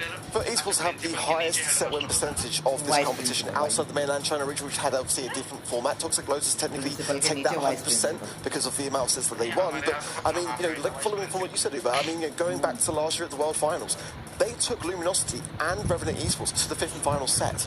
As a mainland China team, that is unheard of. I mean, it really is, like you said, a team that I want to root for. But for FUT Esports, they won 2 grand finals. They appeared in 4 out of 5 grand finals of the year. And Space Station Gaming, honestly, the caliber of players that were on that roster, for FUT Esports to really battle them back and forth and grow along the way. They had a bit of a slow start to the season, and then they found their footing. There is no other team in this LCQ that has as many circuit points as FUT has. They won 2 monthly finals. It's only just the way that SA works and that they only have 1 guaranteed world slot. Otherwise, God would be there. They wouldn't have to be going through all of this process. But we're talking about a very experienced team. We've got players that go back to the AC Milan Clash era, Renegados, like all these like household names in South American Brawl Stars esports, going up against team players from Nova China, Cricket China, even Reconic TOC over the years here. Like, I don't know if you have more years of Brawl experience across too many other matchups here. And like, Toxic Lotus are literal Brawl royalty from that mainland China region. Like, they love these guys, and they have been basically representing them at every international opportunity since they've had Chinese teams at these events. It's basically royalty on both ends from respective regions, and it's easy to forget too. You know, we've talked about FUT this year. The players last year, they were at the World Finals. They directly qualified 2 of 3 of them. One of the standout players for me this year has been Ubi. I mean, Trav, Ark, you guys covered SA more than any of us here on the stage here. He's a player that stood out to me every month, and I think it is a top-heavy region. We saw Team Queso not quite deliver on the expectation of maybe what we would have wanted from them, but people know how good SSG is. We've seen how good FUT are in the past, in the present. I mean, I feel like this is a team that even at World Finals could potentially scary, let alone against Toxic Lotus. Yeah, I mean, genuinely, FUT Esports' performance yesterday was just really, really convincing. And, you know, you mentioned about it being all year long so convincing, having the most circuit points here. They have been incredible all year long. I did come into yesterday kind of underestimating just because they come from that South American region.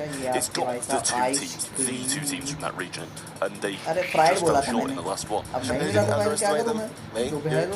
Yeah. It was Ball. We get it. You got a prediction, Rad? At the beginning of the season, though, following what we were saying, Kenny, about GB, like, you know, they dropped too far. Like, a historic player. I mean, it's unheard of to drop someone who's been around that long and to bring in GB. And as Rob said in the interviews, like, he's so happy. He actually said that was the pickup of the year, in his opinion. That's how much faith Brawl has in that player.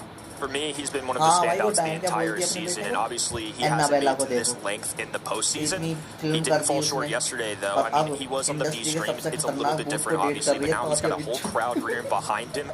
Neither of these teams, I would say, have home court either, right? This is in Cologne, Germany.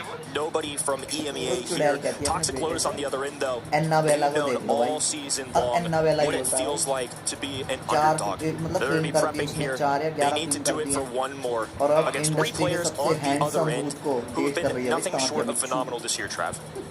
Yeah, I mean, like, both of these teams are about as good as their region can spit out. SSG, you know, from LATAM, from South America. FUT Esports have been an equal playing field for that Space Station team who's going to directly to Worlds as well. These two are literally the best the region can offer. The last chance qualifier, an 82% to 18. I'm honestly not mad about it. It's the biggest difference of today, and to be honest with you, I think if it was, for example, a matchup of Toxic Lotus versus BC Gaming, I think I would still side with Toxic Lotus. It's not that I don't believe in this team, it's not that I don't think they're legit, it's just the respect and regard I have for FUT Esports. I'm sure that's the conclusion that a lot of people at event.brawlstars.com, when wagering their votes, how they kind of made this decision too. Really tough sight, breaks my heart a little bit. I mean, you can't help but cheer for an underdog, but FUT Esports have the history, they have the mechanics. It's not that Toxic Lotus don't, it's just FUT have done it more consistently.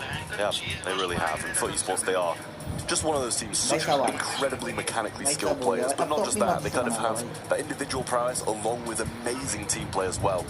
They know when to let certain players run riot, and that is exactly what many players on this roster, Pekka, Motep especially, who kind of seems like the glue, occasionally makes those big plays as well. But that is exactly what this team will do. They'll just run riot individually, but play amazingly as a team too. A clash between SA and mainland China.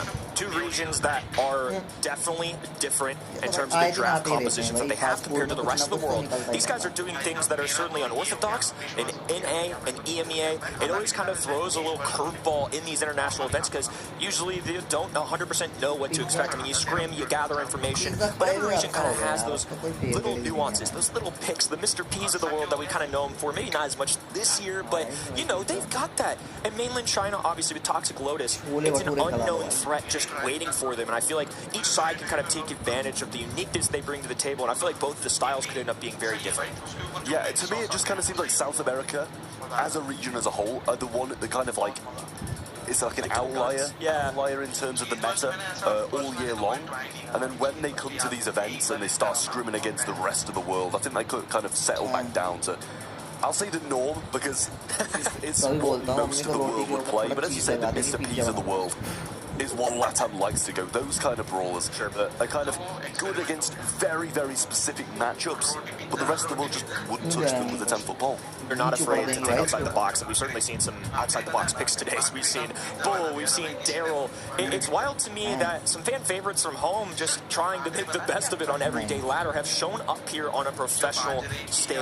It's something that a lot of pro players mention too in conversations. Sometimes there are drafts that players just feel like are unwinnable, but at this stage of the game, you got to be perfect at 2 stages. You got to nail your draft. You got to nail the mechanics. There is no mercy for error, especially in a golden ticket match. I mean, I think in the majority of these, maybe save that Luminosity game where they were just more skilled. The rest of these golden ticket matches have been decided in draft. When a team has draft, they win. When a team doesn't have draft, they lose. And that is exactly what happens with both of those 3 teams. As soon as draft hits, it wins. And as soon as it misses, they lose. Fans showing out in the crowd for Foot Esports.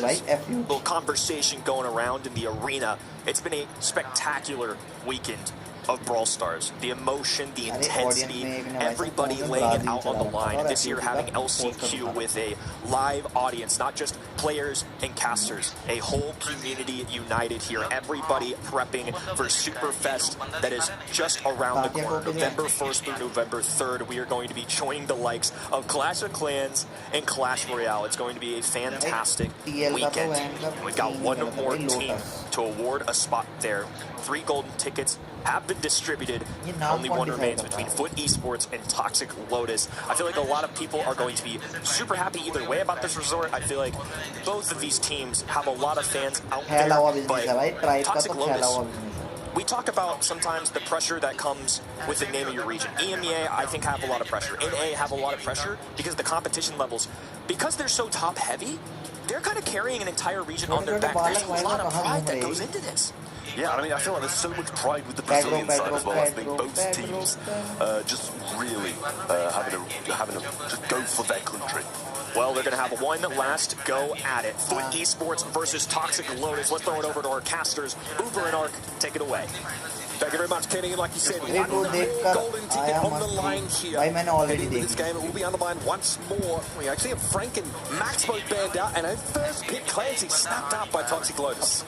We saw earlier today that the search pick is a really valid one to be able to counteract this, but it's still scary. Nonetheless, Clancy for sure definitely up there with all the best brawlers in the current meta. For esports now, chance to respond. And what I will say for the Travis mentioned about how important the draft is, going back to that July monthly final, that was really what underpinned the demise actually of Foot Esports. It's supposed to actually getting really work inside for esports' minds, and for Toxic Lotus, I really hope they've done their Buster coming in.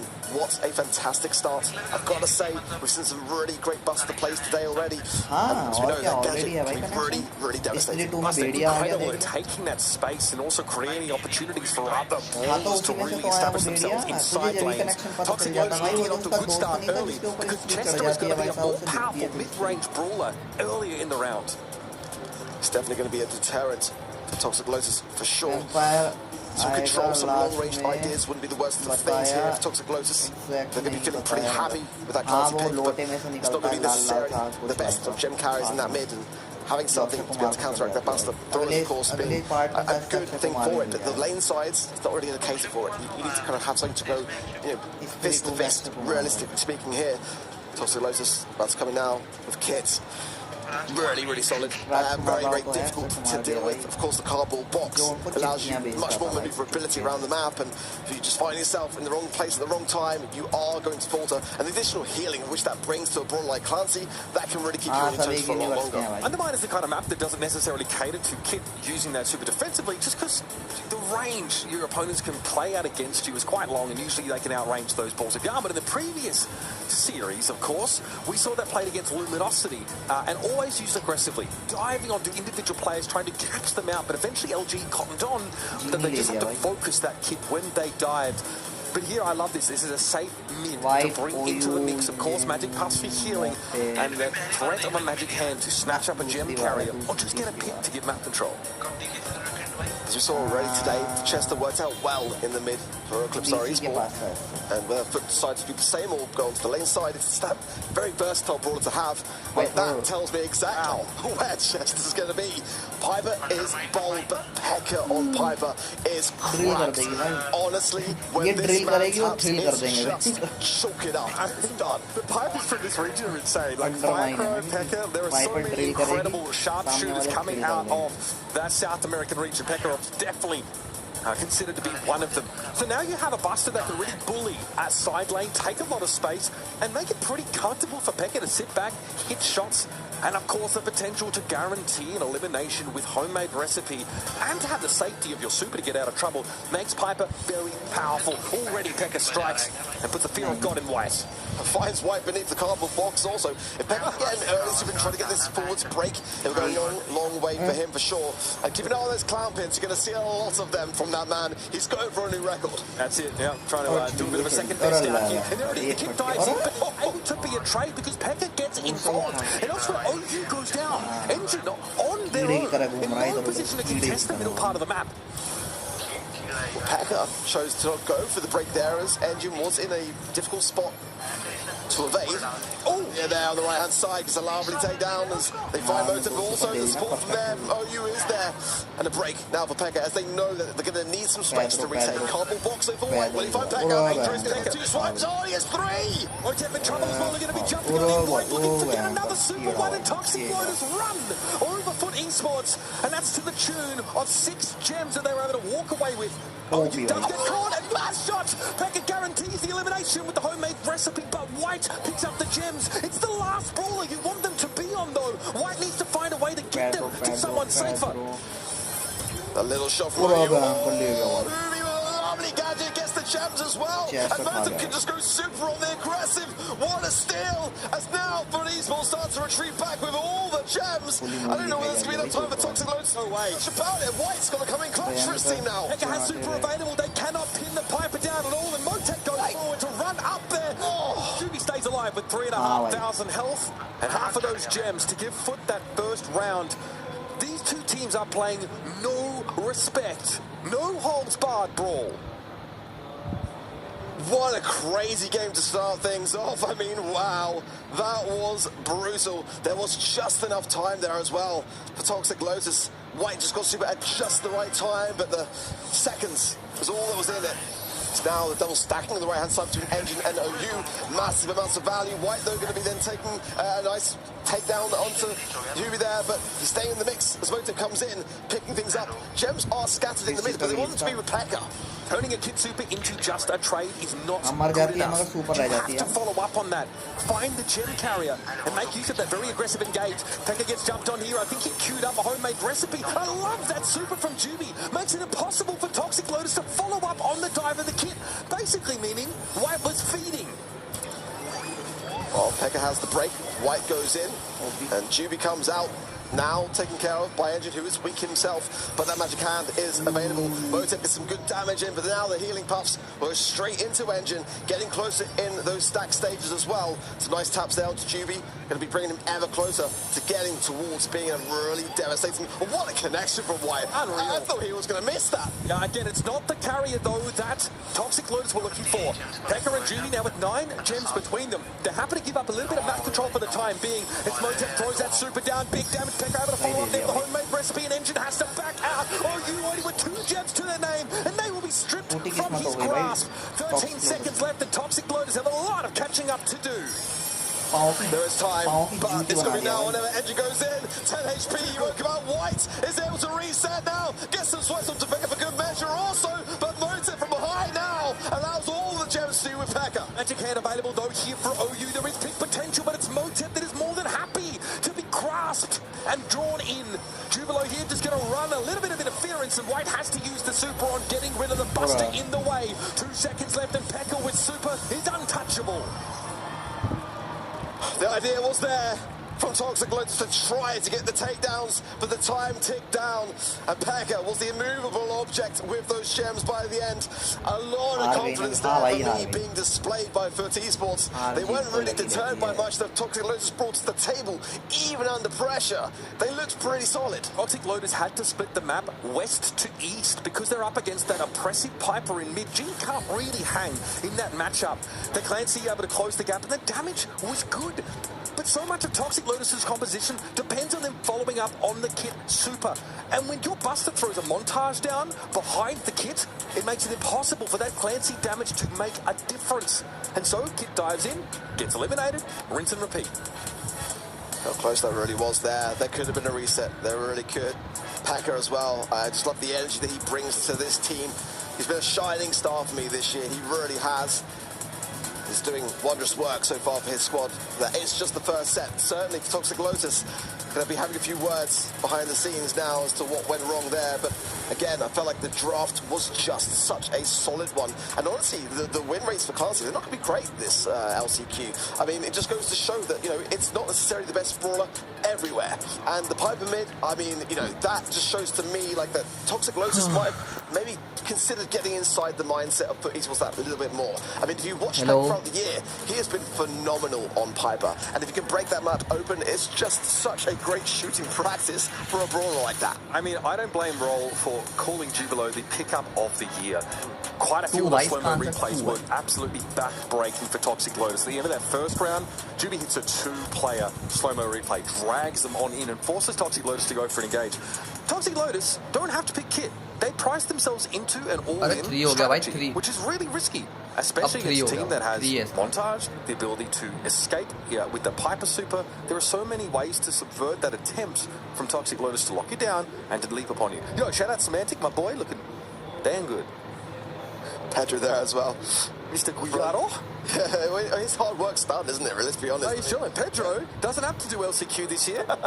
He's going to be feeling good about that, for sure. Can just enjoy the event for what it is and just be there with the atmosphere and the crowd. To move in to penalty kick for Brawl. Bands were Clancy, Gale and Rico on the side of left as Larry and Laurie show their faces. Foot Esports was the first and early pick. Frank, Clancy and Chester as the Barley pick is there. Toxic Lotus, some bands for me actually. Yeah, I do like the Barley pick. It obviously outranges Larry and Laurie pretty extensively and brings extra utility in the form of that healing tonic. We are seeing throwers be really favoured here because once you get that map control and the defenders respawning have to come up behind that fence, it's open season for your thrower if you're able to take that space. I think both these, you know, brawlers are strong. The reason why Dynamite we've seen a bit more picked recently is that wall break potential that they have. And it's one of the things about penalty kick. It can be hard to score a goal even if you have a player advantage and map control, just because you need to navigate those boxes and advantages the defenders. That's why you want the throwers here, to punish defenders being forced to trickle out. Surge going to come in. I love it today. I love that the mega. I don't want to see a student here. It's not necessarily for esports' go-to pick, but certainly in South America. I mean, that is a go-to brawler that's had some fantastic results on this very map here today. And who could forget Kaya Dog for Space Station Gaming all year long, just showing us that he is one of the best players in the world on that very brawler. But I think control with the Larry and Laurie is there. The surge, the aggression, and the ability to really feed off those tanks is there. But now needed to add to the equation. I mean, that is a really nicely rounded comp. I love it. I mean, look, Bruce is so good at forcing throwers to respect it and give up that ground, right? There's not much energy you can do when Bruce is running at them. And we've seen a couple of options. If Motep wants to brawl a little bit, right, you take Bear with me. That way both the Nita and the Bear can heal each other up as they sort of throw down and fight in the middle part of the map. We've also seen, you know, Fofa use at times if they want it. You want to take their map control against throwers or the stun. And here's the Dynamite. It is a double thrower setup for Toxic Lotus, and Foot don't really have a way of directly threatening these throwers with a backline dive. going to be tough now. I didn't see that one coming, I'll be honest. It's definitely going to put whoever's playing the Larry and Laurie out into a definite position of having to raid into the out. They're going to have their hands full with that one. I do think Laurie's amazing here. Both Laurie and Bruce, remember, are, you know, pseudo extra players, right? And what they do is they run up on those throwers and they put them under pressure, allowing someone like Nita to move up the map physically and take that space away. So, you know, keep an eye for those deployers. We might have 5 Brawlers up foot at some points. Yeah, Motep's going to have to go long with the Bruce Bear to try and get behind the throwers and just bring them forwards into a tough spot to really take care of them. There's been a very defensive comp here as well. There's no wall break on the side of Foot Esports, and that's what Toxic Lotus are banking on for sure. But the Bruce Bear might well be enough, especially with the hypercharge. If Motep can get some good value early on, certainly Juby needs to get off those surge stacks quickly as he can, and then he can start to jump over those walls and start to take care of some throwers. Again, pretty easy to get damage against these megas. Yeah, Juby able to get to rank 3 right now. Put that pressure down. Engine got to be demeched here. White trying to hold that right flank, and OU definitely feeling the burn a little bit here as the pressure starts to mount. Here comes Juby. Ends up being a trade, but White is deep within enemy territory. OU finds Motep though, and that's what shuts down this attack. But the map's starting to get broken up on the Toxic Lotus goal. OU with some great defensive work. Pekka there has been very patient. Could have thrown his super out and tried to keep the pressure onto OU and heal along the way with the gadget. But for esports, know that it's kind of good to be in the position that they're in. Come back in, hold the line. As now OU's are into a really difficult position in this corner. Big Bomb goes out, connects with Motep, who's low now as well. OU's going crazy in this defense, but the ball past to Pekka in the perfect position to get the goal from Foot Esports. Little moment there, that was so huge. The surge super came out to dodge the super swing from the Meg. Jimmy had perfect timing in that duel. Pressure on Toxic Lotus now, as Foot Esports really are finding a real comp against double thrower. But OU is just that, again, a movable object on the defense. I feel like, honestly, Toxic Lotus at the moment are getting a bit short-changed. They're playing great. Notice that White has to use the last call to actually answer the Laurie, just to throw an incendiary field down to punish that super from Larry and Laurie. Jubilant wants to take space here. Yeah, only rank 2, but still able to hit hard and can outrange Engine to a degree. Motep almost cops it there. Dude does well to back away, give a little bit of space. Pekka trying to punish OU, and they have been dodging so many of these shots, but they have to back away to their goal. Look at the map control that the Laurie has given Foot. They're going to walk it in again to take this round away. That is a strong showing against a nasty double thrower composition. Now things are starting to look a bit scary for Toxic Lotus. They've got to find some aggression somewhere. They're just not finding in many opportunities. They're just on the defense. And against a team like Foot Esports, that can only last so long before the inevitable is going to occur. They've got double throw. It's not a bad idea strategy-wise. OU certainly has got the backpack on. We just need to see that little bit more from everyone else. Pekka has been so aggressive on this right flank, constantly looking to force White back, and that might be why we've seen Engine switch to this side of the map.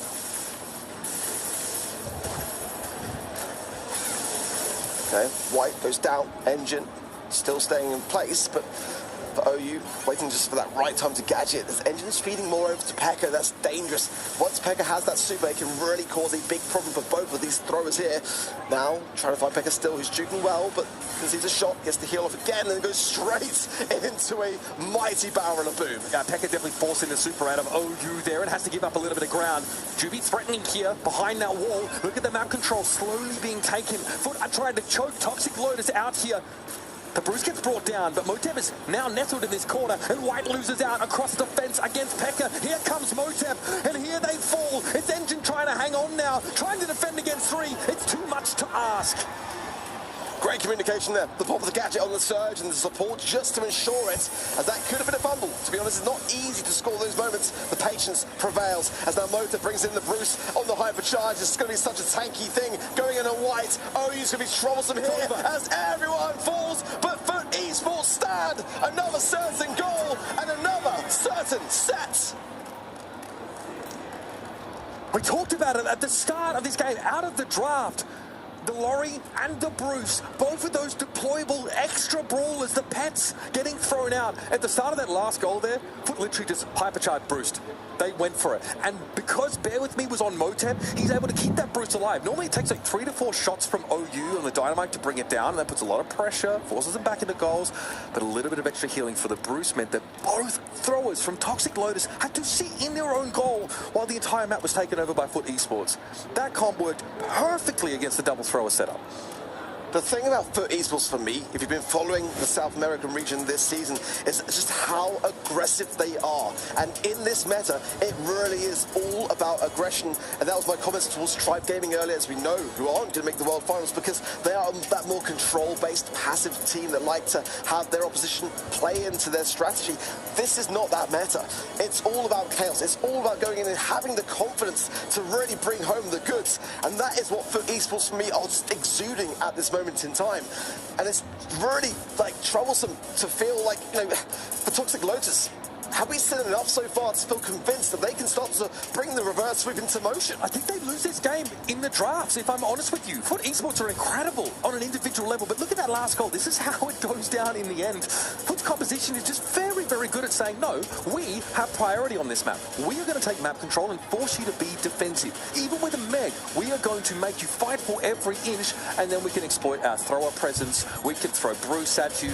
We can get Surge up ranks because he can get safe damage and build lots of supers, and you can see that here. Beck with 284 DPS, Julo as well at 229 means that those supers are coming thick and fast. When we saw the double thrower comp from Toxic Lotus, I did say whoever's playing the Larry and Laurie has got to put on the big backpack. Yes. And for Pekka, I mean, he's got 2 more kills than the entirety of Toxic Lotus combined. So that he did. And you can see there on the stage as well just absolutely why he deserves to be celebrating in that moment. And a little thing we saw from Pekka, he is actually using his gadget to keep Laurie alive. Not for the mobility, not so he doesn't get eliminated, because he knows that if Laurie is on the field, it generates a ton of pressure against those enemy throwers. Little things like that specifically target Toxic Lotus's composition out of that draft, and that's something they need to be on the watch for, because this is their last chance. Set number 3 is just around the corner, and Foot Esports are looking to join their brother Space Station Gaming at Worlds. Big smiles from them and confidence being exuded. It's a region that really are that... Oh, God. Oh, no. I mean, that is a mighty first pick for Foot Esports, and, I mean... in any other instance, I would say it's kind of a bit risky, for sure, to have a Piper that early on, but again, you just know where that brawler is heading, straight into the hands of Pekka. It's not that easy to counter on a map like Hideout either. Sometimes we've seen teams attempt to bring in like a Sprout to cut off sidelines and let you move up on the Piper, but I don't feel like that looks good here. Toxic Lotus, again, might be priced into an all-in style that we saw in the first set, right? Because they do have a Grey here. However, getting the Pearl where she's needed most, up close and personal with the gadget available, does give Toxic Lotus this like insta-kill potential. I love that. The Brock with wall break potential as well, combined with the Piper and the Meg. It's looking very difficult, honestly, to be able to think about how Toxic Lotus is going to be how to handle this. I mean, they're going to have to be up against so much aggression. Obviously, over time, the Pearl gets stronger, and Foot Esports know that. They're going to be going straight for the jugular. Artie coming in, a brawler pick that I really quite like. The Grey, of course, can really take advantage of when Foot Esports are at their lowest in terms of that HP. But at the moment, Foot Esports are on cloud 9. They know how close they are now to securing themselves a spot, the final spot at the Brawl Stars World Finals. And this is a comp that I feel is a bit of a winning one, potentially here for Foot Esports. I like it too. I do think a lot hinges on the Blue Star and how that gets exchanged here, because Foot are not really going to be incentivized to move up too much. So if they are, you know, put on a defensive footing, they might be forced to give a little bit of the map control to Toxic Lotus, who do have a comp that has to close the gap, that has to dive in, has to make use of those dimensional doors to get in the face of Foot Esports. But first and foremost, Ark, it's about that Blue Star. And Foot say, thank you very much. They had to clear out the Grey because ultimately they're looking to get a Walking Cane connection off the back of that Blue Star creeping forwards into the hands of Foot Esports. And Engine didn't go for that. I was kind of surprised to not see it, as now Foot Esports will just get themselves and their heels dug firmly into the mid. just aim to get that utility, get some supers on the map. Ultimately, White now is really cooking on that Pearl, but he's got to land the shots into Jubilee, and there's a walking cane that actually doesn't really find much. Breaks open the map a little bit, which doesn't necessarily benefit Toxic Lotus here, but White is hitting so hard. And he has so much confidence moving up here just to pepper that Meg down. That is a beautiful walking cane connection, and Motep is felled. Pekka, though, getting some really good taps, keeping Engine and both White low. As now, Juby coming from the right-hand side, another great gadget from Engine, landing the mark. But I do worry a little bit here, as this could be a pinch coming in, forcing Toxic Lotus potentially over to the left here, and into the hands of Motep, who's very healthy down that bottom left. Yeah, you see the gadget popped here in the back for White, but it's not enough to deter Foot for coming forward. Engine wants to get towards Motep. One shot will do the job, but Pekka is there, and nobody from Toxic Lotus able to get forward through that dimensional door in time. Pekka missing a couple of shots there, which is unlike him, and realistically, nonetheless, for esports are still looking strong, and that's a concern for me. It's Pekka going in really deeply to OU on the left-hand side. White is just dancing on down the bottom left with Juby, but ultimately it's Toxic Lotus that have got to make the move. And look at the clock, we're almost at 10 seconds. OU doesn't have super, so he can't threaten an all-in. Jubilo just straight up wins the duel against White with the burst damage from the swing. And Toxic Lotus falling behind by 6 stars means that this is all but impossible. They need 2 eliminations right about now. And the hypercharge rocket rain from Motep means that they aren't stepping up on these boys. Foot Esports looking confident, and they are 1 game away from qualifying to Worlds. Well, seeing Wiggly's face there in the crowd, for me, kind of said it all. That is not the face of someone in the crowd that feels like Toxic Lotus is going to be able to reverse sweep this scenario, because Foot Esports have not missed a trick. They have been advancing so well against Toxic Lotus, giving them no look in. It's now or never. Toxic Lotus could well be going home here. Pekka here again, respecting OU's range, as it is comparable, of course, to the Pipers. We'll see Motep here sitting back, being more than happy to play passively controlling space through mid. White has to win against the Meg. That is a huge ask, and there's some poke damage coming in. That makes it a little bit hard for White to move up as he would like. Well, a big break into the mid there from Motep is going to provide an additional angle here for Pekka, and nowhere to hide for Engine and White. Still just that blue star, a shot that almost connected there from Pekka onto Engine, but not going to do much, just scathe the air, the pixels between. Pekka now being pressed a little bit more, but has now the hypercharge, and that is something of a saving grace as he pops the homemade recipe and keeps OU low. Pekka not able to complete that kill, but it doesn't matter right now to Foot Esports. They're ahead. They have priority, and White has to try and step up, put their life on the line in order to threaten. It doesn't work out. Pekka's more than happy to use the super to back away, and Motep will be threatening a hypercharged super of his own in a few moments. Just look how patient Foot Esports are. Oh, what a gadget from Juby there. Survives out of mech, though. And that's the disadvantage, realistically, here for Foot Esports. He needs to get back into mech, but he can use the aggressiveness, then, of Toxic Lotus trying to push up upon him to do just that. But one single takedown is all it needs for the side of Toxic Lotus. Foot Esports here on the cusp of going to the World Finals. 20 seconds left in the round, and Toxic Lotus need to figure this out. A super for Engine would be massive. They need the option to close the gap. If they just walk up, they're going to expose themselves to far too much of this poke damage. But here they go nonetheless. White down to 3k HP. OU trying to deal with Pekka, who has the extra speed from the hypercharge. And Engine gets caught out the middle part of the map. Foot Esports sweep Toxic Lotus aside and book their ticket, the last ticket to Worlds. What a moment for Foot Esports, who narrowly missed out on going directly to the World Finals under what was the most clutch scenario in Bounty.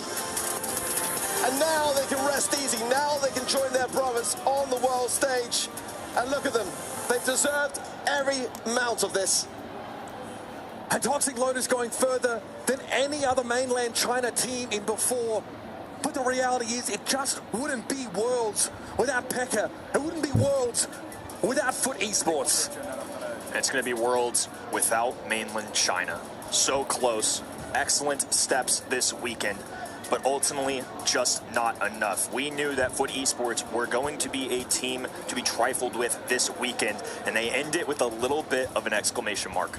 I mean, who can deny them after that absolutely deserved domination from Foot Esports? Toxic Lotus just falling tiny bit short. They made it to day 2, and obviously they did get sweeps. It's sad to see that mainland China will not be there at the World Finals, but at the end of the day, Foot Esports could not be more deserving. I want to point out, it's never been harder to make it to Worlds, right? There are less opportunities, I think, than in the past in terms of those monthly finals. Now, mainland China gets in through LCQ. They have to go up against incredible teams from around the world because Foot's region is also hard to qualify out of. But this team is unbelievable. Pekka and Motip not at Worlds would be an absolute travesty. And Juby's looked absolutely phenomenal. I actually understand English, so I was like, oh, well, too late. I put purpose. Trying to listen in. Think wait, they're I'm getting placed. possibly considering an interview here. Can do this after. See what they can do. Too busy signing merch though. I was about to say he took a little lap there at the end of that as well. They're on the stage signing scarves, signing tickets. He dropped a nice "soo" on stage. I got away from him, but he had a touchdown dance, like he IRL emoted. That was a bit wild. Haven't seen anything quite like that here. Language, but one final question. That will be, parabéns, caras. Uma última palavrinha para os seus fãs. Eu queria agradecer a todo mundo que torceu pela gente. Isso muda muito e essa vitória é por vocês. Muito obrigado. And you can translate that maybe in a second. Did you hear what he said? Could you repeat what he said in English, or just say it in English? I haven't listened. Then say anything you want in English to the fans. Thank you very much for everyone who has supported us. Thank you to Food. Food is the best tour we have ever had, and thank you so much for everyone. Thank you. Then there's only one more thing to get. Ian, I'm gonna need you out here. Vamos! Brazil! All right. For the final time here, we've got a golden ticket, and it goes to Foot Esports!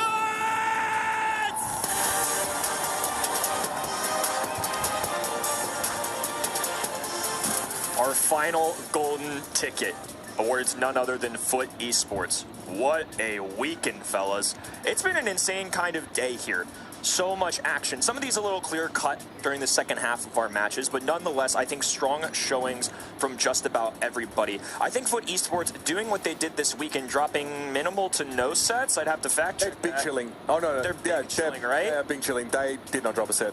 It's kind of unreal considering the level of competition we've had this year. You just talked about how it is harder than ever to qualify for the World Finals. And that goes for any region.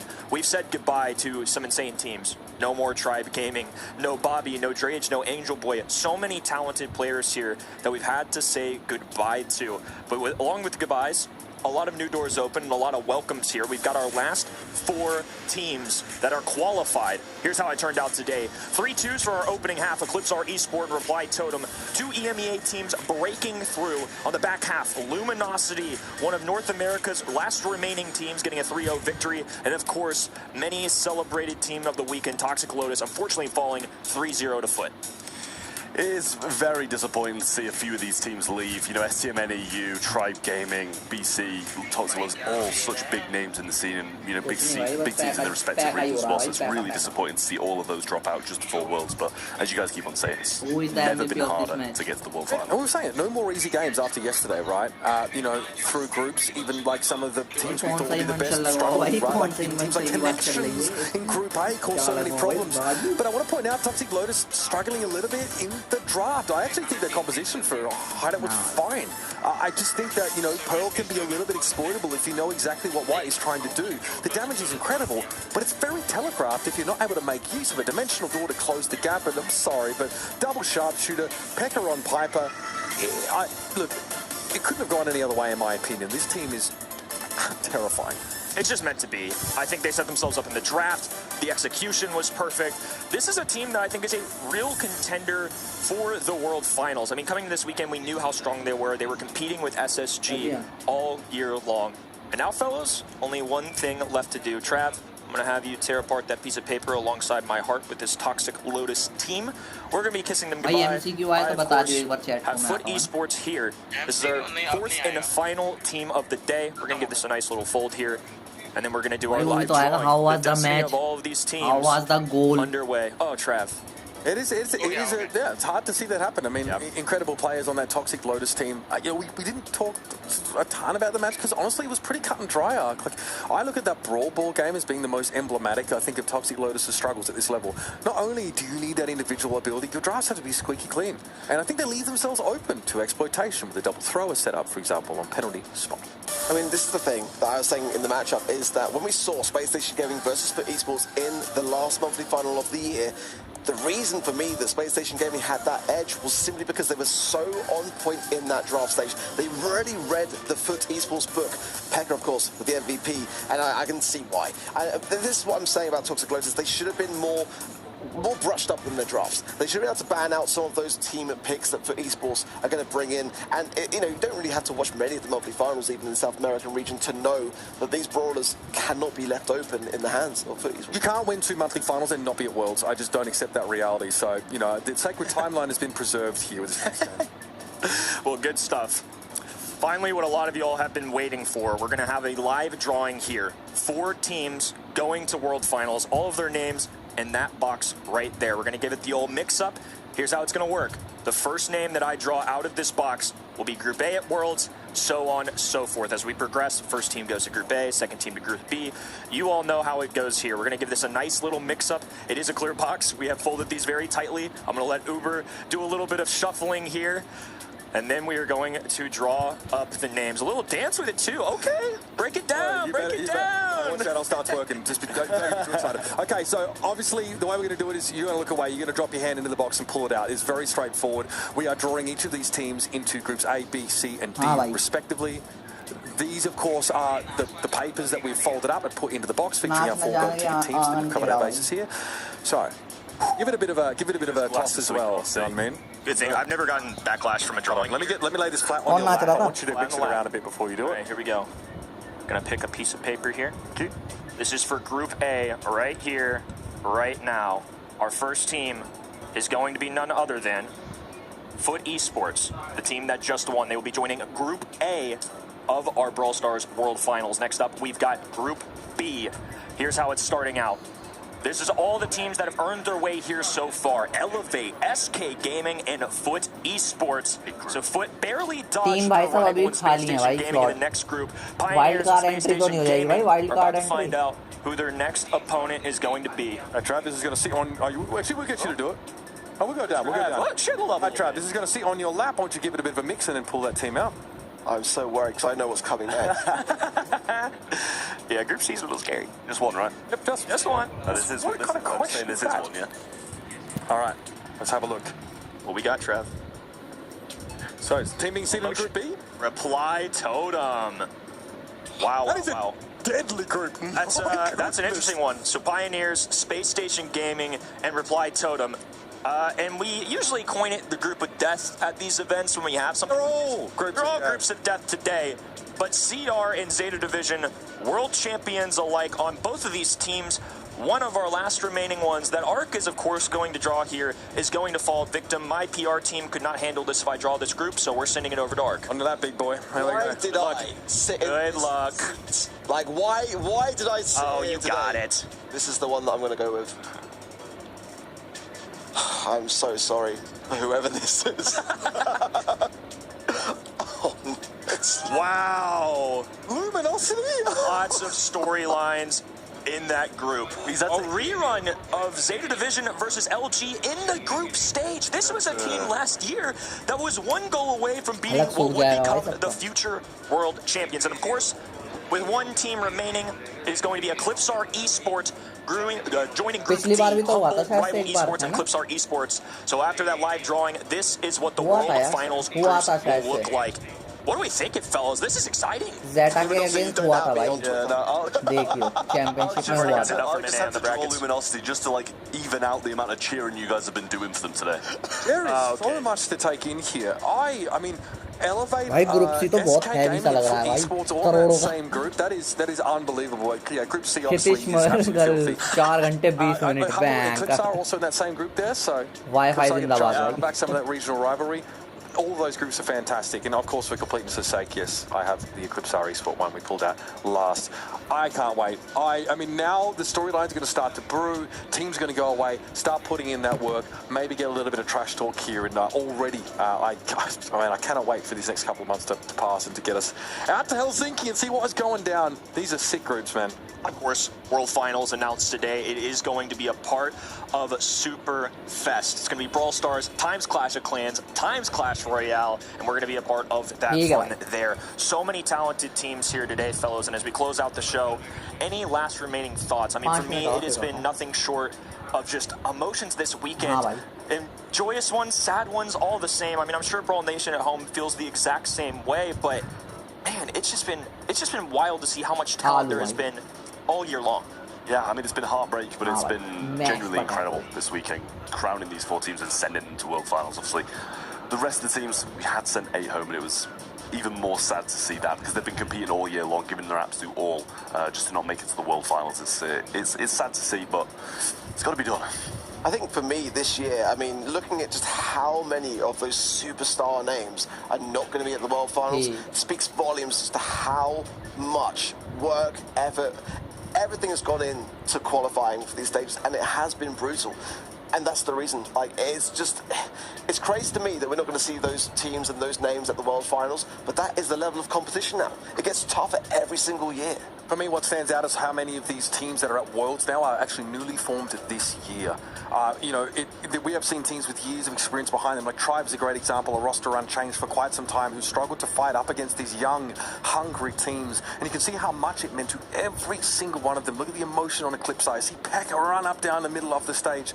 And the heartbreaking defeat also is something that we can't gloss over here.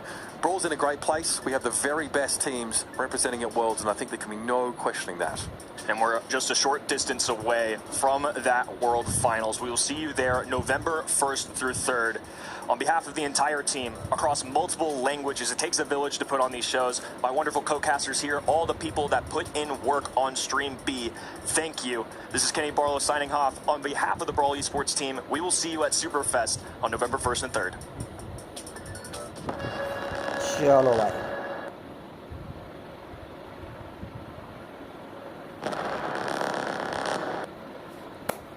चलो guys thanks for coming hope सबका भाई साहब 2000 का target पूरा हो गया होगा सबको भाई साहब रिवॉर्ड्स मिल गए होंगे और जो बंदे भाई साहब क्लोज वन में रह गए हैं तो कोई बात नहीं चैम्पियनशिप में भाई साहब पूरा कर लेंगे कोई दिक्कत नहीं है ना चलो थैंक्स फॉर कमिंग गाइस कल वापस से लाइव आते हैं हम कल अपना ब्रॉल स्टार्स वापस से कंटिन्यू करते हैं 2 दिन पेशेंस दिखाने के लिए थैंक यू नहीं खेला मैं गेम आप लोगों के कहने पे भी